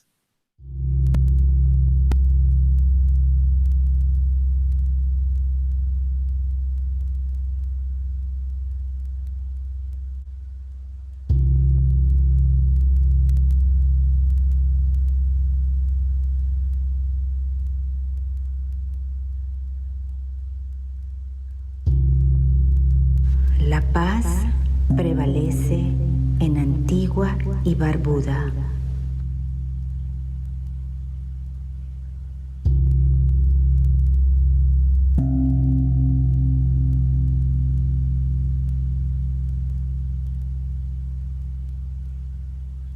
La paz prevalece en Abya Yala. May peace be in Argentina.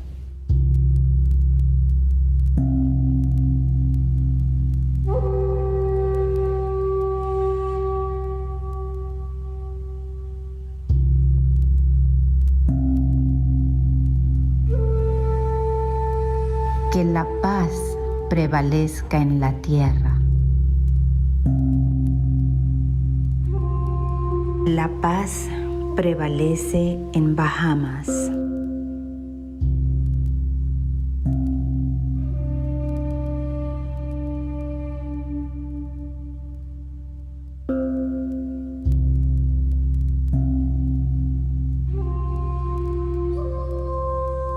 May peace be in the Americas. May peace be in Barbados.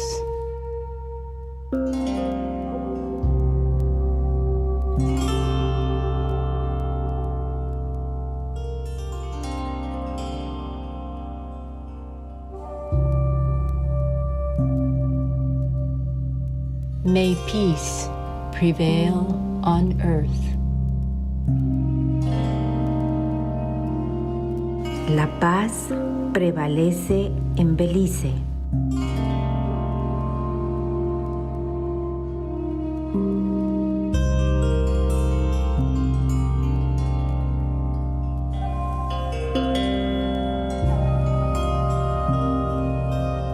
La paz prevalece en Abya Yala. May peace be in Bolivia.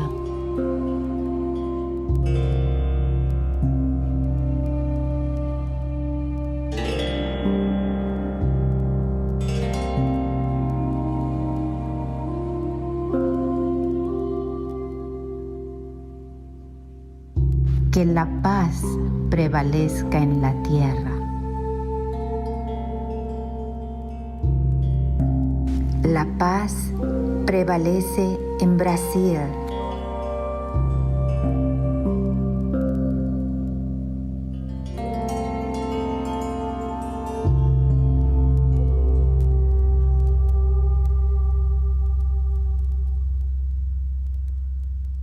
May peace be in the Americas.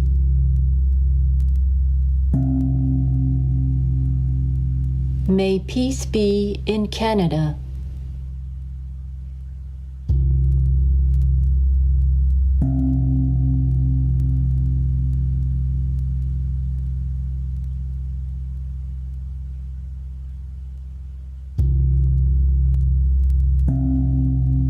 May peace prevail on earth. La paz prevalece en Chile.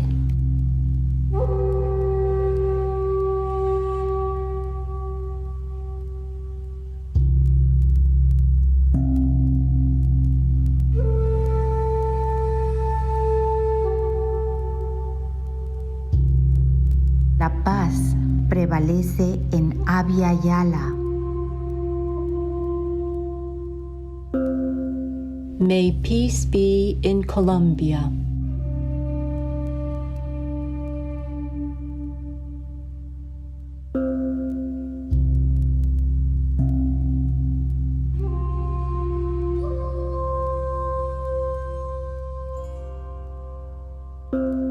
Que la paz prevalezca en la tierra.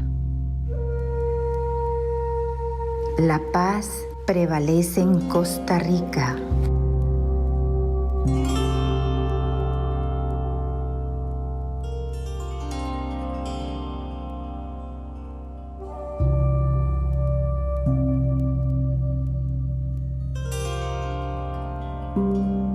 May peace be in the Americas.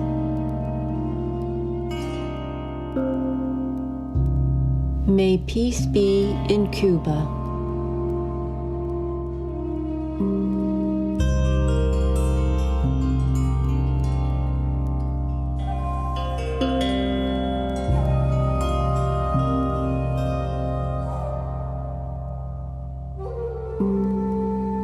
May peace prevail on earth.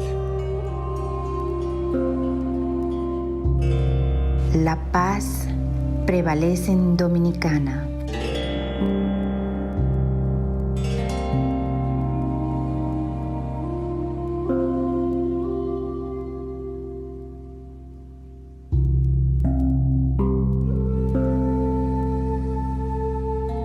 La paz prevalece en Abya Yala. May peace be in the Dominican Republic.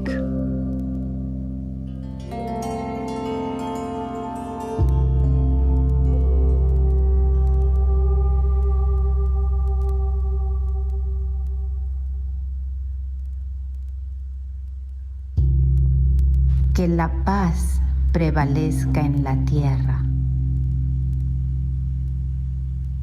La paz prevalece en Ecuador.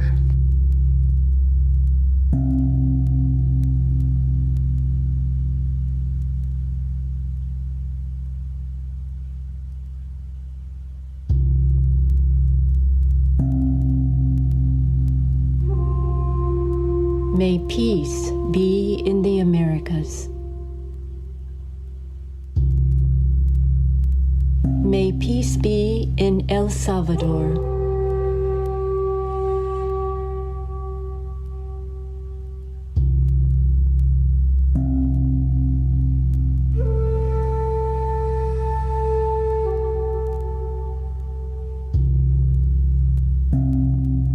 May peace prevail on earth. La paz prevalece en Granada.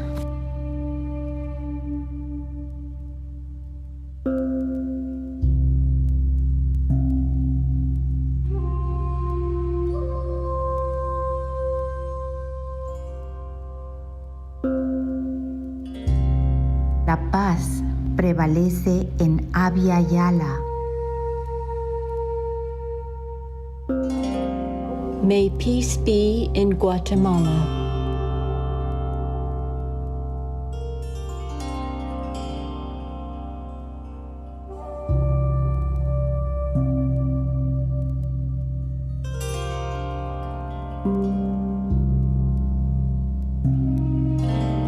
Que la paz prevalezca en la tierra. La paz prevalece en Guyana.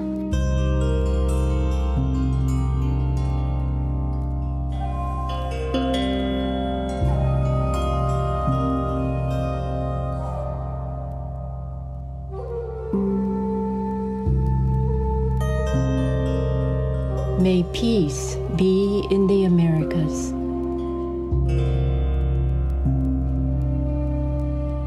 May peace be in Haiti.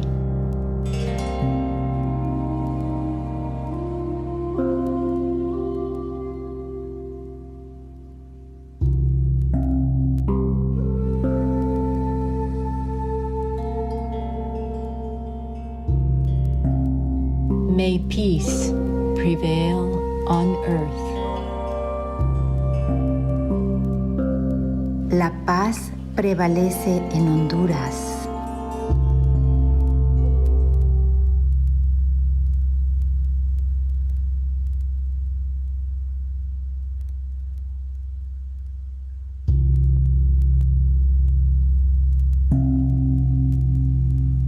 La paz prevalece en Abya Yala. May peace be in Jamaica.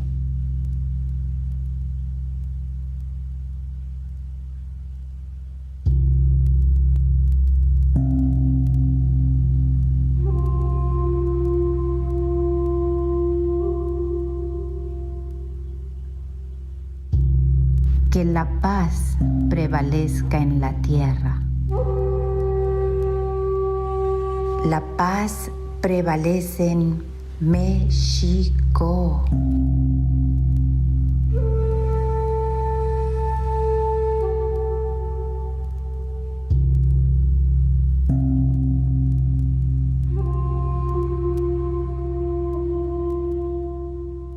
May peace be in the Americas. May peace be in Nicaragua.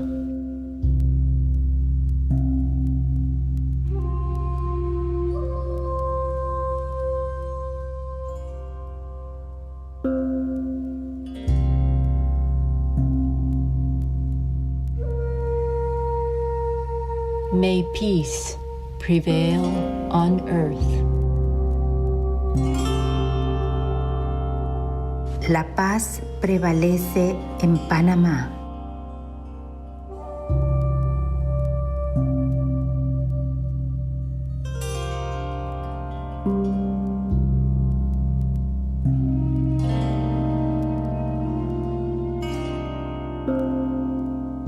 La paz prevalece en Abya Yala. May peace be in Paraguay.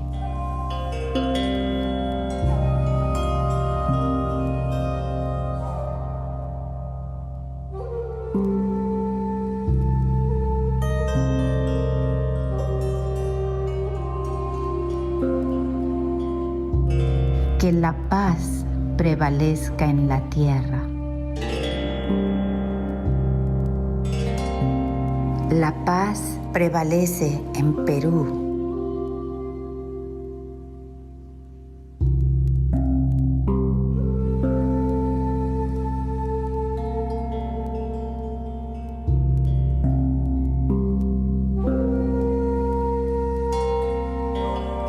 May peace be in the Americas.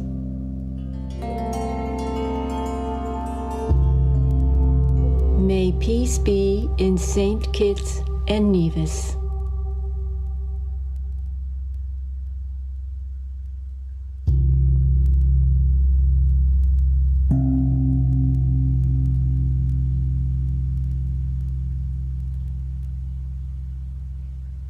May peace prevail on earth. La paz prevalece en Santa Lucía.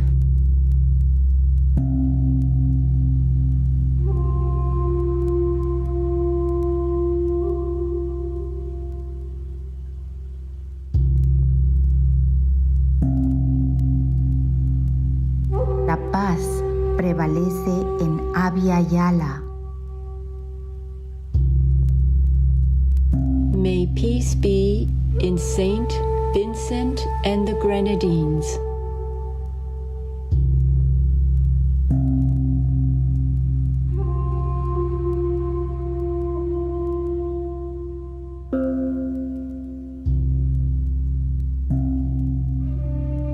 Que la paz prevalezca en la tierra. La paz prevalece en Surinam.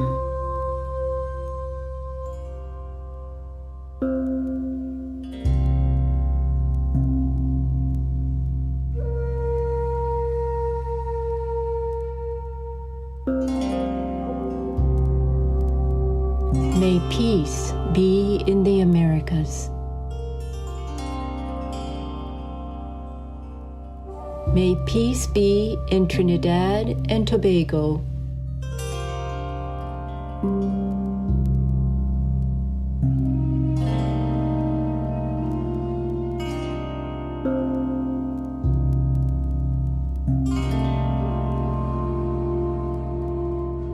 May peace prevail on earth. May peace be in the United States of America.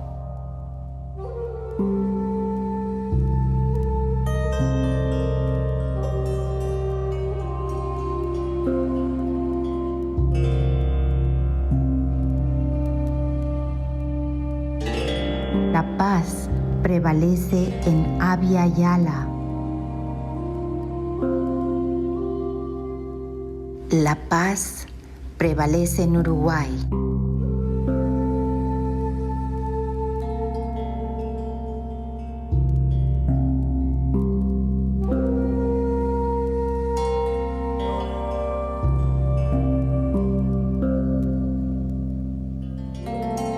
Que la paz prevalezca en la tierra.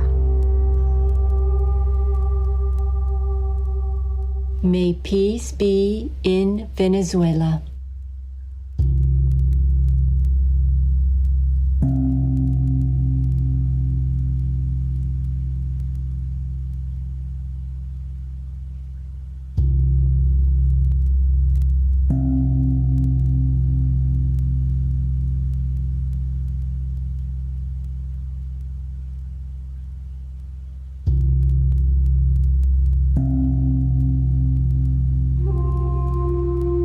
La paz prevalece en Abya Yala.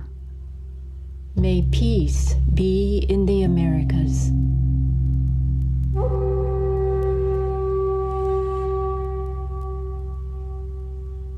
Que la paz prevalezca en la tierra. May peace prevail on earth.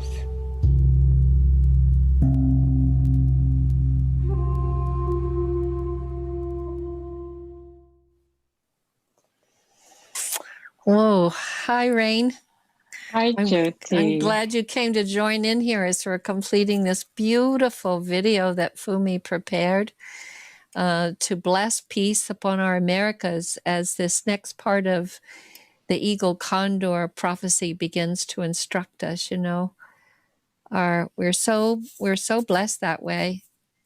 Our original people, they carried a line unbroken through treacherous times, through a genocide, but with their courageous hearts and their stamina and the fierceness of their love for this Mother Earth and this creation, they bring that line unbroken to the table for all of us now as we all come and gather around this world table, you know, where each brings something of significance from our own lines to the table. And now we identify them. And this one that's been broken from those, unbroken from those original times, they're here to give the instruction with how the weaving can go so the tapestry of this Mother Earth can become visible. So that's kind of the moment we're in here, Rain, as I'm passing this now, my hosting staff, over to you so that you can continue to stir the mystery and see what is going to flow now into the rest of this beautiful day. I'm sorry I won't be with you any longer. I have to flow and get ready for this journey that I just shared with everybody, where I'm getting ready to jump on my pony and see where the Mother will take me now. So have a blessed rest of this great prayer. My prayer will be joined with you. So Rain, as you might have met her this morning when we first came, is one of these amazing women of heart and character.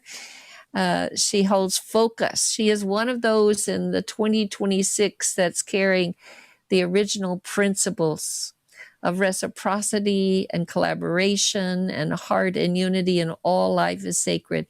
And everything she does flows from that foundation.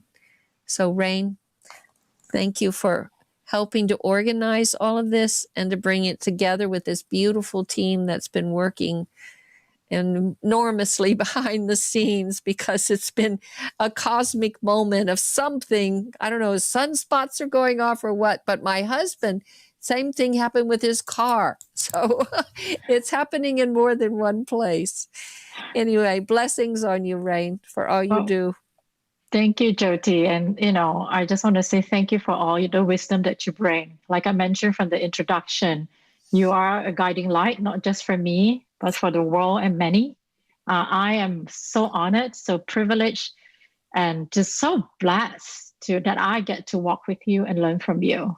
A lot that I know now, it's from you. So I'm forever grateful to you. And I'm thank you. thank you for all that you do, all that you hold, and the prayer. You're the one who really reminded me of the original principles, and now I get to walk with it. And yeah, so thank you so much for being that light for the world and for many. It's an honor and privilege. And thank you for weaving too today with us. I know it's a lot, and you're planning to go off, for a couple of weeks, and I want to get to connect with you unto that. And I pray that spirits with you blesses you during your journey, and it's always there guiding you too. And send you all my love. And again, thank you for your wisdom, and such an honor to have you, and so blessed to have you here with us today. Thank you, Rain. I bow to my other self. Oh. Thank you. Blessings, everyone. Have a beautiful, beautiful rest of this prayer. Thank you today. Bye. All right. So what an amazing day it has been. We have so many. We started off today with a grandfather, and then we have grandmothers come on, and shortly we'll be having uncle and also elders from Australia that's going to be joining us. Before we head on to that, we have a performance coming up, and the performance that's coming up is from Daniela Castell. And just a brief information about her. So she's an eco-artist and sound weaver. She is passionate about the power of sound to harmonize polarities and facilitate direct communication with water and trees. So every summer since 2008, Daniela has been called to meet and learn with a particular water body or tree. And since then, she's received teachings and songs, and later recorded and released on her Thank You Water CD, which shortly you will hear one of it called Gaia Speaks, which is her first music video. So in this video, it features a dance artist, Melissa Jane as Gaia, Daniela, and the powerful presence of the Salis Sea. So without further ado, here's a short video performance by Daniela called Gaia Speaks.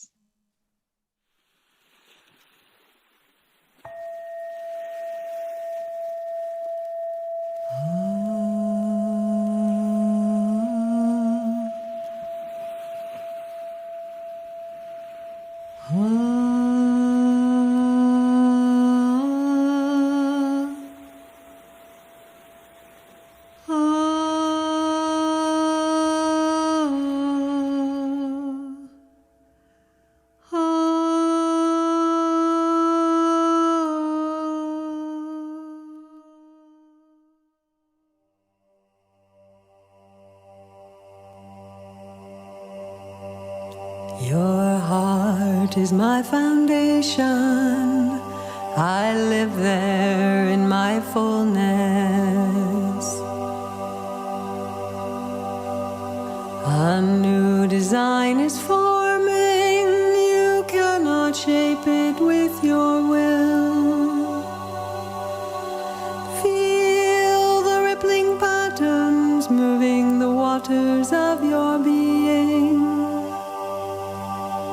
You are home to this creating. Gaze upon your world through the lattice of your heart and see the beauty forming. Your heart is my foundation. I live there in my fullness. A new cannot shape it with your will. Feel the rippling patterns moving the waters of your being. You are home to this creating. Gaze upon your world through the lattice of your heart. Beauty forming. Your heart is my foundation. I live there in my fullness. A new design is forming. You cannot shape it with your will.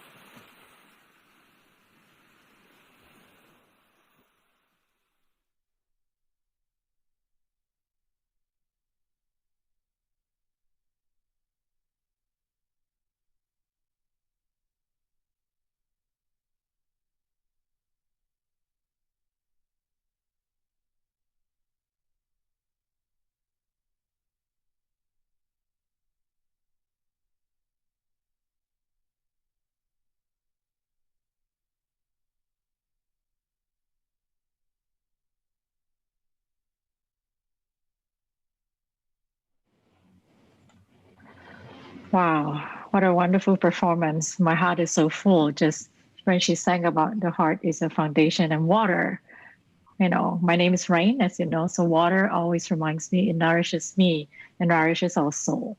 What a great performance. And we have another amazing individual here who is very passionate about our water. And I would like to just give her a little bit of introduction. I met her a couple months ago, probably when she was planning the event WeWorld today. And I remember being in her presence, you know, just her connection to water and how she speaks of water and her understanding of water really inspired me. And I'm really grateful that she's here with us today to share her wisdom. And so we have Elizabeth here with us right now, and she lives in the Uba watershed of Nisenan territory in Northern California. I hope I said that right. And, you know, she's been around water source since childhood, from my understanding. And therefore, that's why she's had sacred relationship with water, since a lifelong sacred relationship with water, and is very passionate about water. And she has also witnessed like a lot of great crises, you know, of watersheds around the world, and therefore started, you know, the Watershed Wisdom Council. And my understanding that, you know, the intention of the Watershed Wisdom Council is to bridge inspiration to implementation. And I'm grateful that she's here today to share her wisdom with us. Elizabeth, welcome. Beautiful, Rain. Thank you. That's a lovely introduction. Yeah, so I'm actually going to kind of take the lead from Danalia's video. Danalia is a water sister I've been working with for the last year. And part of her message and mine as well is to encourage people to explore their own individual relationship, because truly the transformation that is being called for on the planet is an inside job. We have to do it from the inside. We can't expect the world to change if we're not ready to change ourselves. And for me, one of the, as I've studied water, life, spirit, science, you know, whatever draws my fancy, I realized that water is the primary intelligence on the planet. And understanding that changes our relationship to water. And as we change our relationship to water, we're changing our relationship to life. Without liquid water in our sweet spot in the solar system, in this incredible cosmic planetary dance with the sun, we'd be Mars. Mars used to have flowing water. Now it is frozen water. Earth is Earth because we have liquid water. The fact that it rains and that we have topsoil that's a living entity. So understanding that 99% of the number of molecules in our body are water molecules, we're like 70 to 85% by volume, but by number of water molecules, 99% of the number of water molecules in our body are water molecules. We can't be 99% of anything without being that. So when we come to understand this truth, it's like this core truth that we've forgotten. Then we come back in a different relationship with ourselves as water. Both science and spirituality understands that there's only one water on the planet, that water is what it is because it's connected to itself. So truly the covalent bond, I'm going to show an image here, which is a diagram of a structured water molecule. The covalent bond, hydrogen to oxygen, is the common bond of all life.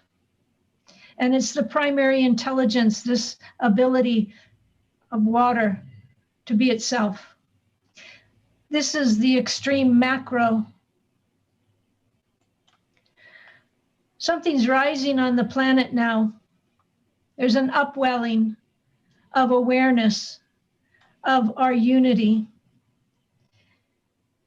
We see it happening all around us if we're paying any kind of attention at all. That's why we're here today on this call, is this impulse to understand our unity and to come into greater coherence with that unity. So I'm going to tell us a little story, and I invite you to close your eyes for a moment. And first listen, close your eyes and listen to this sound.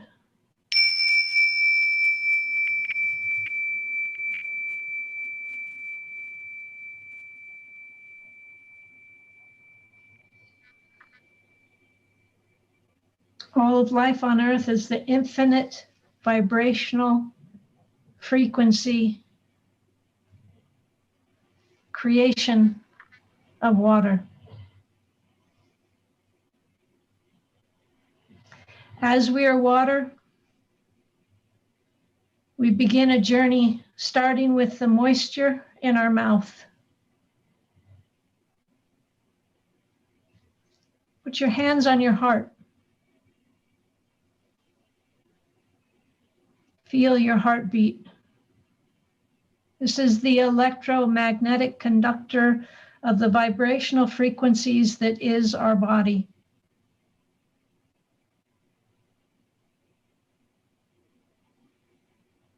The mystery schools tell us that we have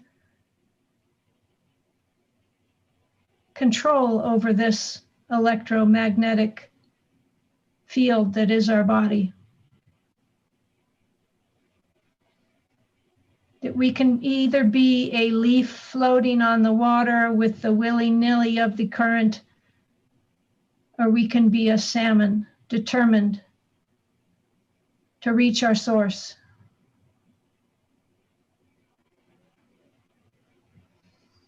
And feel the blood moving through your body in the pulsation. And welcome into that awareness of the pulse of your body, the primary intelligence of life on earth. Welcome into this pulsar of creation, life as a living, intelligent being. For if all of life on earth is the infinite creation of water, and we ourselves are water, doesn't it seem logical that if we have consciousness, that water has consciousness? And in fact, water is our consciousness. And that as we are waking up our water, are waking up to our relationship with water, water is also waking up to us. And the reciprocity, the ebb and the flow, the call and response, that as we become more intentional and more co-creative in this relationship, water can work with us. We are on an evolutionary threshold on this planet. Our bodies know this. Our spirit is becoming aligned with this. Our intellect is remembering this. But our water is this. So from the water in our mouth and the water in our blood pumping through our bodies, we take a deep breath. And we know that as we breathe in, we are imprinting the intentions of our vibrational frequency as it is in this moment into the memory of the water held within the air, the atmosphere, which is the ocean rarefied, lifted by the winds and the sun, carried by the cloud people over the land to nourish creation. As we take another breath in, we breathe in the life force of this creation. There is no separation. There's distinction. We have distinct bodies like bubbles in the stream. At some point, those bubbles return to the current, only to form again, but it is the same water.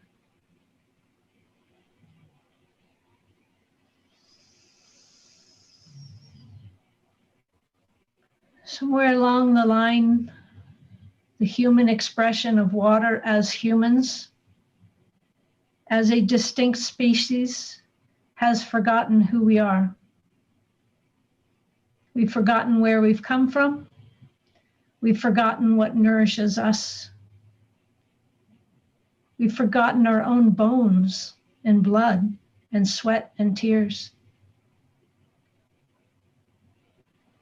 We hide from the cries in the night and the light in the daylight. We fill our minds with busyness to keep from looking and remembering who we are. And yet when we open, we recognize that we are in this together. And together, we have all the solutions that we need if we come together and come into this water unity consciousness as an element, not as a dominator, but as a piece of the peace. Listening to that video that played before this, may peace prevail on earth. And in order for this peace to prevail on earth, it must prevail in our hearts, in our bodies, in our cells, in the waters that move us. Each one of us is a ripple.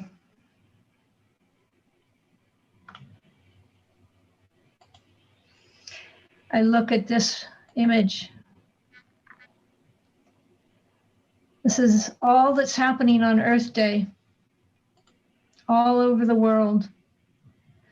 Each one of these dots represent a ripple of life coming into alignment with the earth, If we are Mother Earth, then we are also Grandmother Water.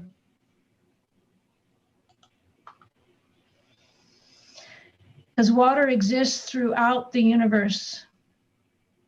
Water comes to Earth first to create life, to create the mother and all that is born and nurtured from our essential source water.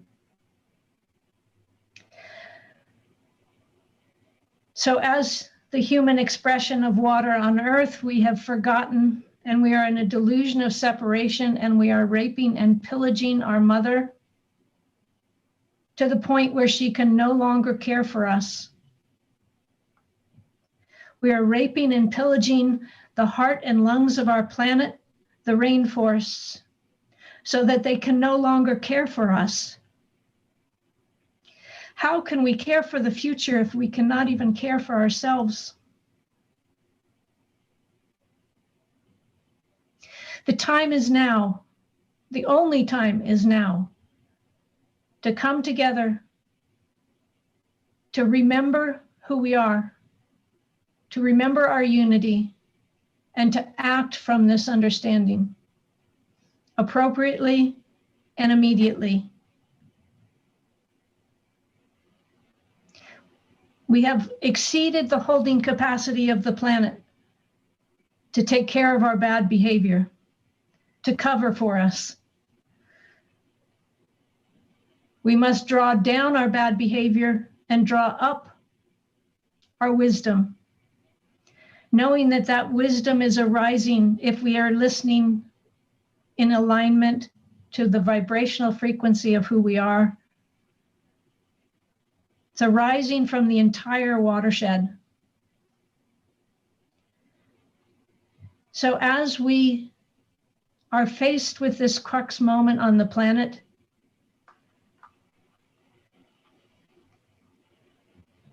since the first Earth Day in 1970, which I remember well as an elder,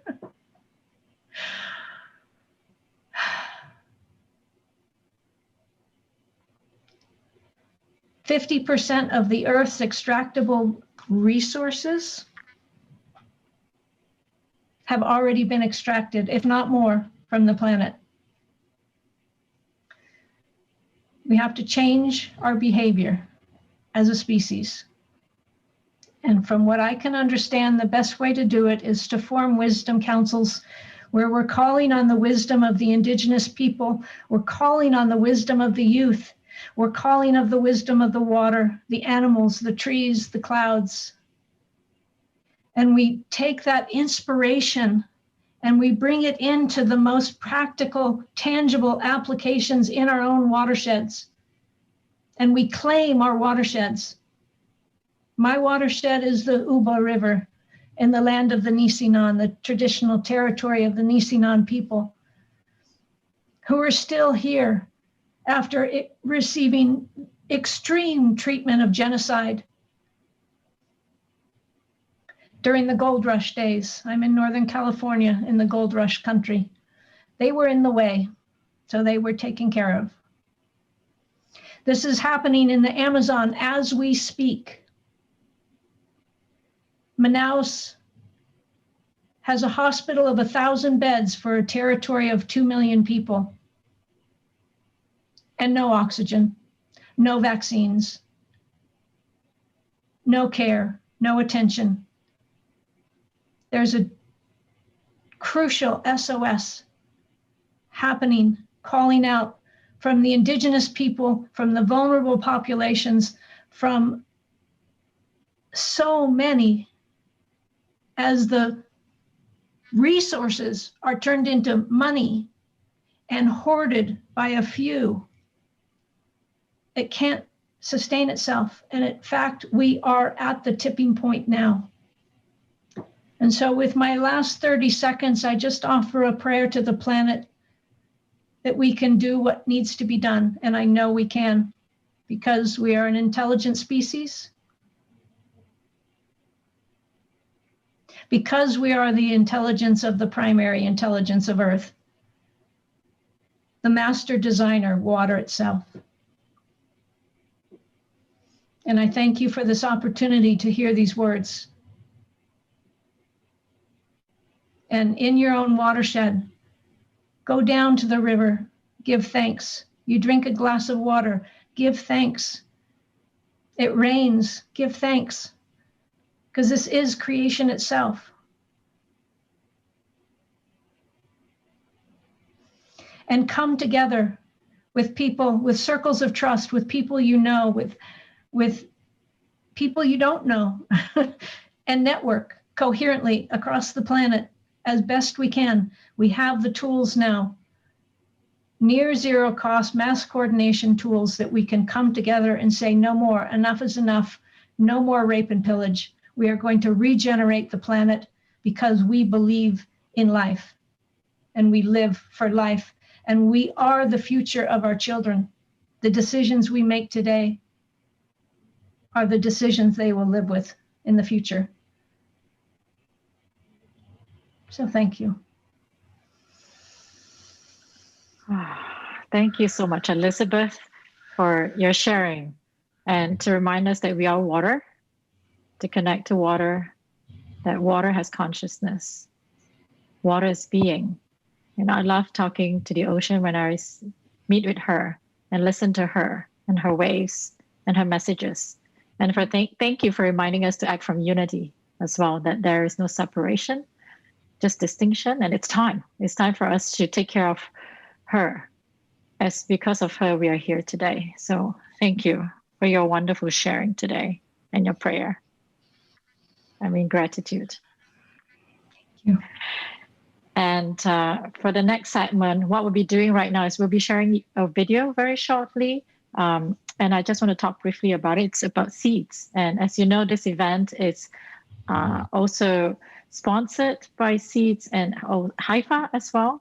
And what is Seeds? So Seeds is a global movement of regenerative renaissance. It's a platform where a lot of us coming together to create this financial and economic system.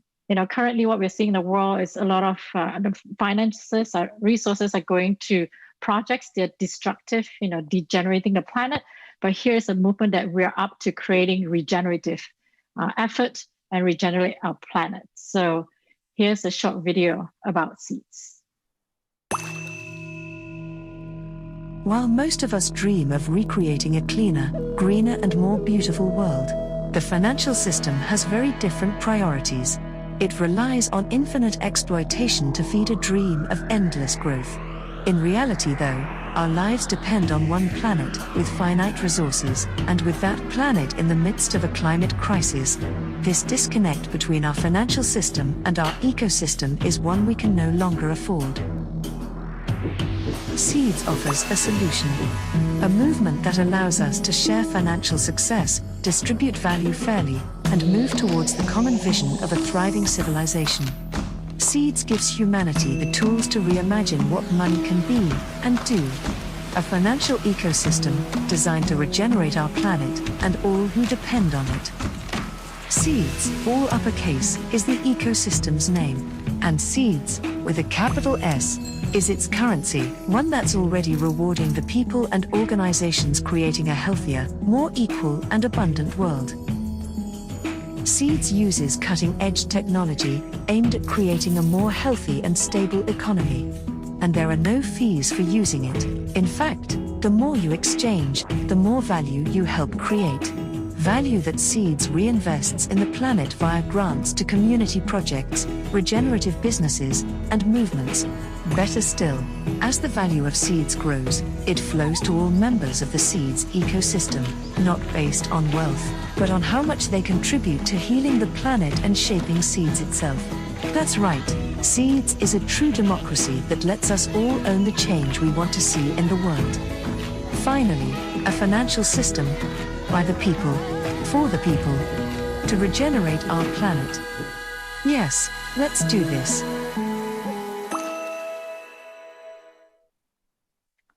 And so if you're interested to learn more about Seeds, please go to seeds.live website On the website, you'll find this link, Seeds Embassy. Our embassy is open right now. We have many of our ambassadors who are there will be happy to support you to join this movement.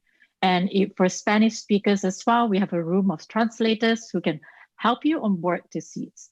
And now I'm really excited to have our next performer here, Lou.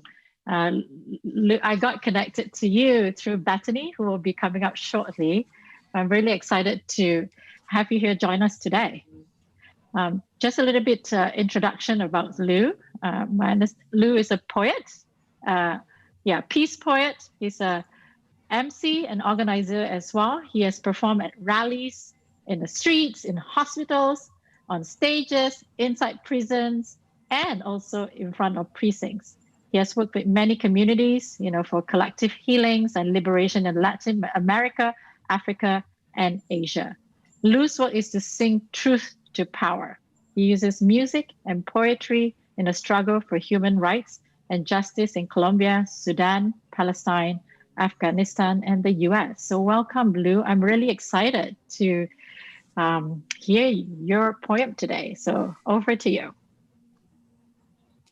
Thank you so much. So good to be here with you, family. In this particular moment, I feel like what I most want to do is meet you in the beautiful vibe of ceremony, with the ceremony songs that have been sung, of prayer, of also activism, of speaking truth. And for my little section here, what I'd like to do is invite you who are listening to sing with me. I think in these pandemic times, we haven't been able to connect to each other in the same way, especially in the ways of singing together. So as you hear my voice, I'm going to sing some really simple, easily learnable songs. And so I'm just inviting you to go ahead and sing along. We're going to start with this one. It's called This Is the Moment. And the idea is to really welcome us into this moment of transition, that we're alive right now and right here. So to be fully present to this so that we can be ready to transform ourselves, to fight for the world that our children deserve. It goes like this.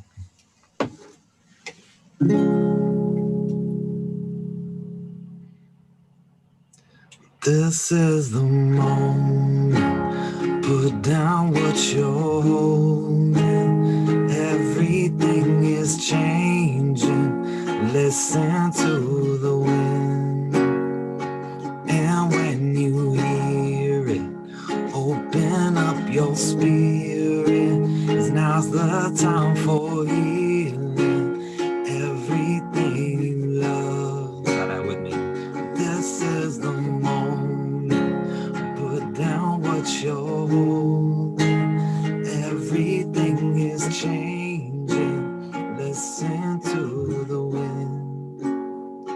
And when you hear it, open up your spirit. Now's the time for healing. Everything you love. Sing that like a prayer. Come on. This is the moment. Put down what you're holding. Everything is changing. Listen to the wind. And when you hear it, open up your spirit. Now's the time for healing. Everything you love. Do it one more time. Let's go. This is the moment. Put down what you're holding. Everything is changing. Listen to the wind. And when you hear it, open up your spirit. Now's the time for healing. Everything you love.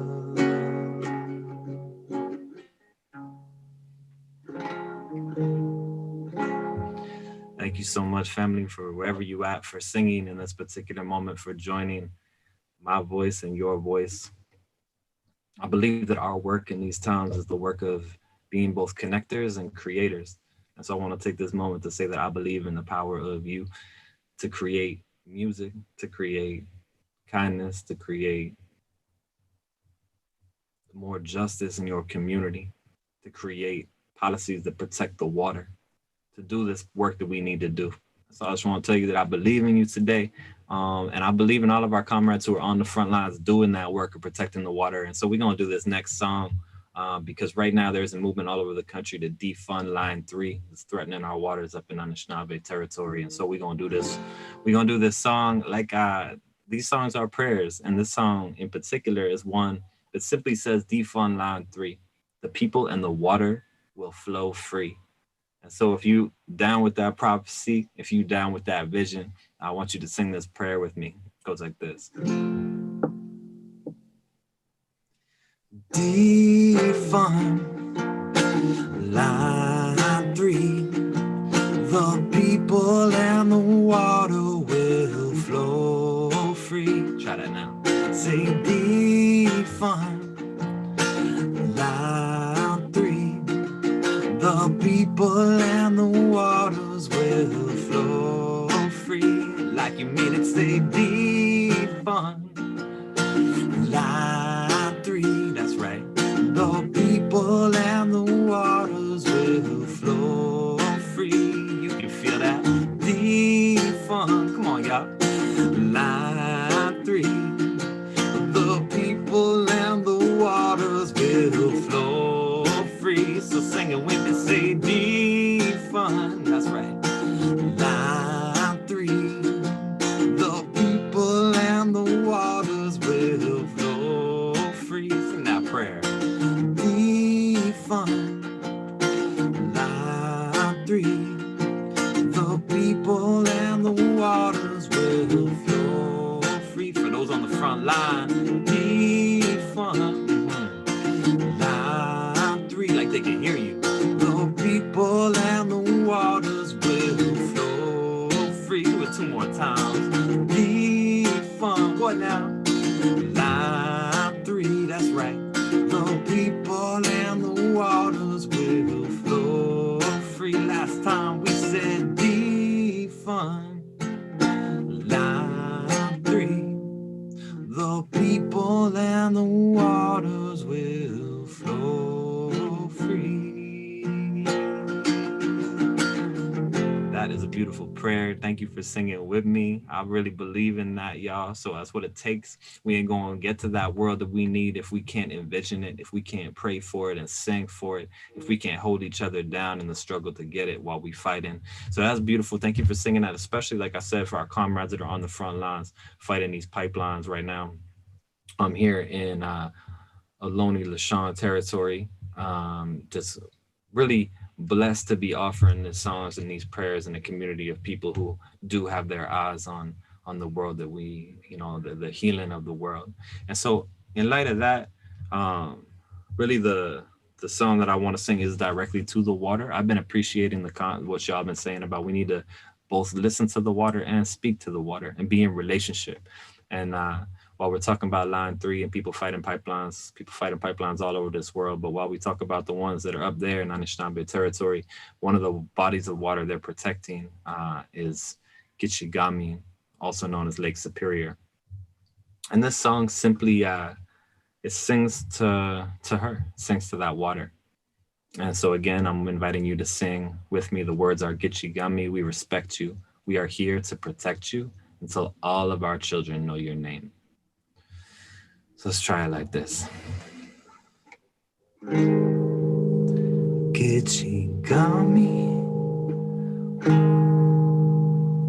we respect you. We here to protect you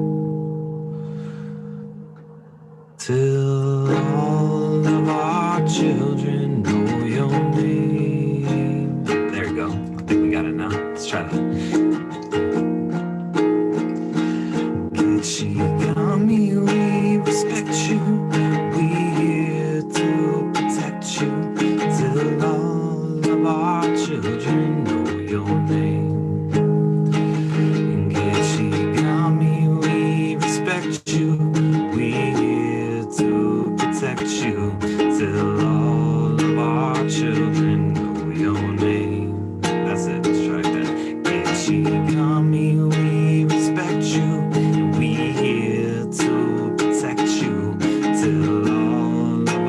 Children know your name.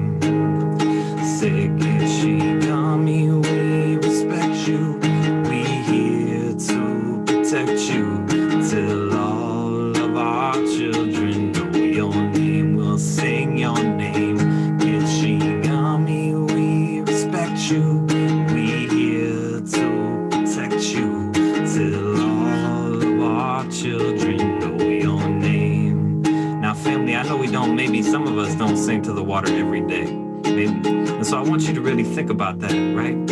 Seeing the beautiful sun glistening off the water, that water that sustains our life, the life of our tree relatives, so many of our non-human relatives. And now we're gonna sing this same song, but we're gonna sing it with all kinds of love. What it is to say we protect the water, that's not a small thing. To declare ourselves water protectors is not a small thing. So go ahead and sing to the water up there like you mean it, okay? Let's try this. Yami, we respect you. We here to protect you till all of our children know your name. Sing that promise. Yami, we respect you. We here to protect you till all of our children know your name. We sing your name. Yami, we respect you. Till all of our children know your name. One more time, come on. Gitchigami, we respect you. We here to protect you. Till all of our children know your name. Thank you so much for that promise, for singing with me, y'all.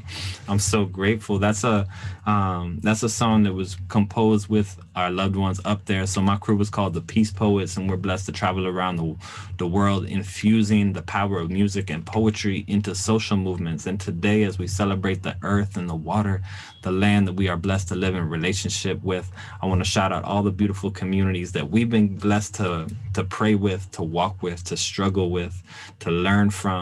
And one of those communities is our Anishinaabe relatives up there in the lands where people are fighting the pipeline.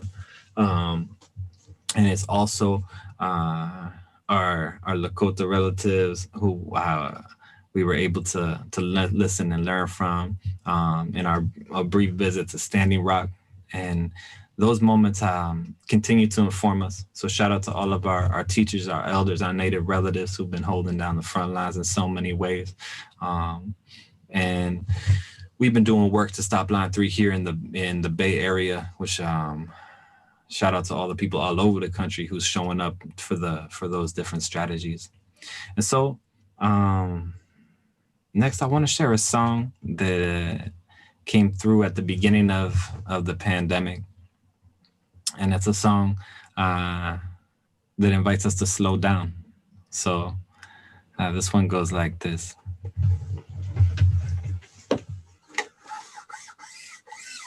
And we'll see, maybe right after this one, we'll flow into the final song that is also a little bit of a promise.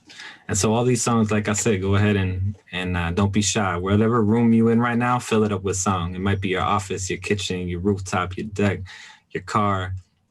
Sing with me. There's medicine in music, and it's here for you.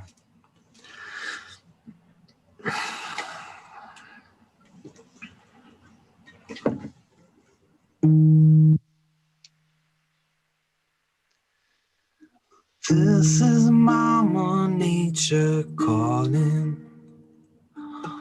all of us to slow down.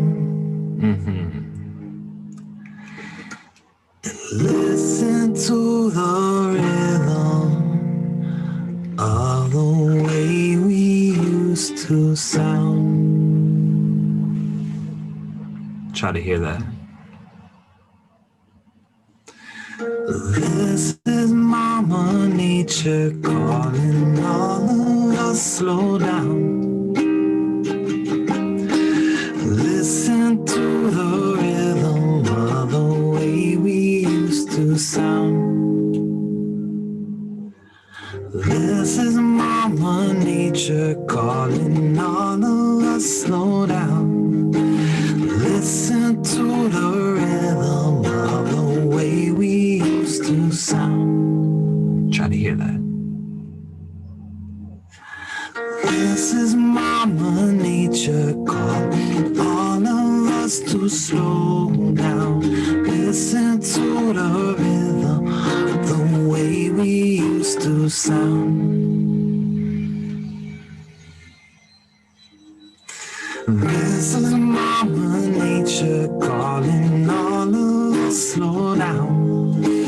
Listen to the rhythm of the way it used to sound. All right, now that we can hear her talking, let's try this. Because the water in the river say, hey, no pipeline, no way.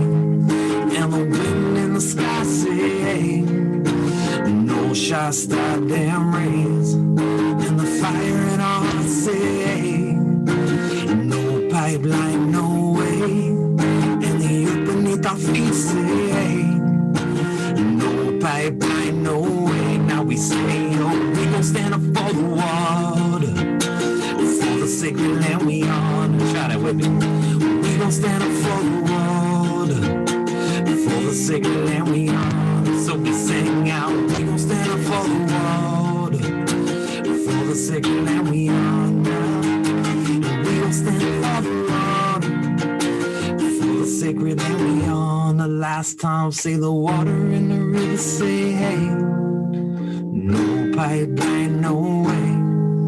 And the wind in the sky say, hey, no Shasta down rays. And the fire in our hearts say, hey, no pipeline, no way. And the earth beneath our feet say, let's heal our land today. Peace, family. Thank you so much for having me. Love and respect. Thank you so much for that, Lou. I can sing along the whole day with you, your songs, and just, yeah, my heart is full. And thank you for being a voice for Mother Earth. Thank you for being that voice for her too. You know, when we first planned for this event, that was the theme that came through, Jyoti, very clearly, that she wants to be heard. You know, and then the theme for this event is called Voices of Gaia. So just thank you. Thank you. Thank you. Thank you so much. Awesome. All right. Okay, so for the next segment, we have an amazing individual that's joining us. He's actually connecting from Australia, all the way from Australia. And, you know, he's also one of the delegates for the Mother Earth delegation of the United Original Nations. So we have John B. here, who is calling in from Australia, and a little bit about his background. So he's a regional custodian of the northern rivers on the east coast of Australia. And he has been guiding people to natural wisdom of who they are and through culturally informed trauma healing, ceremony, earth connection, and social activism. You know, he's deeply committed to community activism and his connection to wisdom. He works with both Indigenous and non-Indigenous community, focusing on intersecting issues of sovereignty, environment, human rights, and trauma healing. So really grateful to have you here, John B, with us to share your wisdom. Yeah, thank you. You hear me all well? All good? Yes, yes. Yeah, a little bit of background noise from this beautiful place. This is just north of the most easterly point of Australia. So this is a place called Hastings Point. We're talking about ancient wisdom, and ancient knowledge and connection.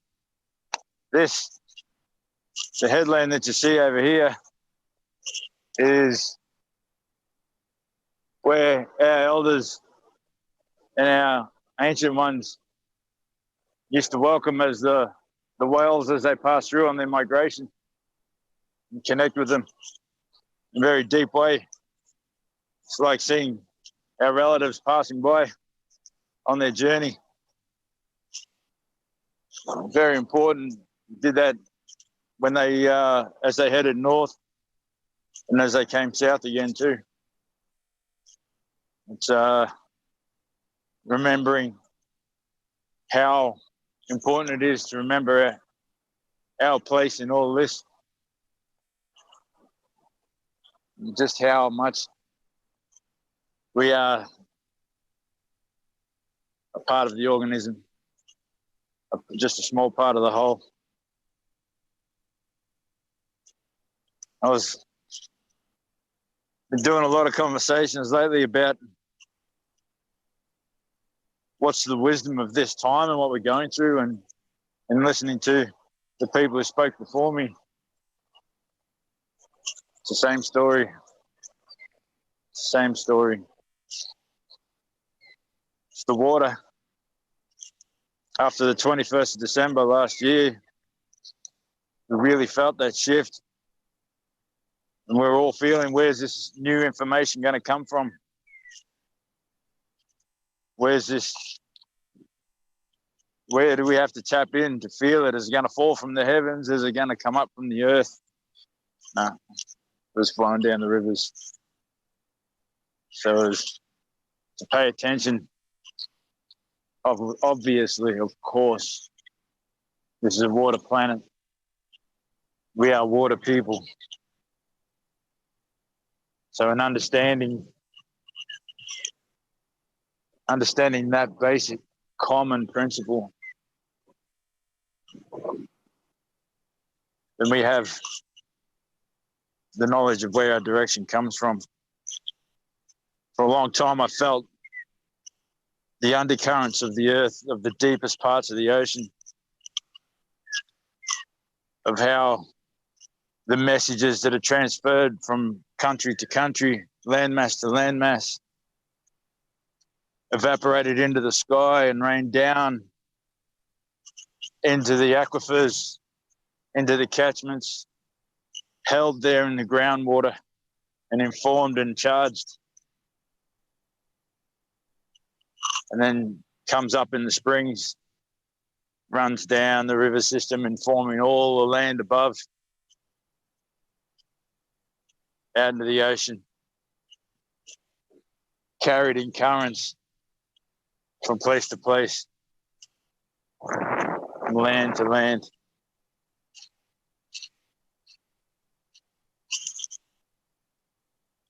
How sacred is that? How simple is that?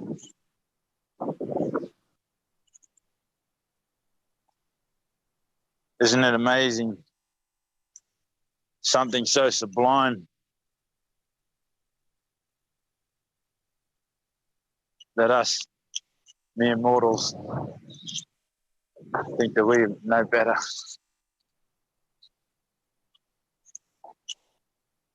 It's not possible.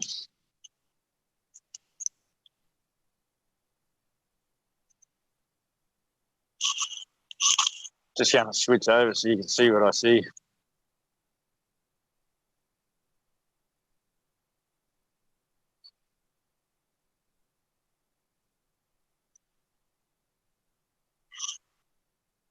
I was waiting for my turn to talk. Came down here and had a look.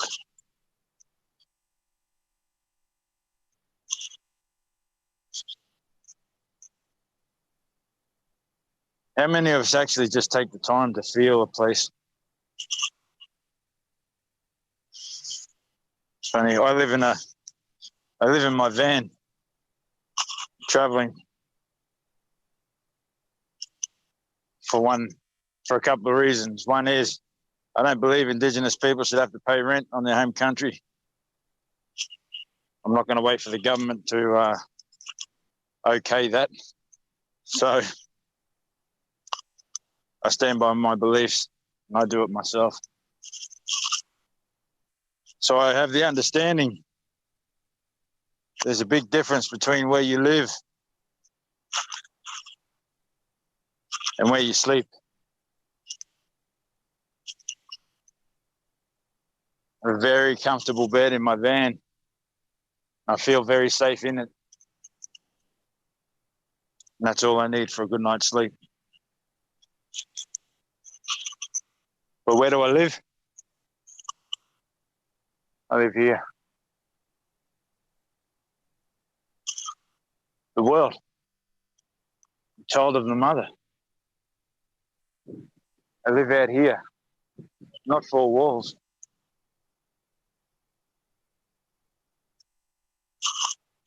Even in the biggest rain, in the wildest storms, we still have safe places to be outside. She's designed that way.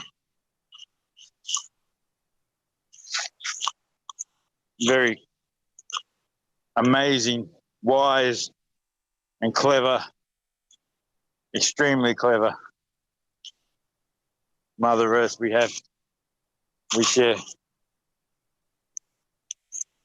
My ancestors knew this very much, very well.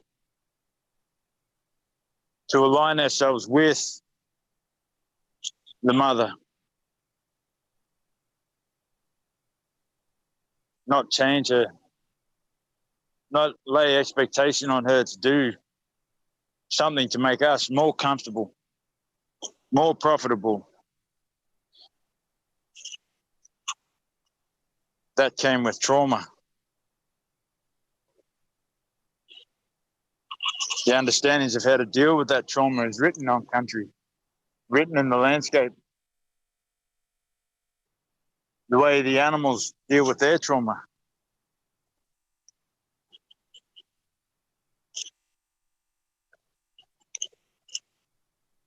Very simply. In dealing with trauma stories of my own and other people's, I have the understandings of you need to explain it in the mental. But once you allow yourself to get out of your head and come into your heart, it's a feeling. You don't need a whole lot to help you heal. You just need the time to allow yourself to do it.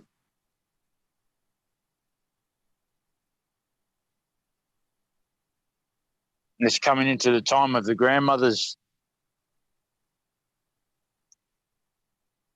Mother Earth herself.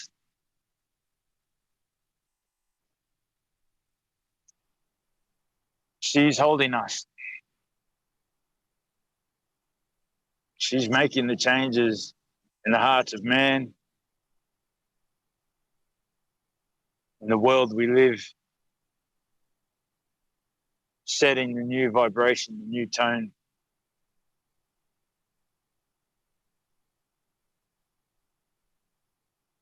For us all to step in tune too.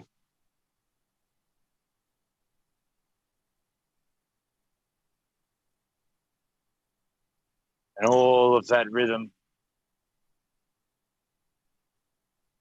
is right there in the water.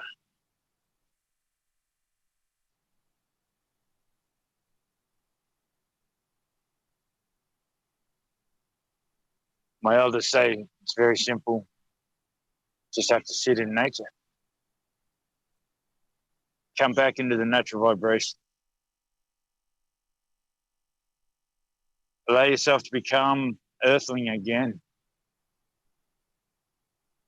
Allow yourself to become one with the rhythm of the world.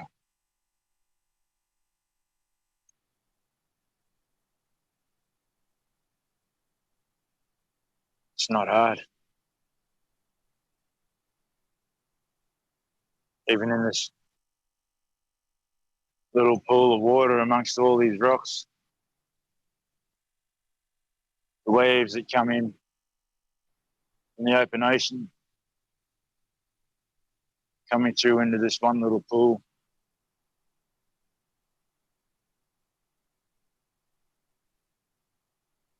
Our relatives here, the finned ones, living in that rhythm of energy in and energy out.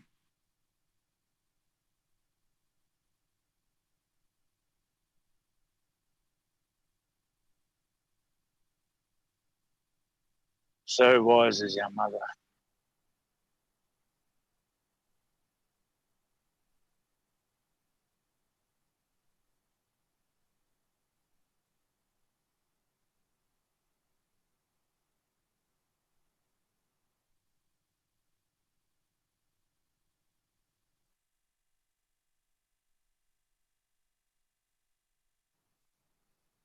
When we are one with the organism, we have everything we need.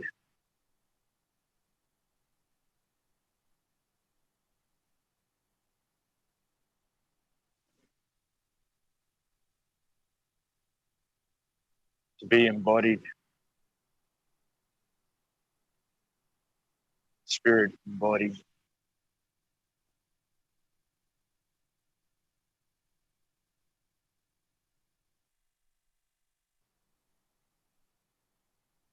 Here, learning, feeling.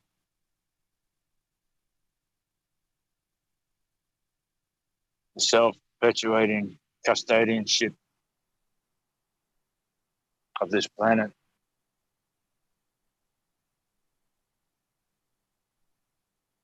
Our responsibility.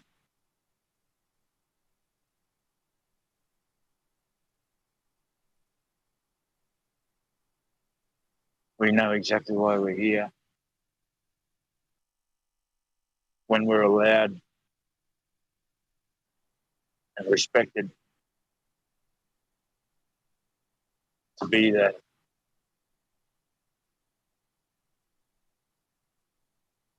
The wisdom of why every single being is here, let that wisdom be respected. Let every being know what they bring without trying to be governed, being traumatized.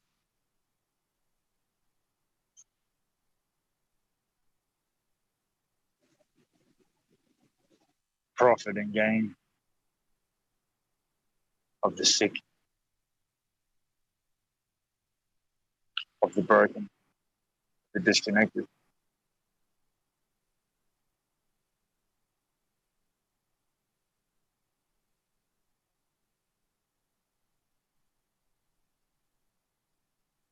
It's a very simple life, a very beautiful place. And we're here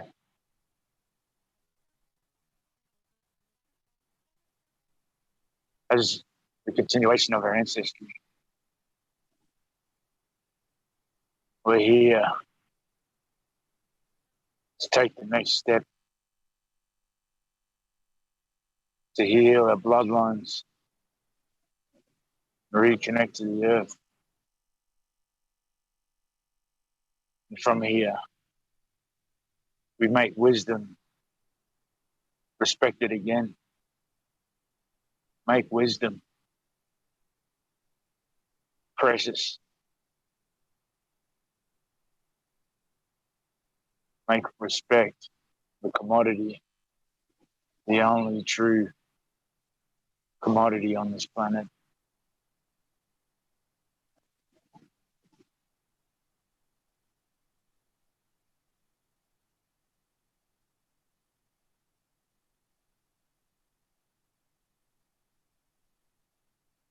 Let us witness this place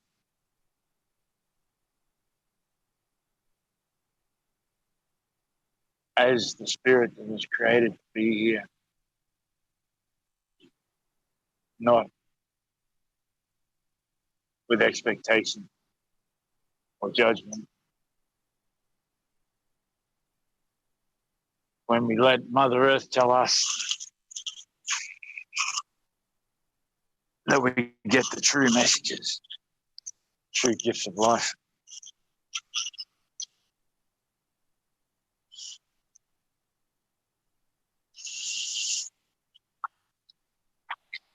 And if we really want freedom here,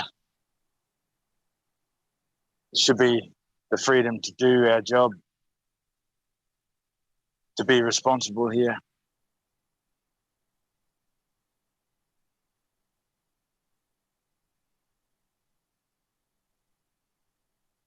without being toyed with.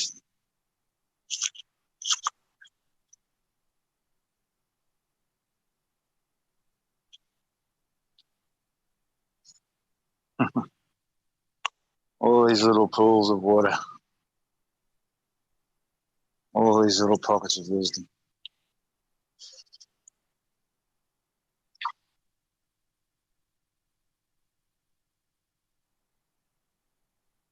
It's no wonder the ancients say that time isn't linear. It's the ocean. We can connect with everything that's ever happened, all the wisdom of every life ever learned. It takes the water to embody it and carry the energy and the vibration. And it's the intention of life after life that stays behind and into the future. We are always here. And that's what we're here to learn. To embody these lessons.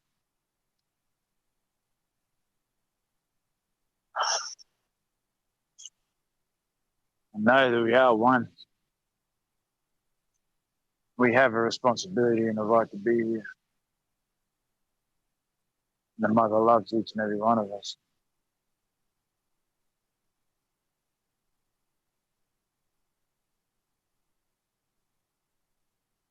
Thank you so much, John B, for sharing and just allowing us to be with her energy, her vibration, and just sharing your wisdom with us today too, and just being in her presence, be with you.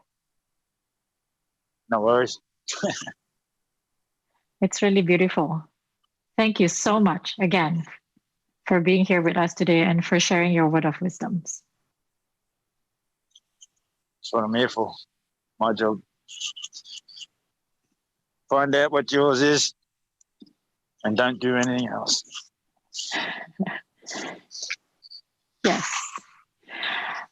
All right. So thank you again, John B, for being with us today, as we're going to move on to the next segment right now. And there's we'll be showing you an amazing video called Lift Us Up.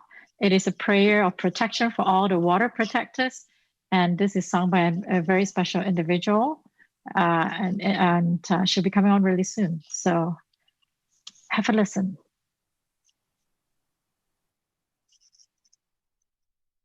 I really have a lot to be grateful for. I'm receiving so much love here. I don't know when I'm gonna go home.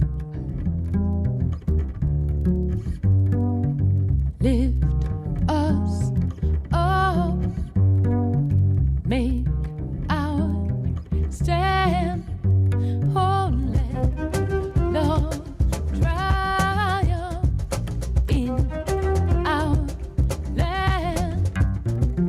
Lift us up, make us strong, give us courage to right the wrongs.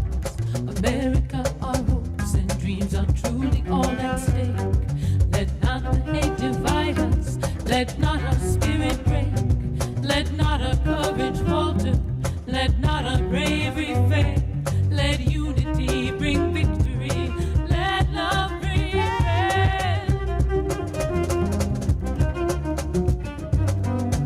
Lift us up, make our stand, let love triumph in our land.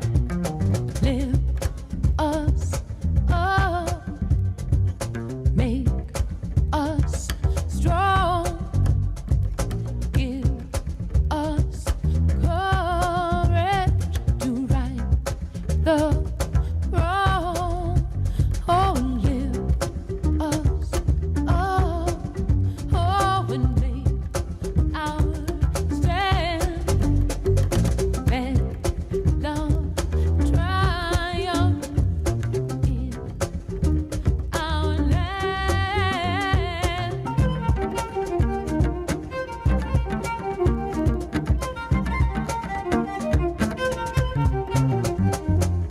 lift us up, make our stand, let love triumph in our land.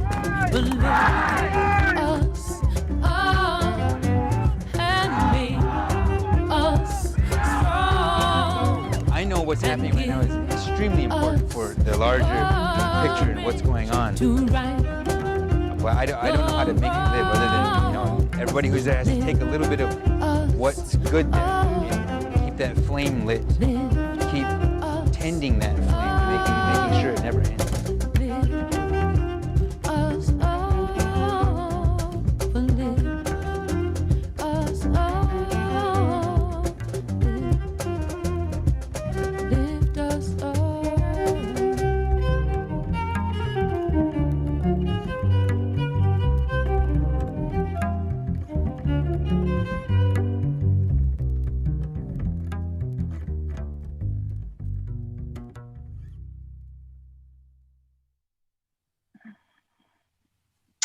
Wow, what beautiful voice. And we have that very special individual with us right now on this beautiful segment on our Earth Day broadcast.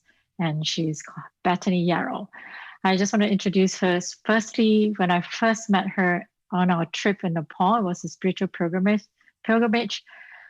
Oh, she's such an amazing individual. Her beauty, her voice, her presence, her heart, and just her gift. You know, we were connected in many special ways during that trip, and there's a long story, so I won't talk about it at this point.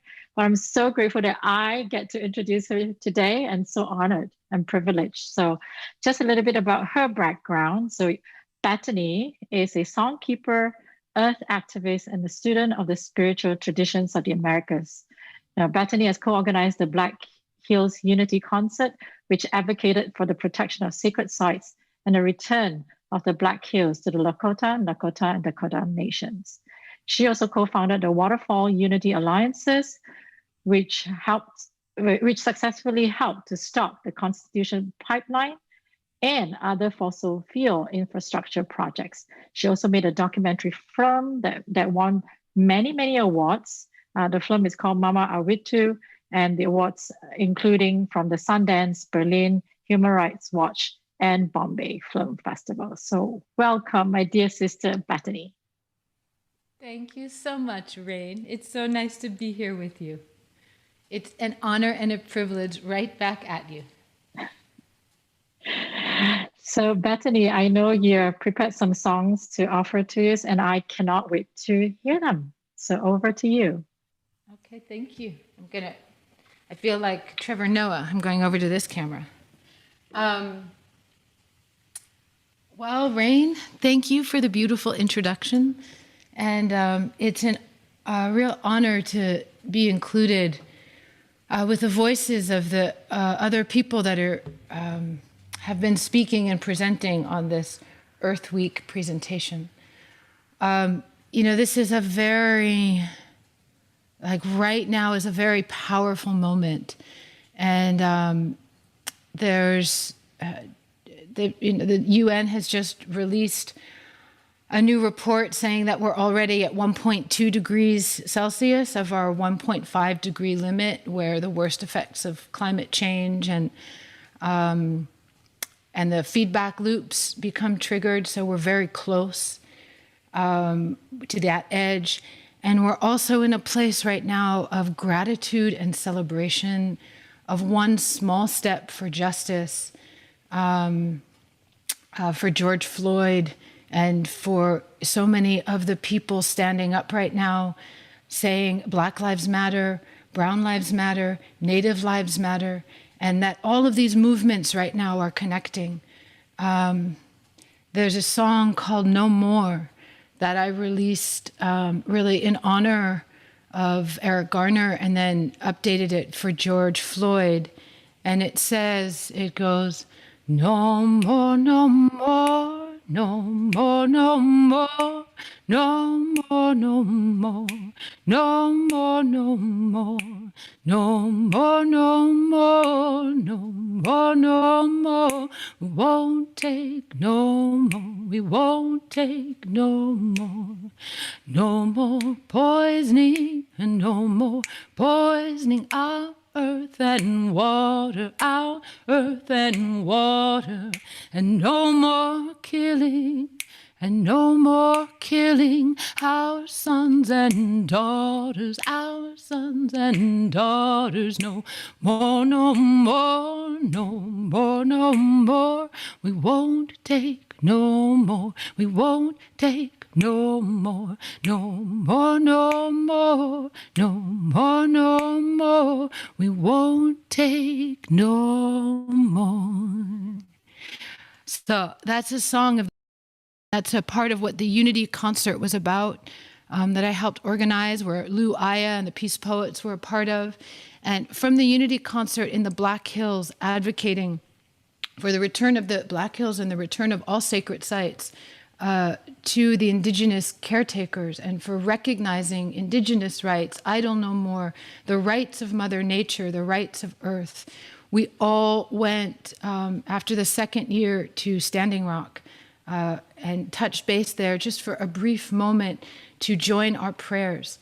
And we've just lost a matriarch of the movement, LaDonna Brave Bull Allard. So these are the giants, and she was the founder of the Sacred Stone Camp. And she just passed on from brain cancer. So, you know, with these moments in time, this place where we're celebrating one step of justice, and where we're also carrying on the voices of the ones who came before us, the people like LaDonna Brave Bull Allard, who inspired a generation and woke up the world to the way we need to come back together and stand united. So I'm going to sing a song for Shango, and in this time of justice, a long awaited for justice, with a guilty verdict, that everybody saw the video and everybody watched and everybody knows, that moment of recognition is something to be celebrated and keep moving. And I've grown up singing, you know, the hammer of justice. It's the hammer of justice. And it's the bell of freedom, and it's the song about love between my brothers and my sisters. Oh, over this land.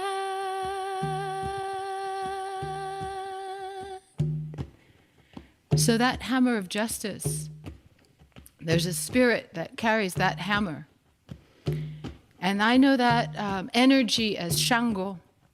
And Shango is the voice of thunder, and he's the voice of the mountain. And he's the one who carries divine justice. So in this moment of justice being handed down at last, I want to sing to him and honor him in this long braid of song, this long movement, this long moral arc of the universe that bends toward justice if we keep singing and we keep praying and we keep walking and talking and going to the front lines and supporting the front lines in that way. So singing for the original hammer of justice now, Shango. Shango came through the virgin forest. Oh, with his silver staff he came to save us all. Shango came through the virgin forest. Oh, with his silver staff he came to save us all. Shango Kao, Shango the king, Shango my lord. Shango Kao, Shango the king, Shango my lord.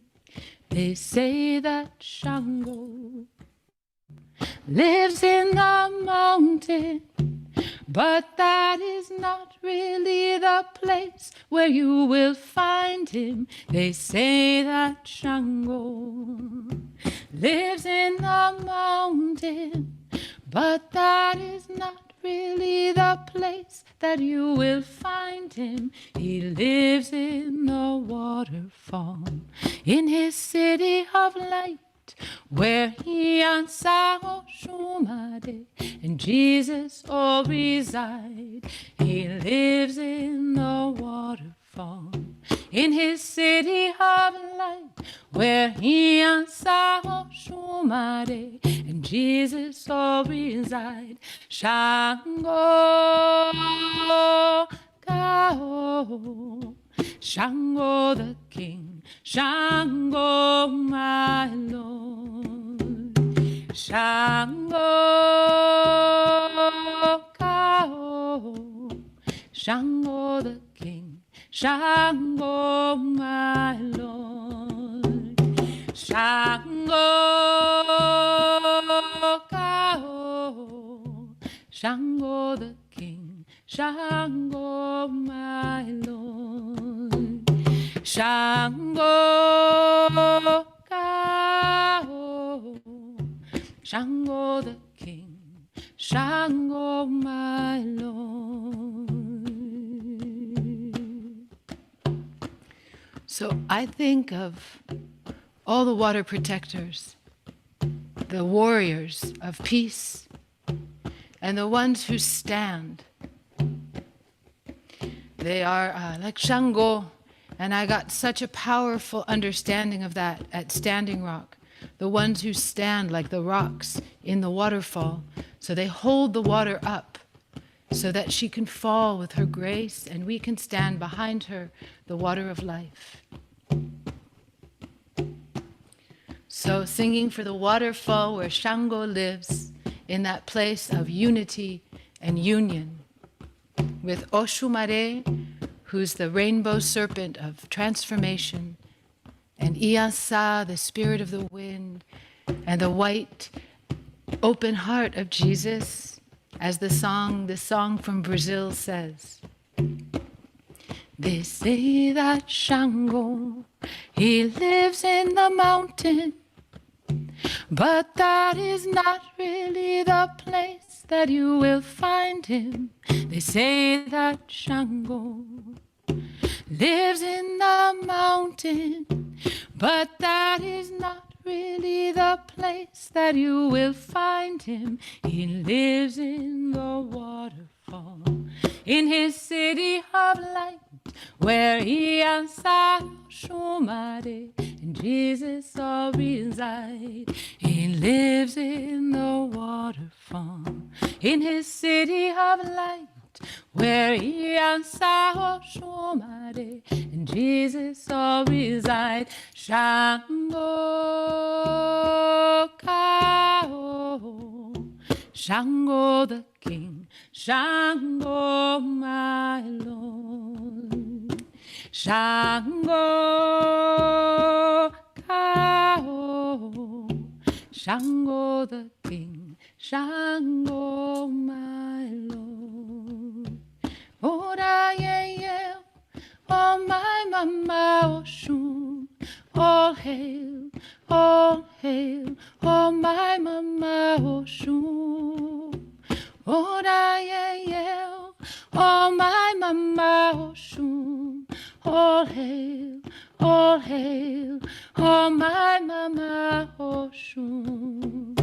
Clarify, oh, with your transparency, all along these pathways that lead us to the light.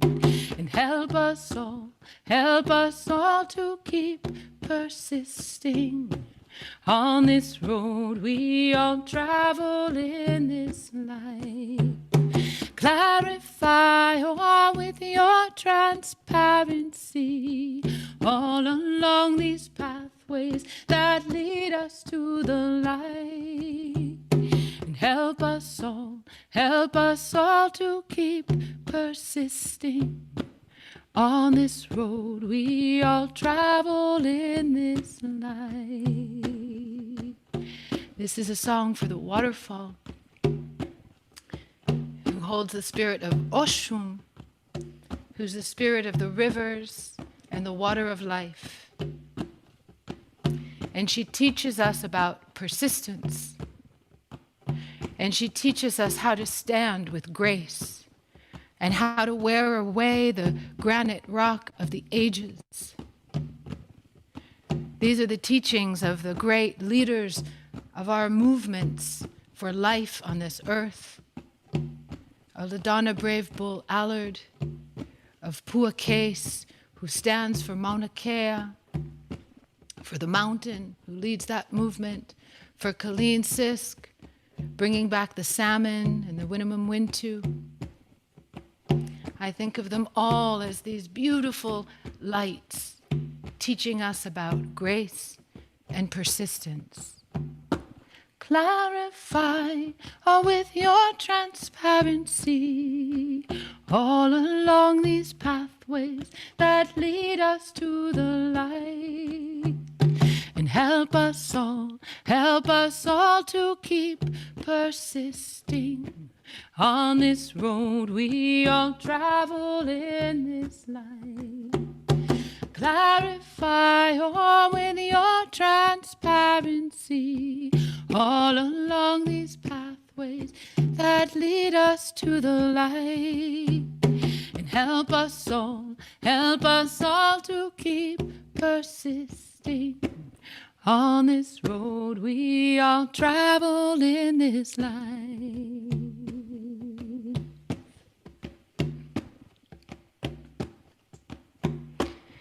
Oh, waterfall,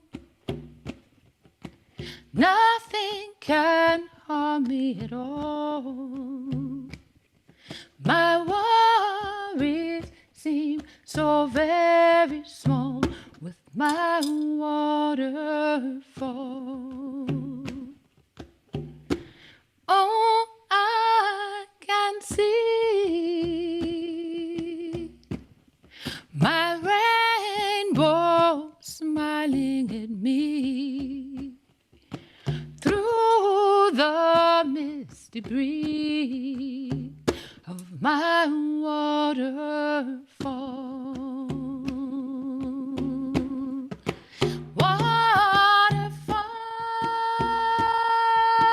Waterfall, don't ever change your ways. Fall with me for a million days, oh my waterfall,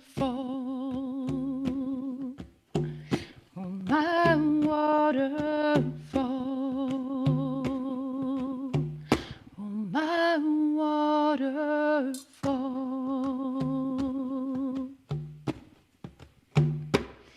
Oh, the waters of the waterfall go rolling, and my drum goes rolling, rolling, roll.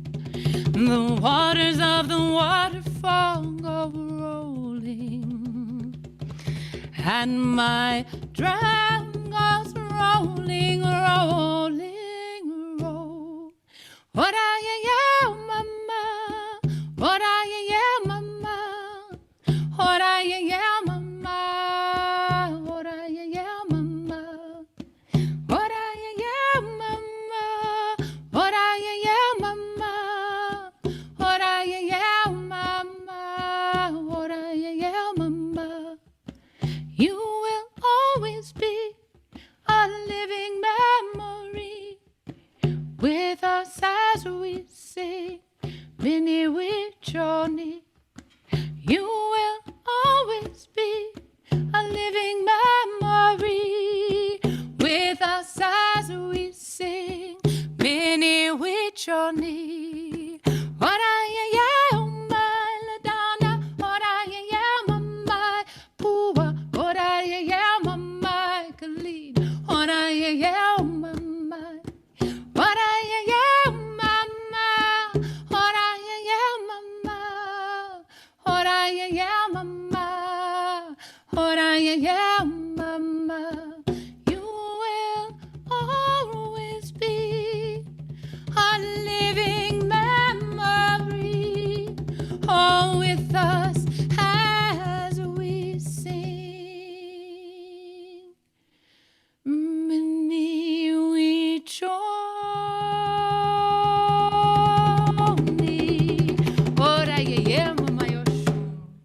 Water is life. Thank you so much to all of the ones that came before. And thank you so much to all of the ones who took that fire in your heart and who brought it back to your communities, for the ones who are standing up against Line 3, for the ones who are standing up to defund the pipelines, for the youth standing up, the Sunrise Movement standing up, the Mauna Kea protectors, the water protectors, the land defenders, to all of the people on this call and all of the people listening.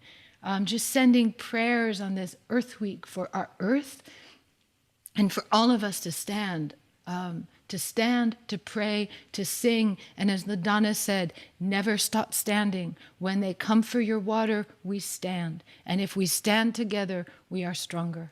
So thank you so much, Rain. And in memory of LaDonna, and the whole movement of Standing Rock, to just take a moment to travel back in time to what it was like to be there on the ground, standing for the first time for so many people coming together, and to seeing what happens when you follow the water of life, and where people all over the world woke up. And as LaDonna said in her tribute on Democracy Now!, there is no going back. We're not going back to being asleep, and we're waking up, and we are stronger than ever.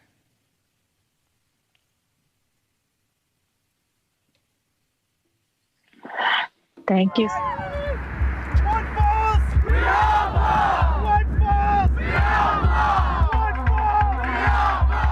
We have the potential for developing a political struggle that will, in fact, cement strategic alliances with environmental justice groups, with elected officials who, in fact, understand the dangers that big oil presents to Mother Earth.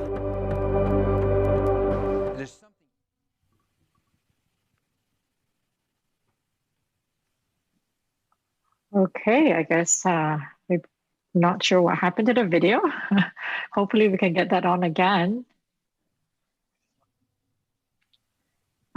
All right, thank you. Okay, so well, Bethany has done a great job introducing the video already, right? It's a tribute to LaDonna Brave Wool-Allard, and you know, about her work as that Bethany had mentioned. So I would just say, let's play the video, and then we'll reconnect again.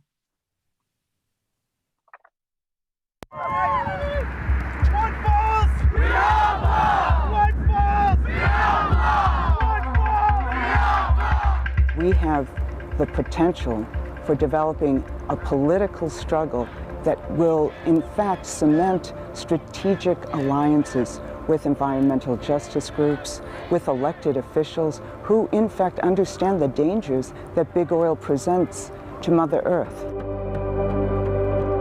There's something huge happening that most people are trying to ignore. If our system is predicated upon continued violence and rape of the land, then there's no just future for us as a society. This is a momentous day, and this is not the end of the movement, just the beginning. This tribe is not the only tribe facing threats from oil companies, mining companies. In fact, we're in a flint moment. But in Indian country, we've had thousands of flints for generations.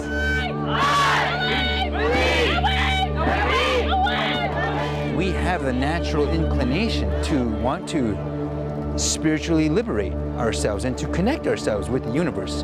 If there's things in the way of that, then we're going to instinctually work toward creating circumstances where we feel liberated, we feel good. We feel like how you feel when you sing, or when you dance, or when you laugh, or when you're able to disconnect from time, from the clocks, from currency, from your credit cards, from your ID, like at that camp.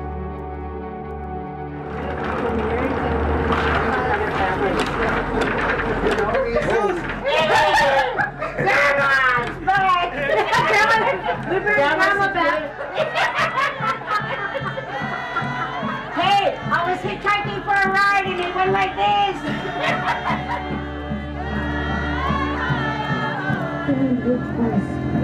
So this is a song for Yemanja. She's the queen of the water. The song says Yemanja, Yemanja, the mermaid of the waves, the queen of the sea. Whoever hears the call of Yemanja, the one that makes the fishermen cry. Whoever hears the call of Yemanja will go with her to the bottom and depths of the sea. We owe it to our ancestors to fight to live. And we have answered that challenging spirit that is in each and every one of us. So the linear age of man is over. And it's time for the woman to step up.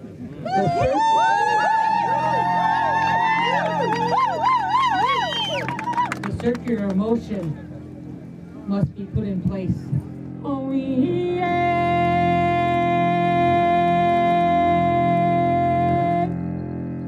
You can't learn this in a book.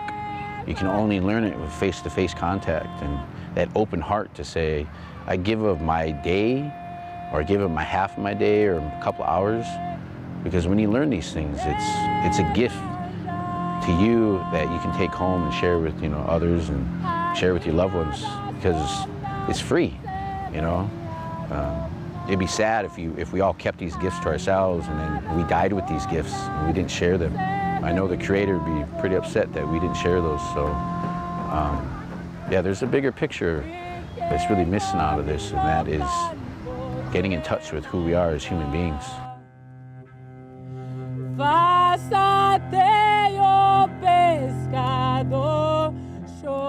I really have a lot to be grateful for. I'm receiving so much love here.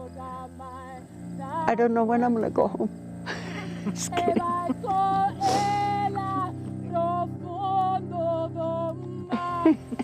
We are no longer a camp. We are a community. There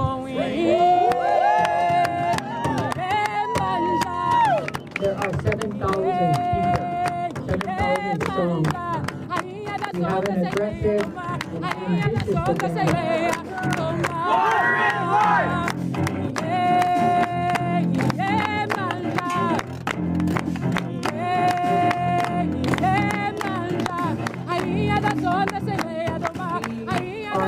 Egalitarian society. We are universal and we are a pluralistic society, and that encompasses all. We are talking about a voting bloc to get our tribal member into Congress in the state of North Dakota.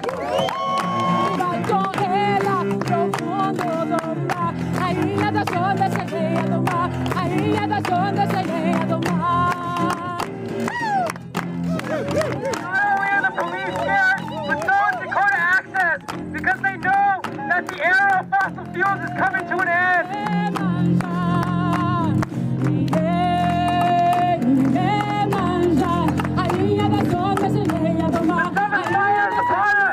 The seventh generation is here now. We're ready to take the lead and take the stand and say that enough is enough.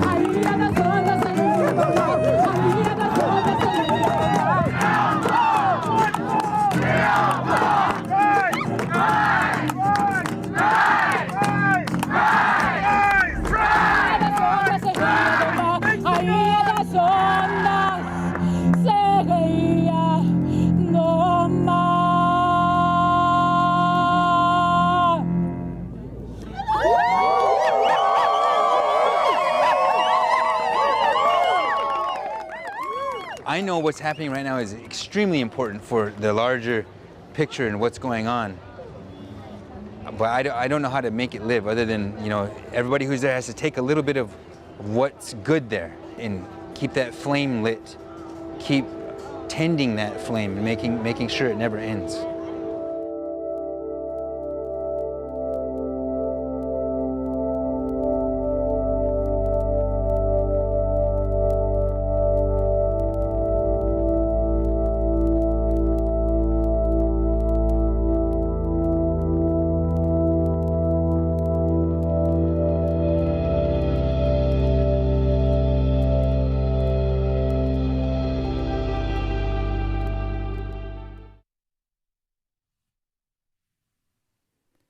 Our prayer is for our mountain, our rivers and our trees. Our prayer is for our children, that they may live in peace. Our prayer is for our Mauna and our sacred waterfalls. Our prayer is for the spirit that lives inside us all. So in memory of LaDonna Brave Bull Allard, and in a recommitment to the movement that she sparked, all of those people that you just saw, this is a movement, and this is now a movement for justice of all peoples. This is now a movement of standing with our brothers and sisters and understanding in our bones what unity means, and understanding the legacy of this country of slavery, of genocide, and how it's time to write a new story. And there's so many people that came, that went to Standing Rock, that really, like I said, took that flame, just like Chase Iron Eyes said, into their hearts, and have lit that flame at home to stand for the earth and to stand together. And together we rise. The sea lifts all boats in this case. So here we are standing together, and Lou Aya was talking about the movement to defund Line 3, the Line 3 pipeline in Anishinaabe territory. It's the same dirty tar sands oil pipeline, the worst, like game over for the client, for the climate, for the earth. They're taking from Canada and want to pipe across the pristine wetlands, the Anishinaabe territories, under the rivers and the headwaters of the river for everyone. I mean, the craziness and the disease inside of our culture, nobody can ignore it anymore. So these young people are rising. And so the next video is actions that they're taking in San Francisco that have been organized. Keeping that memory alive and standing. So if you ask, well, what can I do?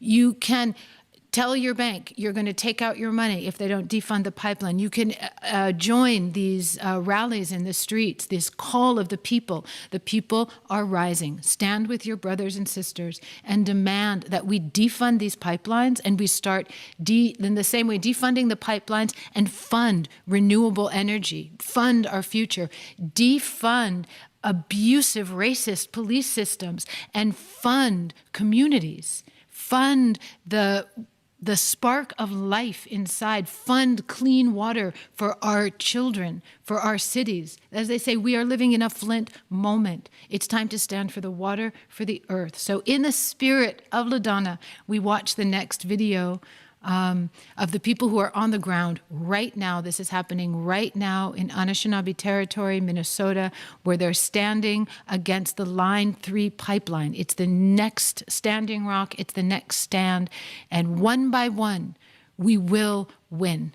One by one, we will get justice. One by one, we will stop these pipelines, and we will write a new story. That is our burden. That is our gift. That is the promise of the future. And that is how we stand, and we honor the legacy of these extraordinary people who came before. Defund Line 3. The people and the water will flow. free. Today we are here in San Francisco in Ohlone territory, outside of the Wells Fargo headquarters. Our lovely allies of the Thousand Grandmothers had blockaded the streets for us, where we're able to paint our beautiful street murals of solutions of what we know exists and how we can continue to live a world that's viable for a healthy and sustainable future. Defund Line 3. And we're outside of Wells Fargo because Wells Fargo's headquarters and Wells Fargo in general are invested into the Line 3 pipeline and many other fossil fuel industries. The people and the water will flow free. All together, let's go. Defund Line 3. Line 3. The people and the water will flow free. Respect indigenous land. Defund. Respect indigenous rights. Line 3. Respect indigenous women and Two-Spirit people. Let the waters flow free. Defund Line 3. Fighting for future generations. The people and the water will flow free. Fighting to defend life. Line 3. Future generations. The people and the water will flow free. Defund Line 3. Defund. Stop the pipeline. This despite the indigenous rights violations that come with that pipeline and the climate chaos that it would bring. Despite the threats to Minnesota's lakes, Wells Fargo continues to support Enbridge and the Line 3 pipeline. The people and the water will flow free. How you doing? I'm doing great.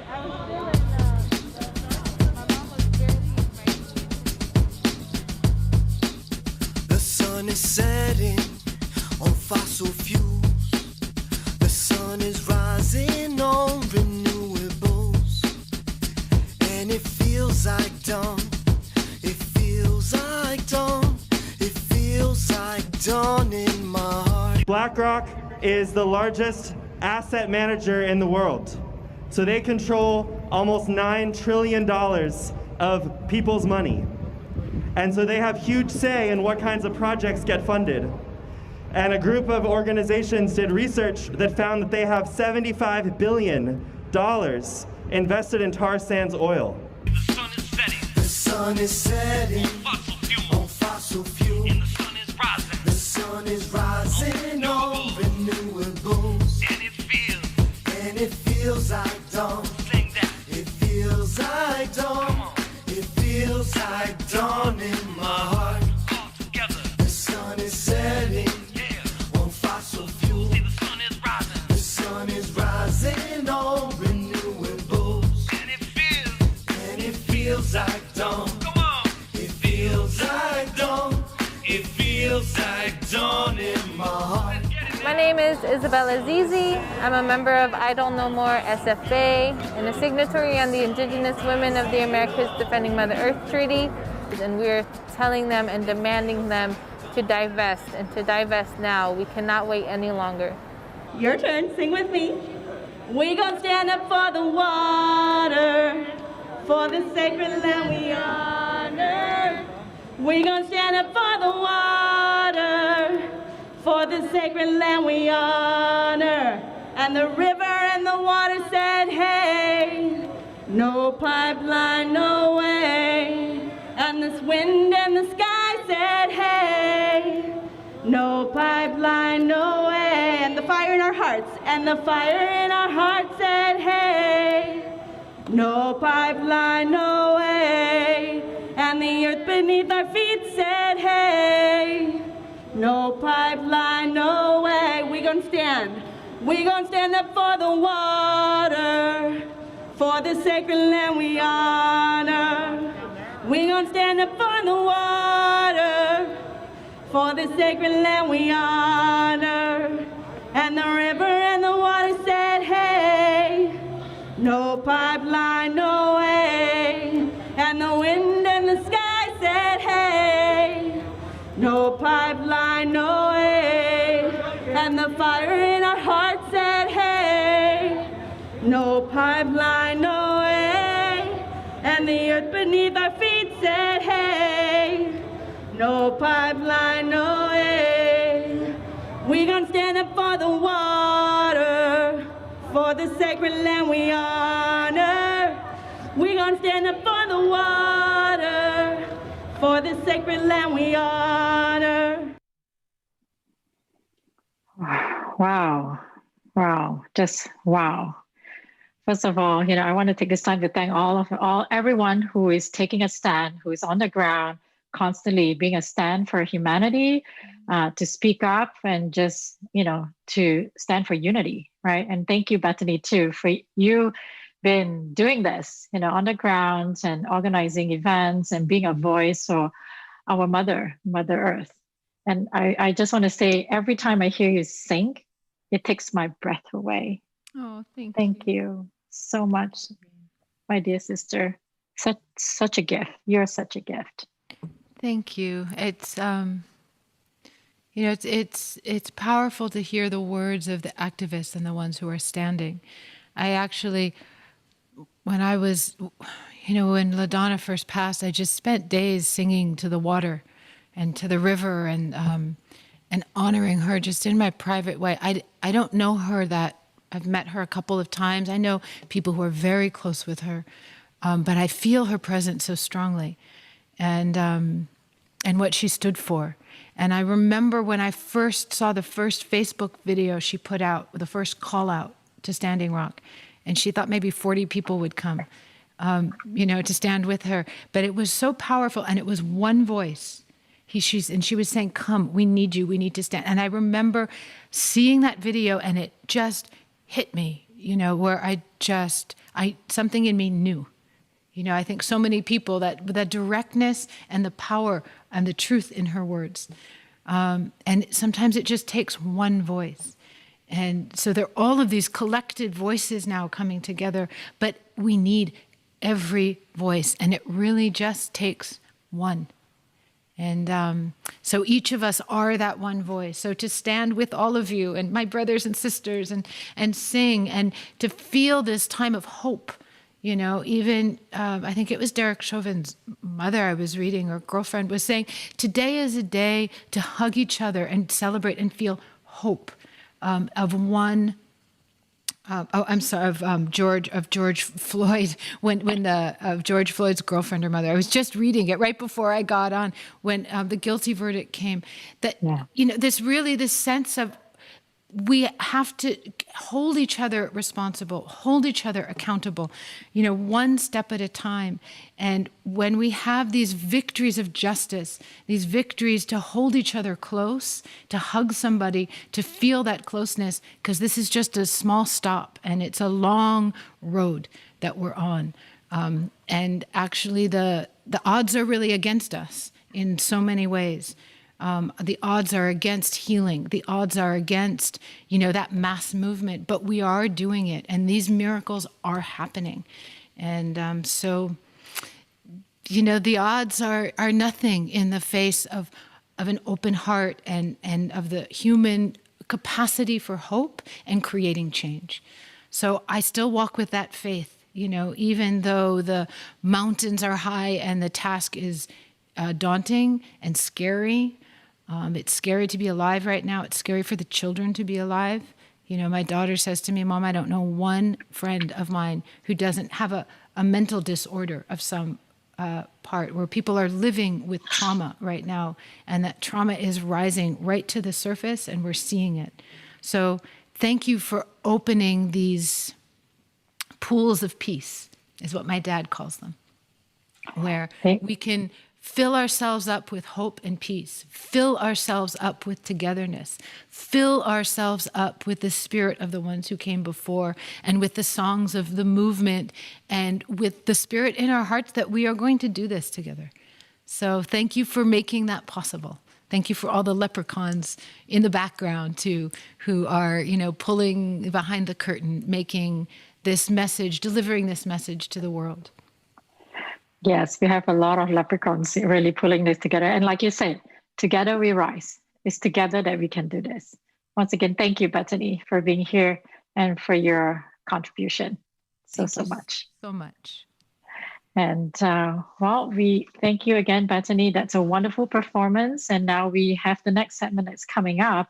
It's a video, and it's video by Uncle Angangak. And he's going to be sharing about his video's message is about honoring women and the significance of women in our society. It's about, it's time to honor the sacred feminine. It's time to create balance between men and women, equality for all. And just a little bit of his background, Uncle's background, he's a shaman, he's a traditional healer, storyteller, and a carrier of the Kiwat, whose family belongs to the traditional healers of the far north from the Kalalit, Nunit, Greenland. He bridges the boundaries of cultures and faith in people young and old. His teachings are deeply rooted in the wisdom of the oral teachings or traditions of his people, which enable people over thousands of years to survive in one of the harshest places on earth. And he has spoken in many conferences, about climate change, environment, spiritual, and indigenous issues. So here's a video about him sharing about sacred feminine. Which I wanted to talk about, the matriarchal society. First, this is the last month of the old year you and I will go through until that sun comes back at the belly button of the world. The belly button of the land mass of the world is in the North Pole, you and I will know it as. That belly button has been in the darkness without the sun for 6 months. And on March 21, the sun will rise, which causes us to celebrate. But then those of us for the south, our daylight has increased more and more every day. And then at the end, the belly button, the sun will shine, which is a celebration that the new year has arrived.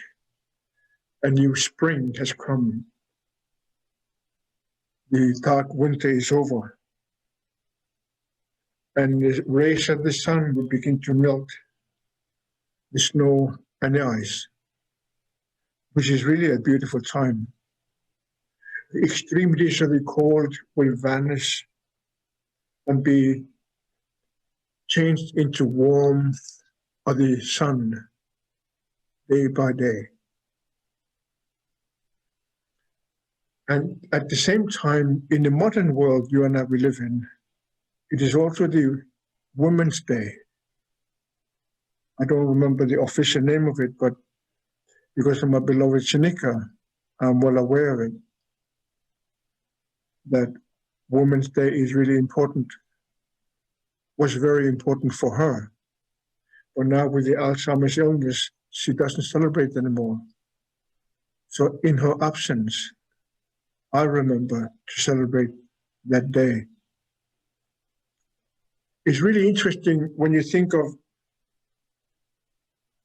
having experienced the matriarchal society where the grandmothers decide what will happen in the village.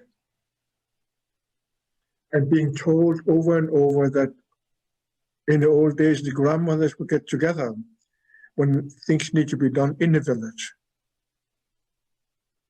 And when I remember back, it would talk about removing the snow from Kammak, the stone house we lived in.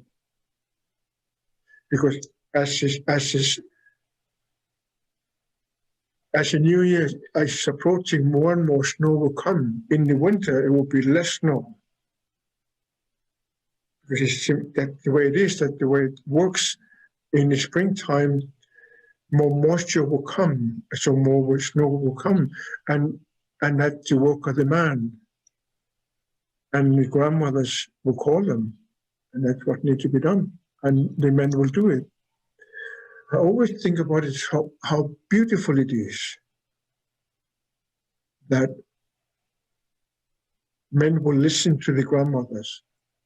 And then they would have their own counsel and say, okay, you do this, you do that, we do this. So they divide themselves to do what needs to be accomplished in the village.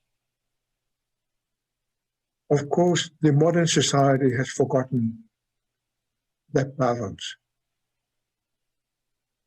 And it is so interesting at the change of times in my own country, when the settlers took over the country and made their laws the law of the land, where people had to be elected, women could not vote. I've always found it so interesting that the modern man did not recognize the woman as important. But they are so important. They are so important. So I wanted to mention that because the society you and I will live in today, we are in a turmoil everywhere because of the pandemic as well. The pandemic caused that turmoil to become in the forefront for all of us. How did it happen? What happened? We stopped honoring the grandmothers. We look upon them as old women. But fascinatingly enough, those old women we look upon down at the grocery store, they are the women who have given birth to these men who now control their lives. They were the first one to feed that man when he came to this world. She was the first one to put clothes on that little child. And that little child grows up as a man and do not honor the woman. I think of it, now that I'm older, I think of it, when should I honor the woman? What does it mean to honor the woman? Now that I'm a father and a grandfather, I think, wow. And in particular that my beloved wife is now in Alzheimer's home, I'm sitting here alone and wondering, how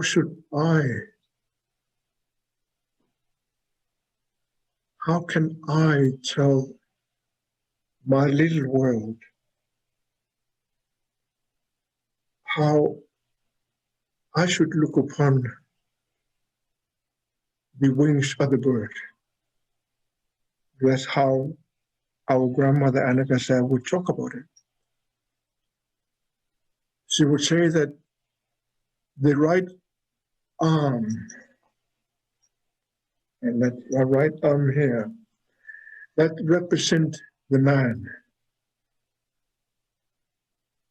And she would say far away from the heart. And then the left arm, closest to the heart, is the woman. If those two should meet and create a family, their idea was supposed to be to lift up the family.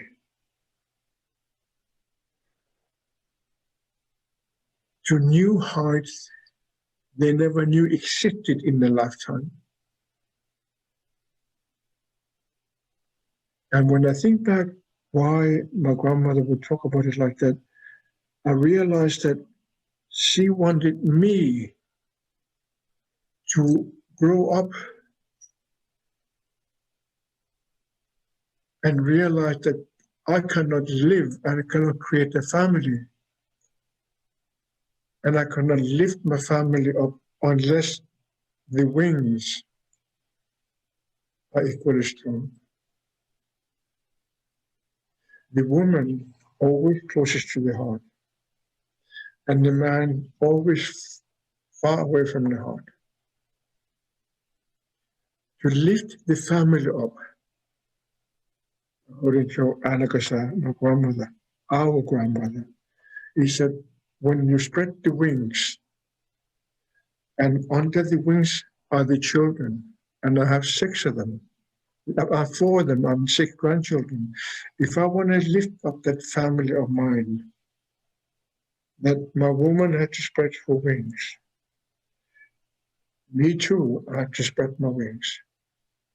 Then the wings had to be equally strong. Only then can we, as parents, lift the family up. And it is so interesting, because I often imagine myself that there has to come a time in my life where I will spread my wing, not to become independent, but to become dependent on my woman, or the woman in the community. And it is so interesting in today's modern world, where we travel so much by airplane, at least before the pandemic, that we just take for granted that we go on board the airplane and the engine is started and it takes off, lift off, and take us to the destination.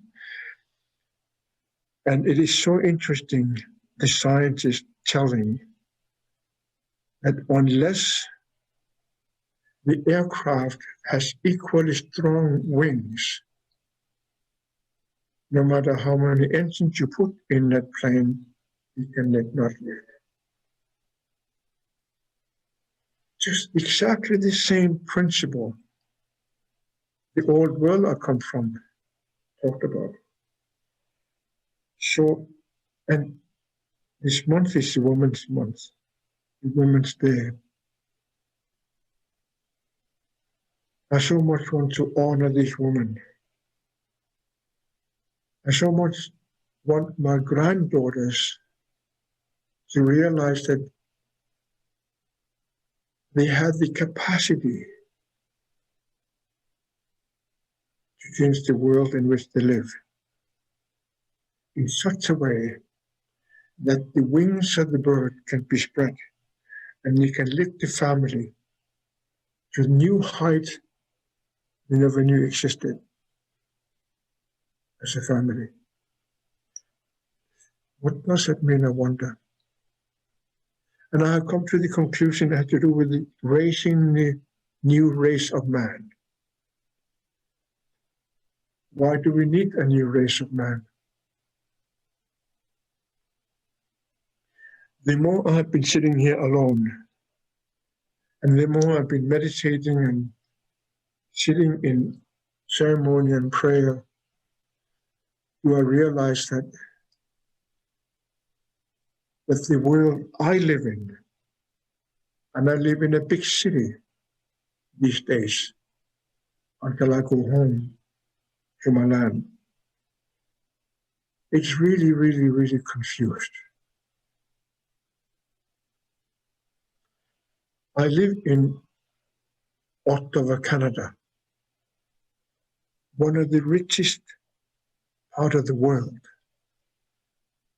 on earth. Yesterday, I went to my grocery store. I was in a hurry, but outside, I saw 2 grandmothers walking really slowly, both of them sideways, carrying bags. And they were walking towards me as I'm walking towards my store. So there's a traffic light between us, and I looked at them. The other woman put the bag on the street to rest her arm. And as she changed, she picked it up and really sideways carrying whatever she has in her bag. So I just waited for them to come across. And I stopped them as they came across the street and said, may I be of assistance to you? I asked them. The woman who had put the bag on the street, on the ground, didn't look up. She just says, yes, please. And the other one who didn't put her bag on the ground just looked at me. And I just smiled at her and said, may I help you also? The woman who put down her bag to the ground was really apologetic and saying something to the effect that, oh, I did not realize how heavy my bag was. But my old legs are really having a hard time. So I just said, let me take them, and then you can just tell me which way to go. So I took them home. Luckily, they were not far away from their store, but 10 minutes, and they live in the same building. So I took them to the door, and I realized that they were not going into the first floor. So I said, let me just carry them to your door. Oh, please, please. So I carried them to the second floor, and they were living across from each other. So I put the bags down.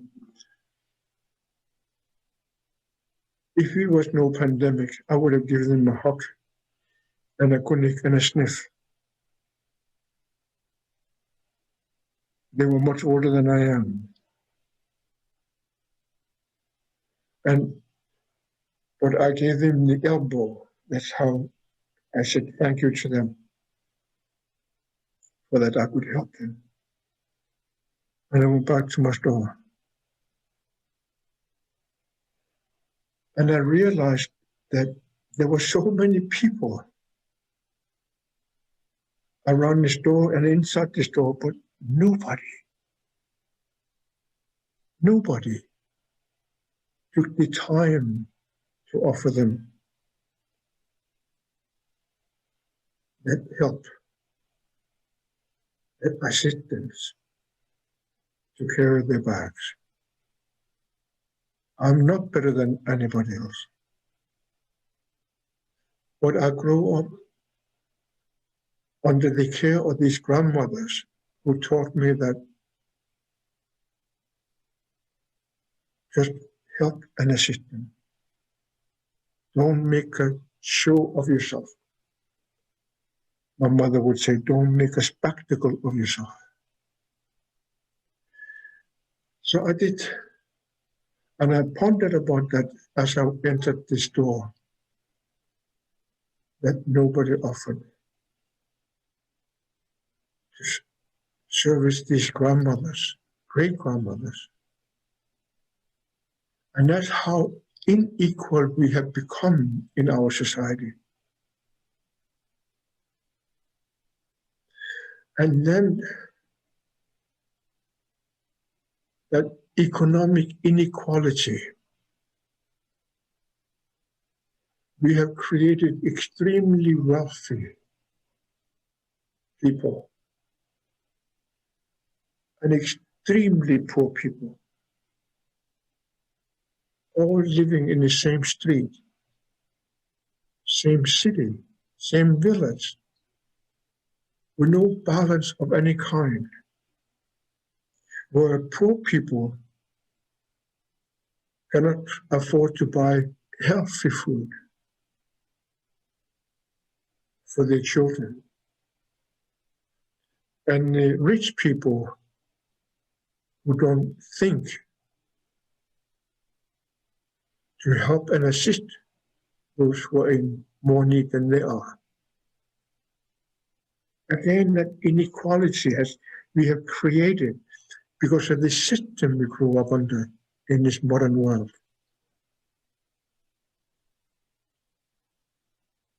Then it becomes really clear that in a political system, we are so unequal. And then, of course, it comes down to those four races of people on earth. As the old people tells it, in the east when the sun rises and she leaves the contour of the earth, that sun becomes yellow. And next time you have a chance, you should look at it yourself. She will come orangey, and gradually from orange color, she will become pure yellow sun. And now we know that in reality, there are yellow people on this earth. And as the sun goes up to the high noonday, she shines highest upon us. And it is so interesting that sun always becomes white in her brilliance. And we have white people on this earth. Then in the west, as the sun goes down, she becomes deep red. Now we know that us, the indigenous people of the world, we are the red people. We don't live only just in North America and South America, Caribbean, Pan America, but distributed all over the earth as indigenous people. Then at night, it's always black. And it's so interesting that we have black people on this, right? And we have become so educated and advanced in every aspect of life except that we have created racism. Racism has always existed. Always. Ever since the dawning of mankind, which scientists seem to believe comes from Africa. And that our colors changed according to where we live.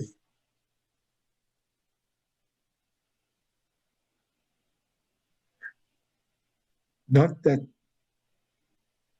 we are different from each other, because according to where we come from, not because we're better than the others or worse than the others, but because mankind, as he advanced, has not been good to each other. So slavery started pretty early from those rich ones using the poor ones as their slaves. And when you look at it today in 2021, that little beautiful country called United States of America was built by the black slaves. Their economic base was created by the wealth they took away from the workers without paying them. And the same thing for the empires of other countries. The German Empire, the Russian Empire, Chinese Empire, Middle Eastern empires, Dutch empires, Portuguese, Spanish, Italians, Greeks, Egyptians, all these empires used slaves and built amazing buildings like pyramids, amazing Roman buildings, Greek buildings, amazing infrastructures built in European countries.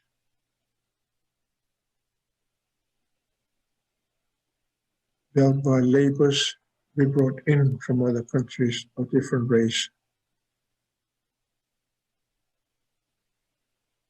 No country is spared in the world. We all did that to each other. Then, of course, in that imbalanced world we live in, we want to be stronger than the others. So we called for wars.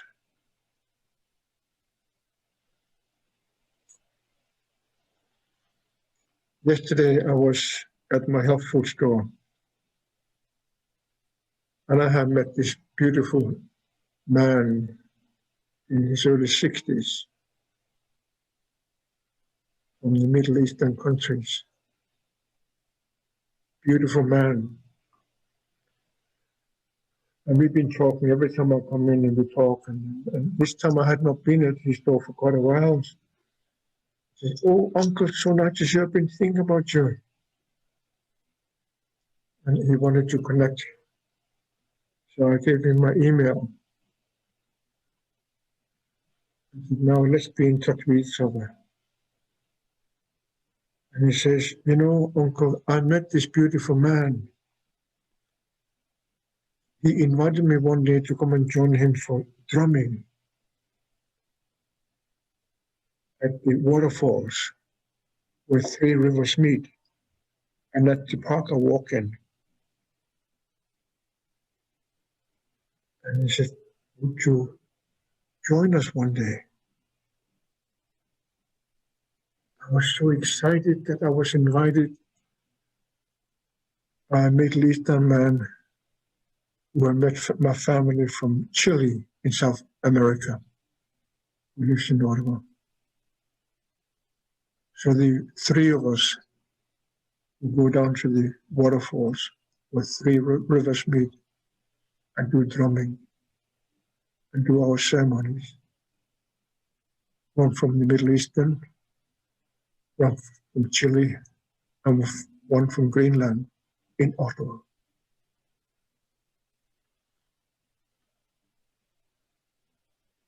And that's how I would love to see us, mankind, becoming. Not seeing the differences of each other, but seeing the beauty of the differences we come to this world.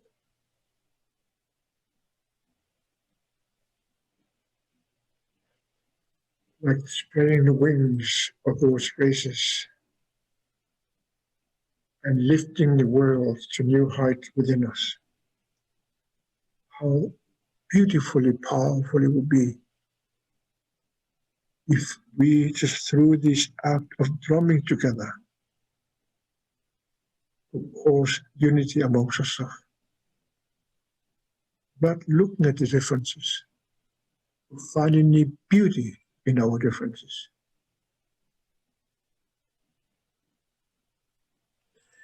Which brings me back to the world of man and woman. If man could learn to recognize the beauty of the woman, not that physical thing, but that spirit the woman carries through this world. If he could learn to do that, he would literally lift himself to become equal to that woman. And together, we could lift us to realize that we don't need war. We don't have to kill each other to understand each other.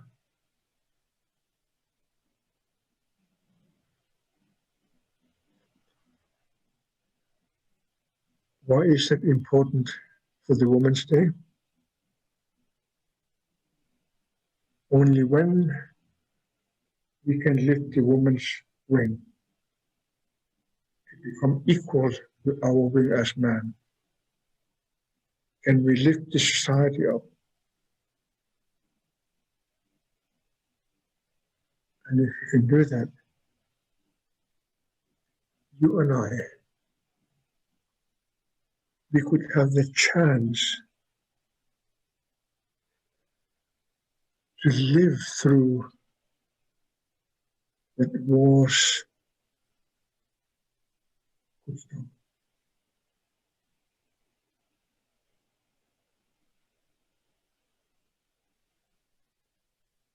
I've been to many, many, many countries in my life. I'm always so aware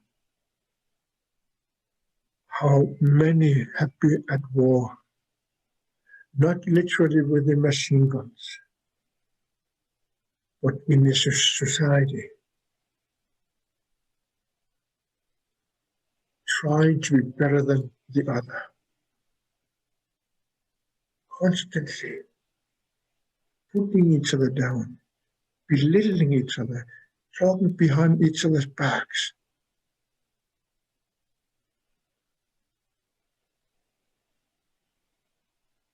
And never finding the beauty of one another.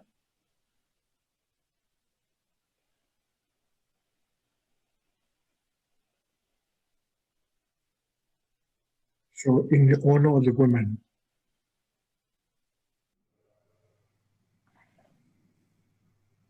what a powerful message by Uncle to remind us that it's time for us to honor women, that to give her a seat at the table, that it's time for us to hear their voices and their wisdom, including our Mother Earth. Thank you for your wisdom, Uncle. And right now, we have an amazing, talented performer here with me today, right now. And her name is Lindsay Wise. And my understanding is Lindsay, immediately following the birth of her first child, Lindsay actually bled to death. And during her near-death experience, she found herself surrounded by multitudes of light beings who initiated her into a world of subtle energies and healing vibrations. In that moment, Lindsay realized that all beings create their own unique vibration, their soul song. And Lindsay's work is to awaken humanity to the power of connection. She sees motherhood as a sacred calling, and through her work and through her songs is how she touched souls. Welcome, Lindsay. I'm so grateful to be here introducing you, and looking forward to your performance. Over to you. Thank you so much, dear Rain. And thank you so much, dear Rain. Thank you so much to Uncle. We appreciate you. And I appreciated also that you were able to share the story about my near-death experience. And when I was surrounded by all of those multitudes of light beings, I want to share that every light being sounded like a crystal bowl, a divine emanation. And I had to be rushed to be electrically resuscitated and given 5 units of blood. And as I received all 5 units of blood, I realized that that blood transcended religion. It transcended race, gender. It was all love. We're made of love. I'm going to just welcome an invocation for Jagdambe, the mother of all creation, blessing my own 3 children and all the children. So bringing one hand to the heart and the other to the womb, closing your eyes for a moment as we acknowledge the mother of all creation. Jyoti Ma, Jagdambe, Jagdambe, Jyoti Ma.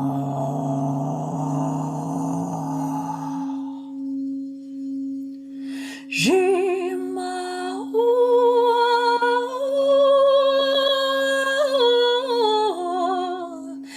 Jai Kali Ma, Jai Parvati Ma, Jai Saraswati Ma.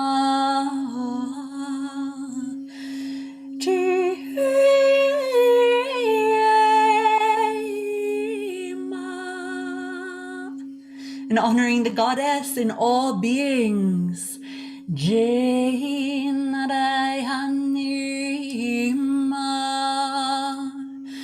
Jyoti Ma.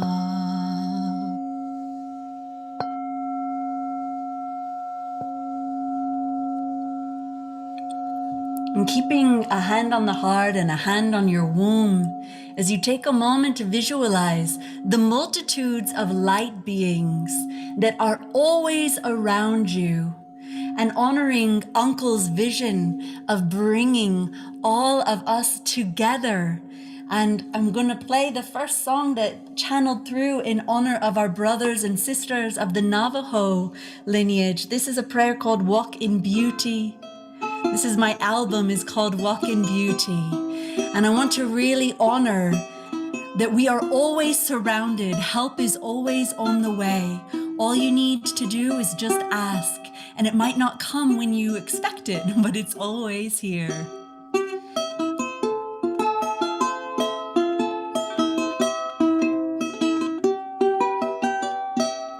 As I walk, the universe is walking with me. As I walk, the universe is walking with me. In beauty it walks before, in beauty it walks behind, in beauty it walks below, in beauty it walks above. Beauty is on every side. As we walk with beauty. Beauty is on every side. As we walk with beauty. Together we walk with beauty.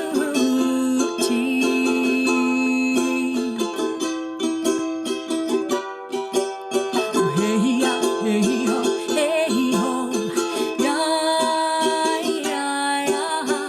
Hey, ho, hey, ho, hey, ho. Yeah, yeah, yeah. Hey, ho, hey, ho, hey, ho. Together we walk with beauty. Together we walk with beauty.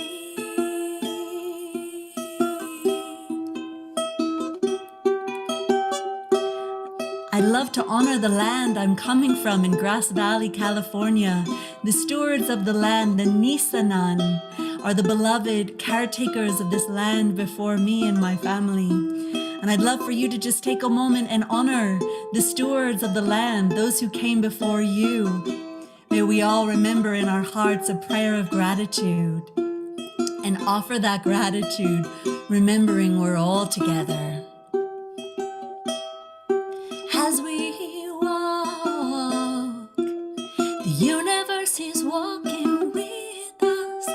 As we walk, the universe is walking with us. Together we walk with beauty.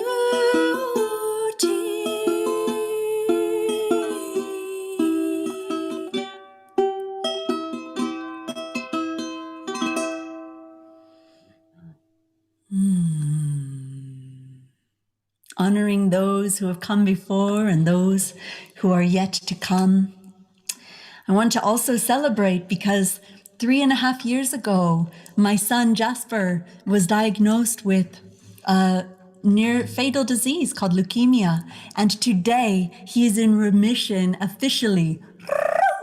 And it was such a journey to go through, to be forced and into a government medical system. There's a mandated protocol that any child diagnosed has to go through 3.5 years of chemo. We moved from Indonesia, and most people don't know that. And it really makes my blood boil as a mother. And yet today, my son Jasper is sovereign. And I want to honor all of the elements that we all are, the earth, as well as the water and the fire, all of us together. And I'm going to chant a rainbow song that I know we all know, so we can sing it together. So I'm going to call it first, and then please call it back to me so we can sing this together, yeah? So thanking my teacher who supported me to make this beautiful drum, carrying these vibrations into the heart of our mother. Please sing along with me. I'll call it first, and please respond it back. Earth, my body, water, my blood, your turn. Air, my breath, and fire, my spirit. Earth, my body, water, my blood. Air, my breath, and fire, my spirit. Hey ah, hey ah, hey ah, hey ah, hey ah, hey ah, ho. Hey ah, hey ah, hey ah, hey ah, hey ah, ho, ho. Earth, my body, water, my blood. Air, my breath, and fire, my spirit. All together. Hey ah, hey ah, hey ah, hey ah, hey ah, hey ah, ho. Hey ah, hey ah, hey ah, hey ah, hey ah, ho, ho. Hey ah, hey ah, hey ah, hey ah, hey ah, hey ah, ho. Hey ah, hey ah, hey ah, hey ah, hey ah, ho, ho, ho. Again, please respond. You know the code of this next song. I know you do. The earth is our mother. We must take care of her. Your turn. The earth is our mother. We must take care of her. Hey ah, hey ah, hey ah, hey ah, hey ah, hey ah, ho. Hey ah, hey ah, hey ah, hey ah, hey ah, ho, ho, ho.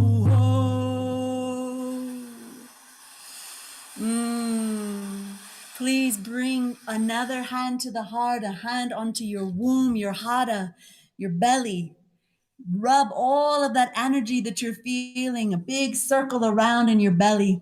And let's all just take a moment to close our eyes together as a collective, to feel into the power of every cell, every atom that we carry as a collective, and how powerful we are when we come together in our strength and in our radiance.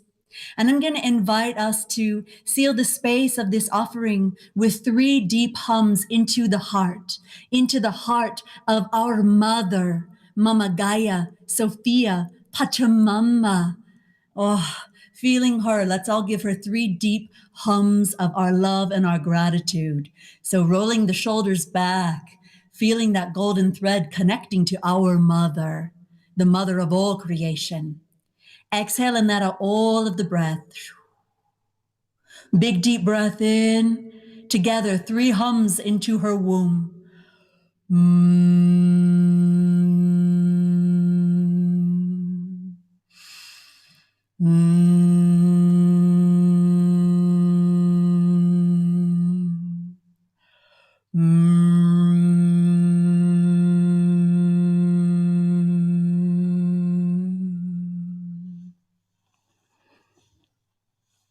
Jyoti Ma, victory to our mother. Thank you for inviting me to share these prayers. Blessings, our beloved global family. Thank you. Namaste.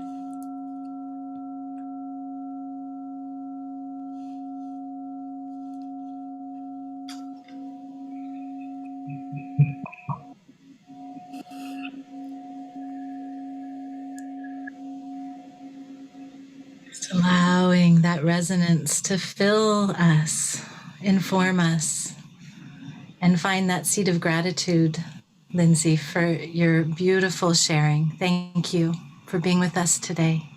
It's such a gift. And now we have another gift in store for us. we have with us Maja Jinki Bora. And she comes, and now Jinki, you're going to have to correct me if I say this incorrectly, but please let me try. Nagombal Gondwandaland. And we in the Western world know this as Australia. Did I get it right? I hope so. Yeah. So from the back, and we always bring it from deep within us, where everything starts. The language then comes forth, and then it comes through the tongue and through the lips, and we say Moombal. Moombal and Gondwanaland. So thank you very much for having me here. And let me share a few things about you, if I may. I would like to share with everybody that Jinki is a chief navigator of the New Way Dreaming Movement. She is an award-winning singer, a songwriter, and a storyteller, and the grandmothers of the star skin law of creation. And so with that, please grace us with your beautiful music and your wisdom. Beautiful. Bora, Bora, Bora. Earth star, Earth star, Earth star. Bibi Bora, Bibi Bora, Bibi Bora. I'd like to acknowledge all the beautiful relations here from the four corners of the earth, the 8 directions, Aniwal, the river, Goal, the coast, Wadi, the island, Wallich, the desert, Warangari, Walangari, Inja Kujara, one circle, coming together, going together. Kujara, Kujara, Kujara. Kujara, Kujara, Inja Kujara. Yai Kujara, Kujara. Kujara, Kujara, Inja Kujara. Yai Kujara, Kujara. Warangare, Walangare, Inja Kujara, Yai Kujara, Kujara. Warangare, Walangare, Inja Kujara, Yai Kujara, Kujara. Hey, Mejara Nyara, Raji Boro, Raguja. Mejara Nyara, Raji Boro, Raguja.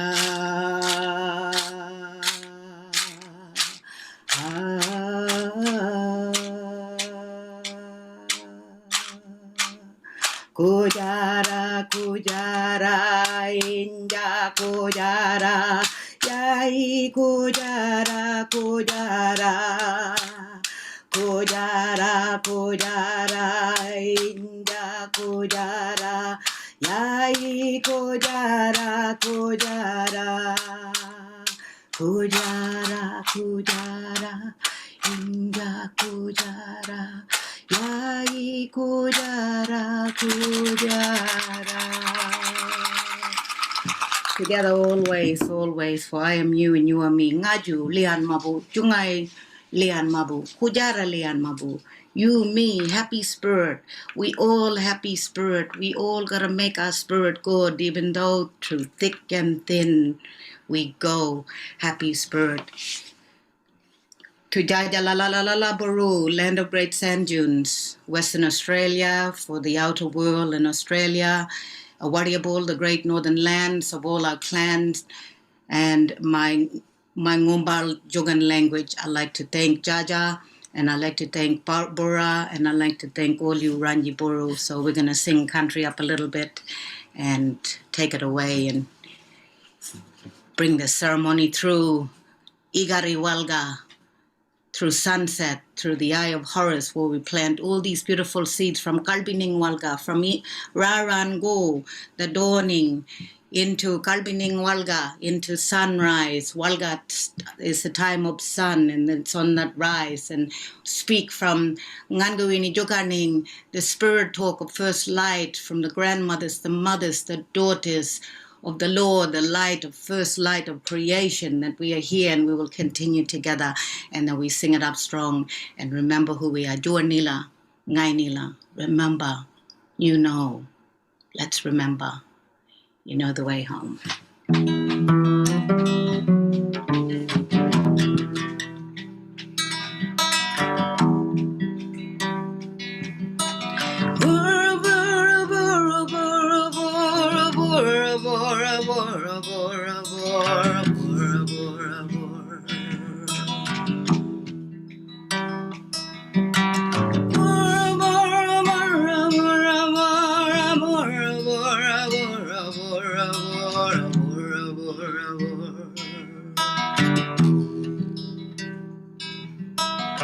One more together before the Gaia came.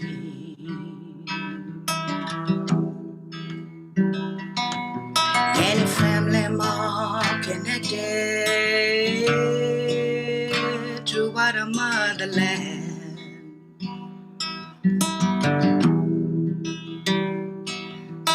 Remember us together, we were happy and free.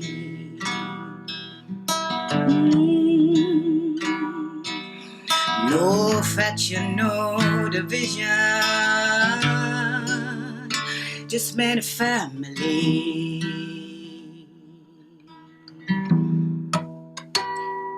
Land of my mother, land of my dreaming,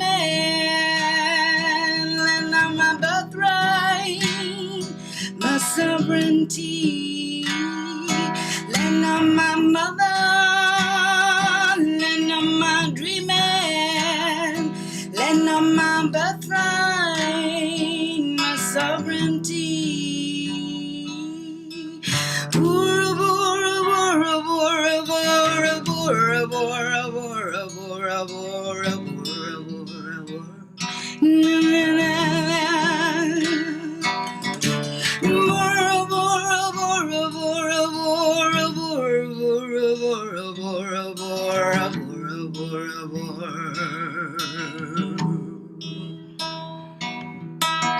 Gather round your campfire,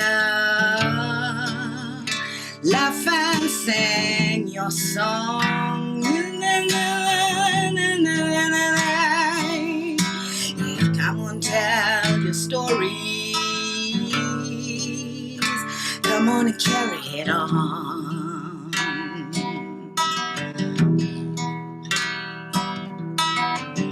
One more together, one more, one song line. Family and culture, one more, one bloodline. One bloodline, one bloodline. Land of my mother, land of my dreaming, land of my birthright, my sovereignty. Land of my mother, land of my dreaming, land of my birthright, my sovereignty. Bora, bora, bora, bora, bora, bora, bora, bora, bora, bora, bora, bora. Bora, bora, bora, bora, bora, bora, bora, bora, bora, bora, bora, bora. Bora, bora, bora, bora, bora, bora, bora, bora, bora, bora, bora, bora. Bora, bora, bora, bora, bora, bora, bora, bora, bora, bora, bora. Na na na na. Na na na na na. Na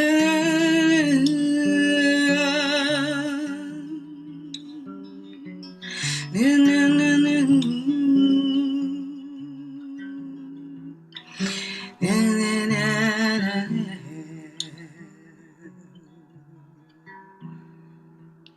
The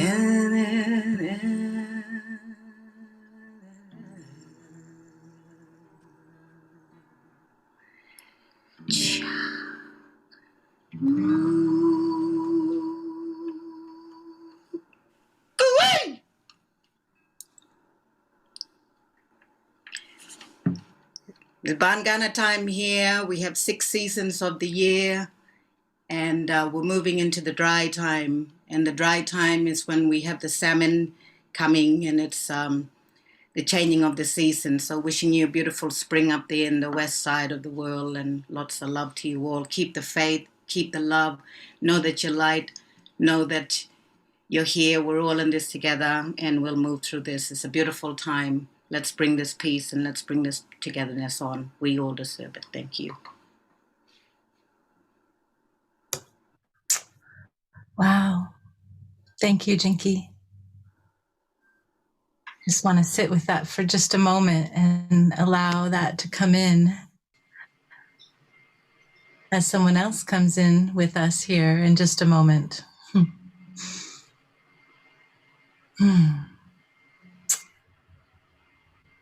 Next, we have with us Yi Luisha Tish.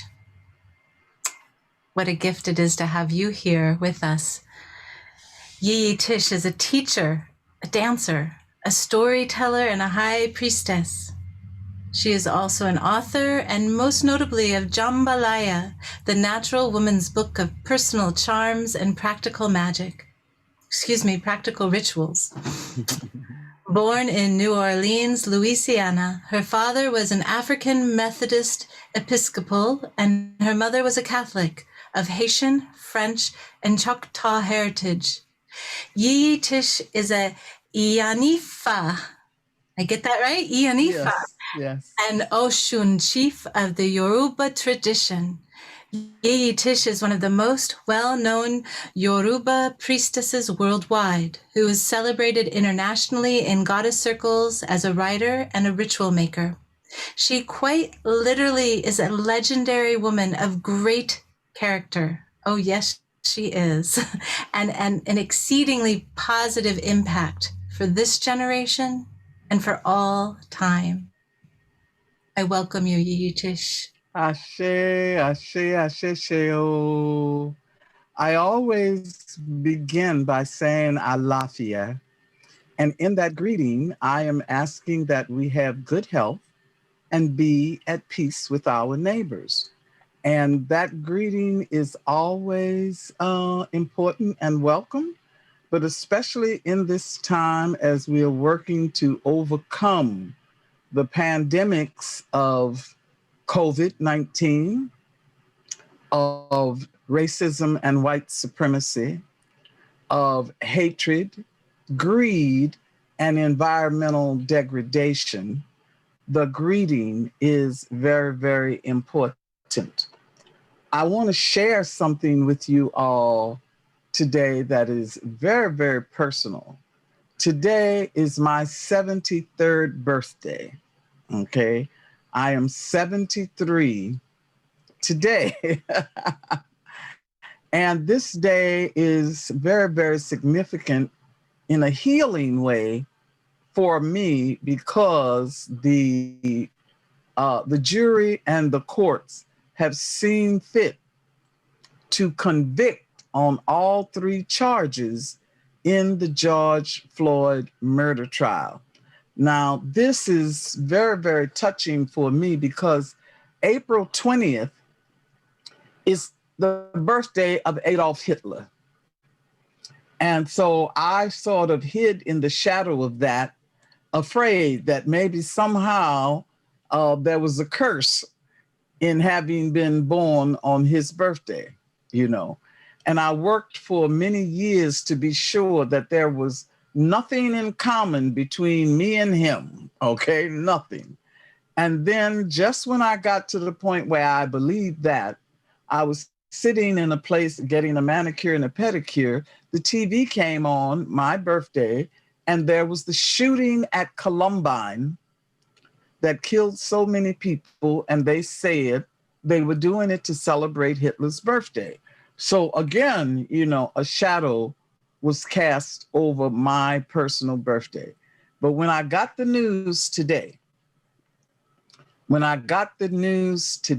of this conviction, it renewed my faith that justice is possible. It renewed my faith that healing is possible. And though I have received flowers and fabrics and fruit and all kinds of wonderful gifts, the gift of today is that that verdict has renewed my spirits and increased my commitment to work for a world where we are all kindred spirits, respecting each other and loving our Mother Earth. That's, today is a wonderful, wonderful day for me. I consider myself blessed to be a part of this grouping, a part of the Fountain, a part of the Center for Sacred Studies, a part of the delegation for Mother Earth, of all of these things. And so I bring forth at this time one of my favorite prayers, a piece of one of my favorite prayers, okay?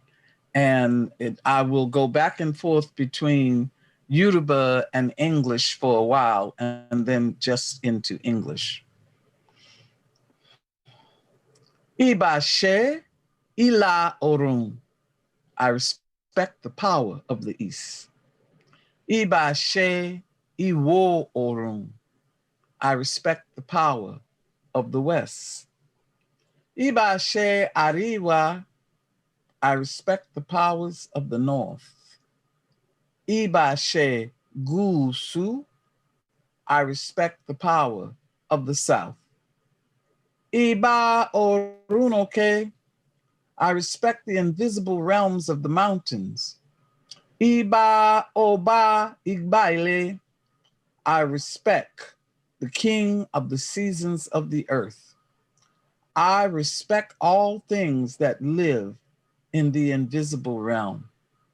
I respect the spirit of the ocean, the one who makes things prosper. I respect the power of the wind, the mystery of the mysterious world. I respect the Mother Earth, who sustains the universal alignment of all things in nature.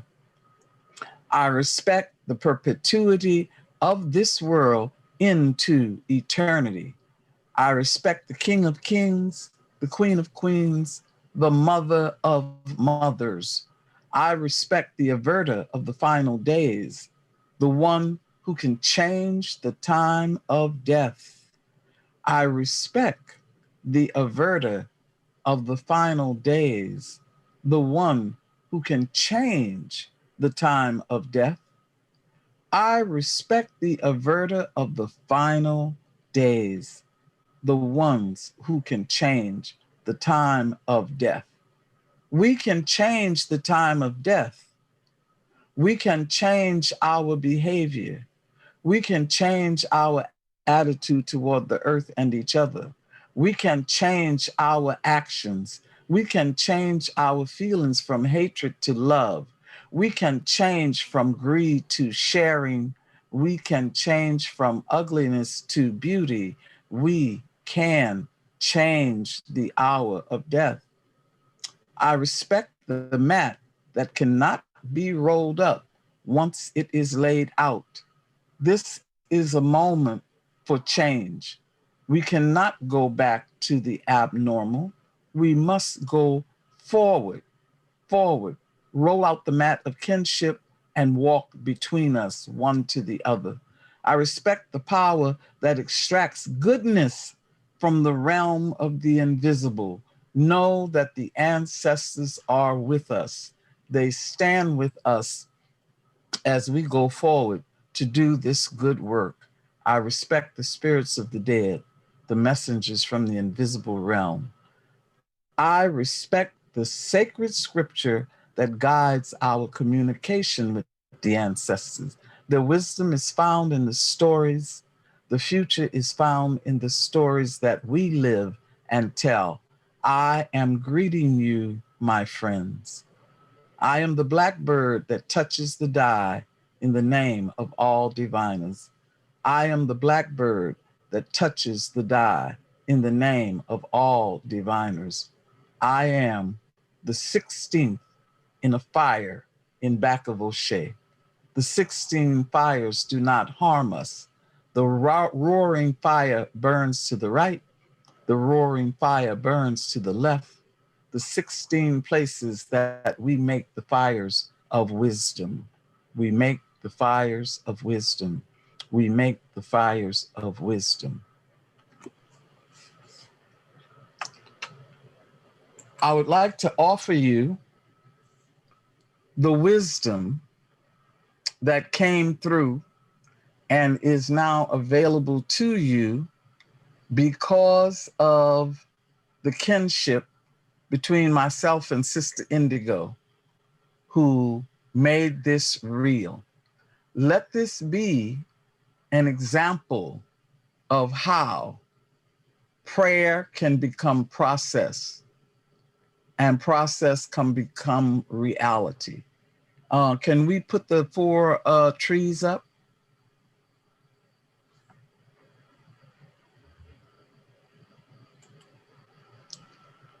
Let's see, I can't see it. Is it possible to make it larger?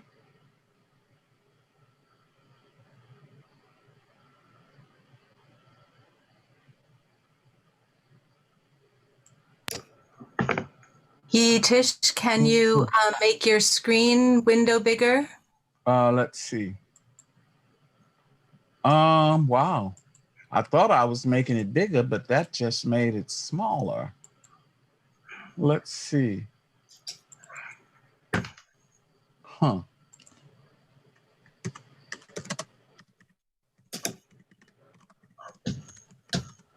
I'll see if I can find it in my computer. Okay, can the audience see it? There we go. Okay.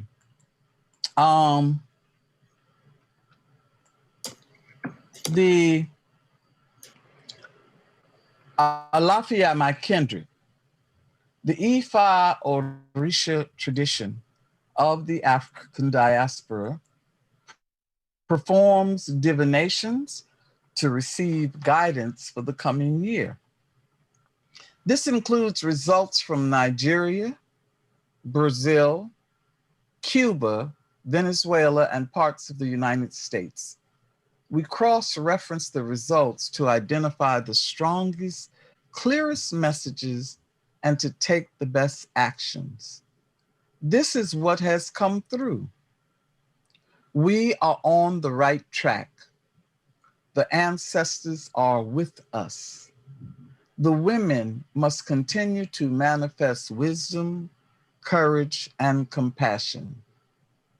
Our prayers must be for every continent, every species, every people. Both the problem and the solution are global. We call upon the ancestors of the land and the deities of the world to hear our prayers, offering these 4 prayers. Please use these prayers freely and circulate them. To the baobab tree of Africa, we say, protect us. Protect us from any and all negative forces. To the palm tree of the tropics, we say, provide us with the resources needed to achieve our goals. To the Joshua tree of Australia and California, we say, defend us against that which invades or attacks. And to the pine tree of the North Woods, we say, guide us to receive inspiration and direction. And you can see that under each tree, if you click on the name of the tree, you will receive information about the sacredness of the tree in various cultures. I am very, very happy to say that with hope, gratitude, and deep respect from the ancestors, this prayer comes to you from me and from Indigo. Thank you all so much for being on this call. And on this day, I redouble my commitment to stand firm in the love of Mother Earth and all her children. Ashe, Ashe, Ashe, Sheo. Ashe. I want to take just a moment and say, happy, happy birthday. Oh, happy, happy birthday. It's your birthday. Happy birthday. Happy, happy birthday. Thank you, Grandmother Tish, for your wise words, for your beautiful presence, and your just overflowing heart. I feel it, and I know everyone around you feels it, and I know everyone listening to this moment with you feels it. So thank you for being with us. It's beautiful. Thank you so much, everybody, for all the work that we do on behalf of Mother Earth and our own humanity. May we go forward in strength, love, and beauty. Ashe. Ashe. Hey, thank you so much. Hello. Happy birthday. Happy, happy birthday. Hey, Indigo. I just want to say my heart is just so full right now with all the, my heart is just so full today. You know, I just want to express my gratitude to everyone. I want to express my gratitude to, first of all, Jyoti and you, Indigo, for allowing me to co-host this event with you and giving this opportunity to soak, in your beauty and your light. Of course, I want to thank all our wisdom keeper, Grandmother Yeye Louisa Tish, who's here. Thank you for all your wise words and just continuously to remind us that, it's all about love. I'm so grateful to be reminded that, we have the strength as long as we stand together in unity. So it's been amazing to have all these wisdom keepers remind us, through their prayers and their sharing today. And of course, all the talented performers and artists that we have, oh my God, they're offering their voices. I'm blown away, by the beauty that they brought and they shared. And of course, I also want to express my gratitude to the team. We don't see the team here, but it's a whole group of individuals working day and night for the past many weeks, days and nights, making this happen. So I want to express my gratitude to the team as well. Thank you all for the sweat and all the work that you put in to give us this opportunity, right? And to really be a stand for Mother Earth. And also for everybody who has been here to speak on behalf of Mother Earth, to be her voices of Gaia. And again, standing in unity today, really standing in unity. I want to also take this opportunity to thank Seeds and Hypha for sponsoring this wonderful event. In addition, with our amazing partners that we have, seeds.live, dSTUDIO, Hubcast Media. We have amazing people who are working behind the scene with us, and the Fountain Center for Sacred Studies, and of course, WeWorld Network. Before I pass it on to Indigo, I just kind of want to share with everybody this message that I received during COVID last year. And the title of it is called Mother Says. Pause, Mother says. Pause and listen, Mother says. Listen to deep voice of your soul and your heart, Mother says. You can keep doing the same thing or choose to do something different this time, Mother says. You're all in this planet together, Mother says. All the stuffs you own can't give you inner peace, Mother says. Peace comes from within, Mother says. Listen to your inner voice, Mother says. Let go of the lies, Mother says. Only then you realize, Mother says, that all along it's about a journey of love, Mother says. How can you all Love and love all, Mother asks. What can you do differently now? Mother asks. Are you going to continue to be the same? Mother asks. Or are you going to be the vessel of love? Mother asks. My dear children, Mother says, it's time. Time to wake up, Mother says. Time to see what's truly important, Mother says. Remove those filters, Mother says, that have been blinding you, Mother says. Everyone here is your brother and sister, Mother says. Treat them well and treat them like family, Mother says. Remember, you came here to love, Mother says. To love yourself and all deeply, Mother says. So love. Aho.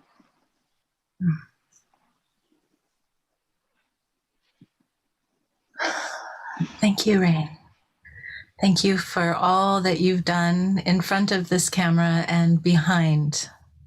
Rain has done much in the background and the front ground to make this possible. And I echo the gratitude that you offered to all those who helped make this be what it is today.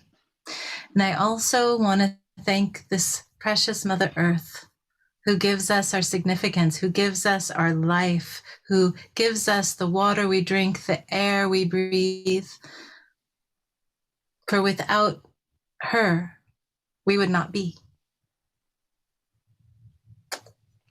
So with that, I would like to share with you a spoken word piece that I wrote a few years ago that seems very relevant now, and a perfect coming to a close of this beautiful day we've shared together.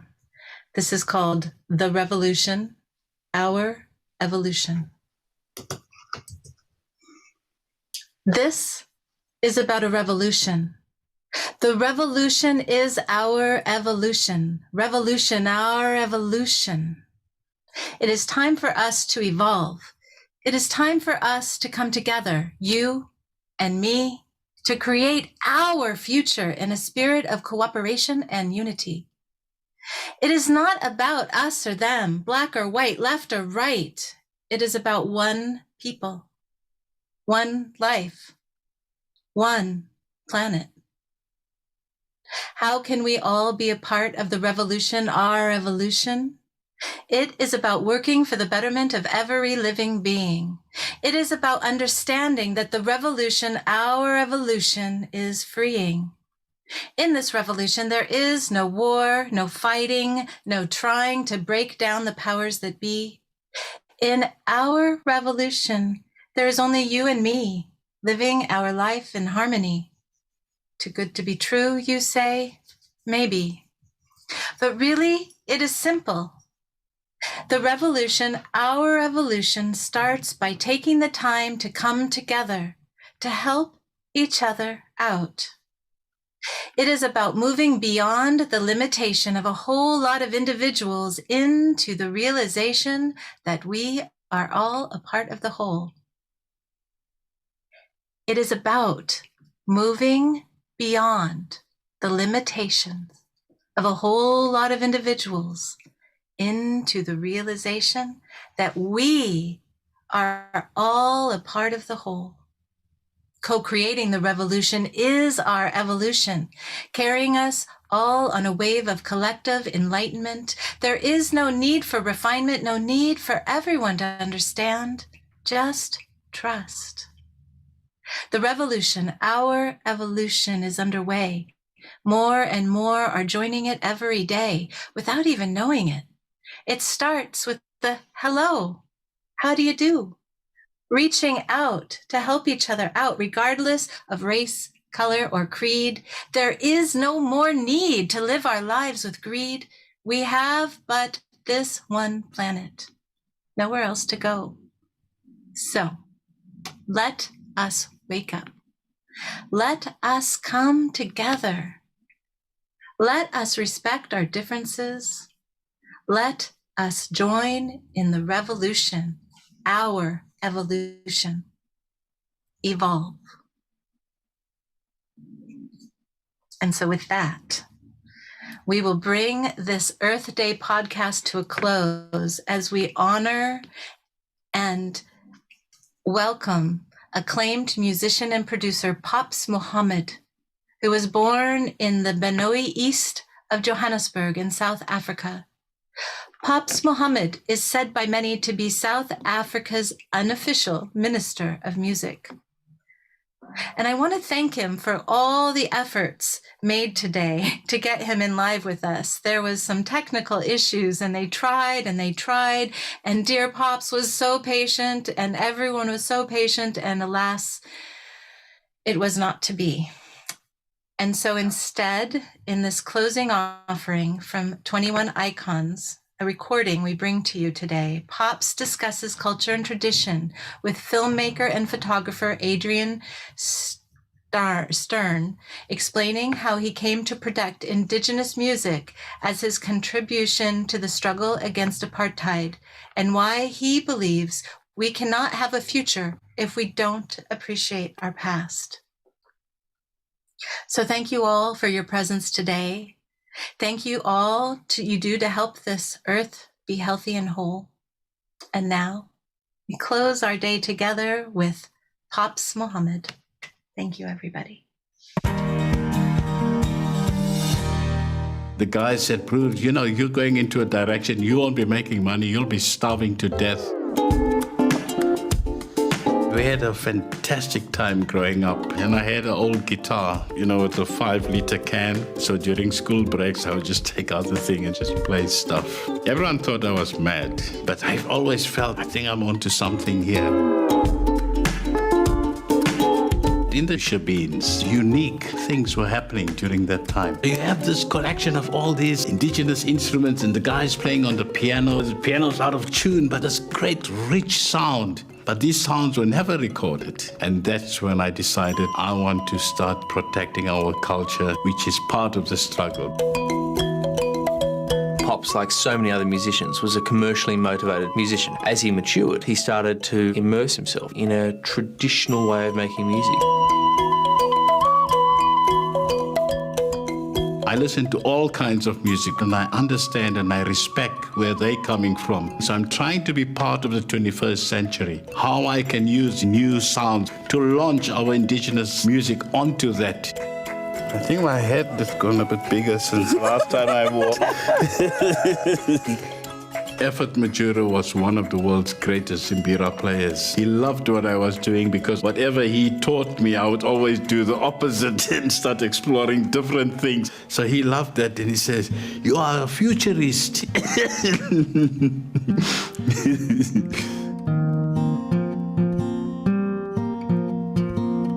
When I play music, I think about the people who inspires me. And the music becomes so beautiful and you feel so touched by the world and you feel that there's so many things that I want to do. That's what Madiba stood for. He was my hero and he once said to me, "Your music reminds me of the days when I grew up. You must keep on doing what you're doing." And it's people like him who inspires me to keep on doing what I'm doing. And then looking 45 degrees out there, that's it? Excellent. The concept was to take him out into the Atlantis dunes and give context to his music. Woo. Well done, mate. That will be on my next album, man. He really is this linchpin between the past and future generations, understanding where that influence comes from.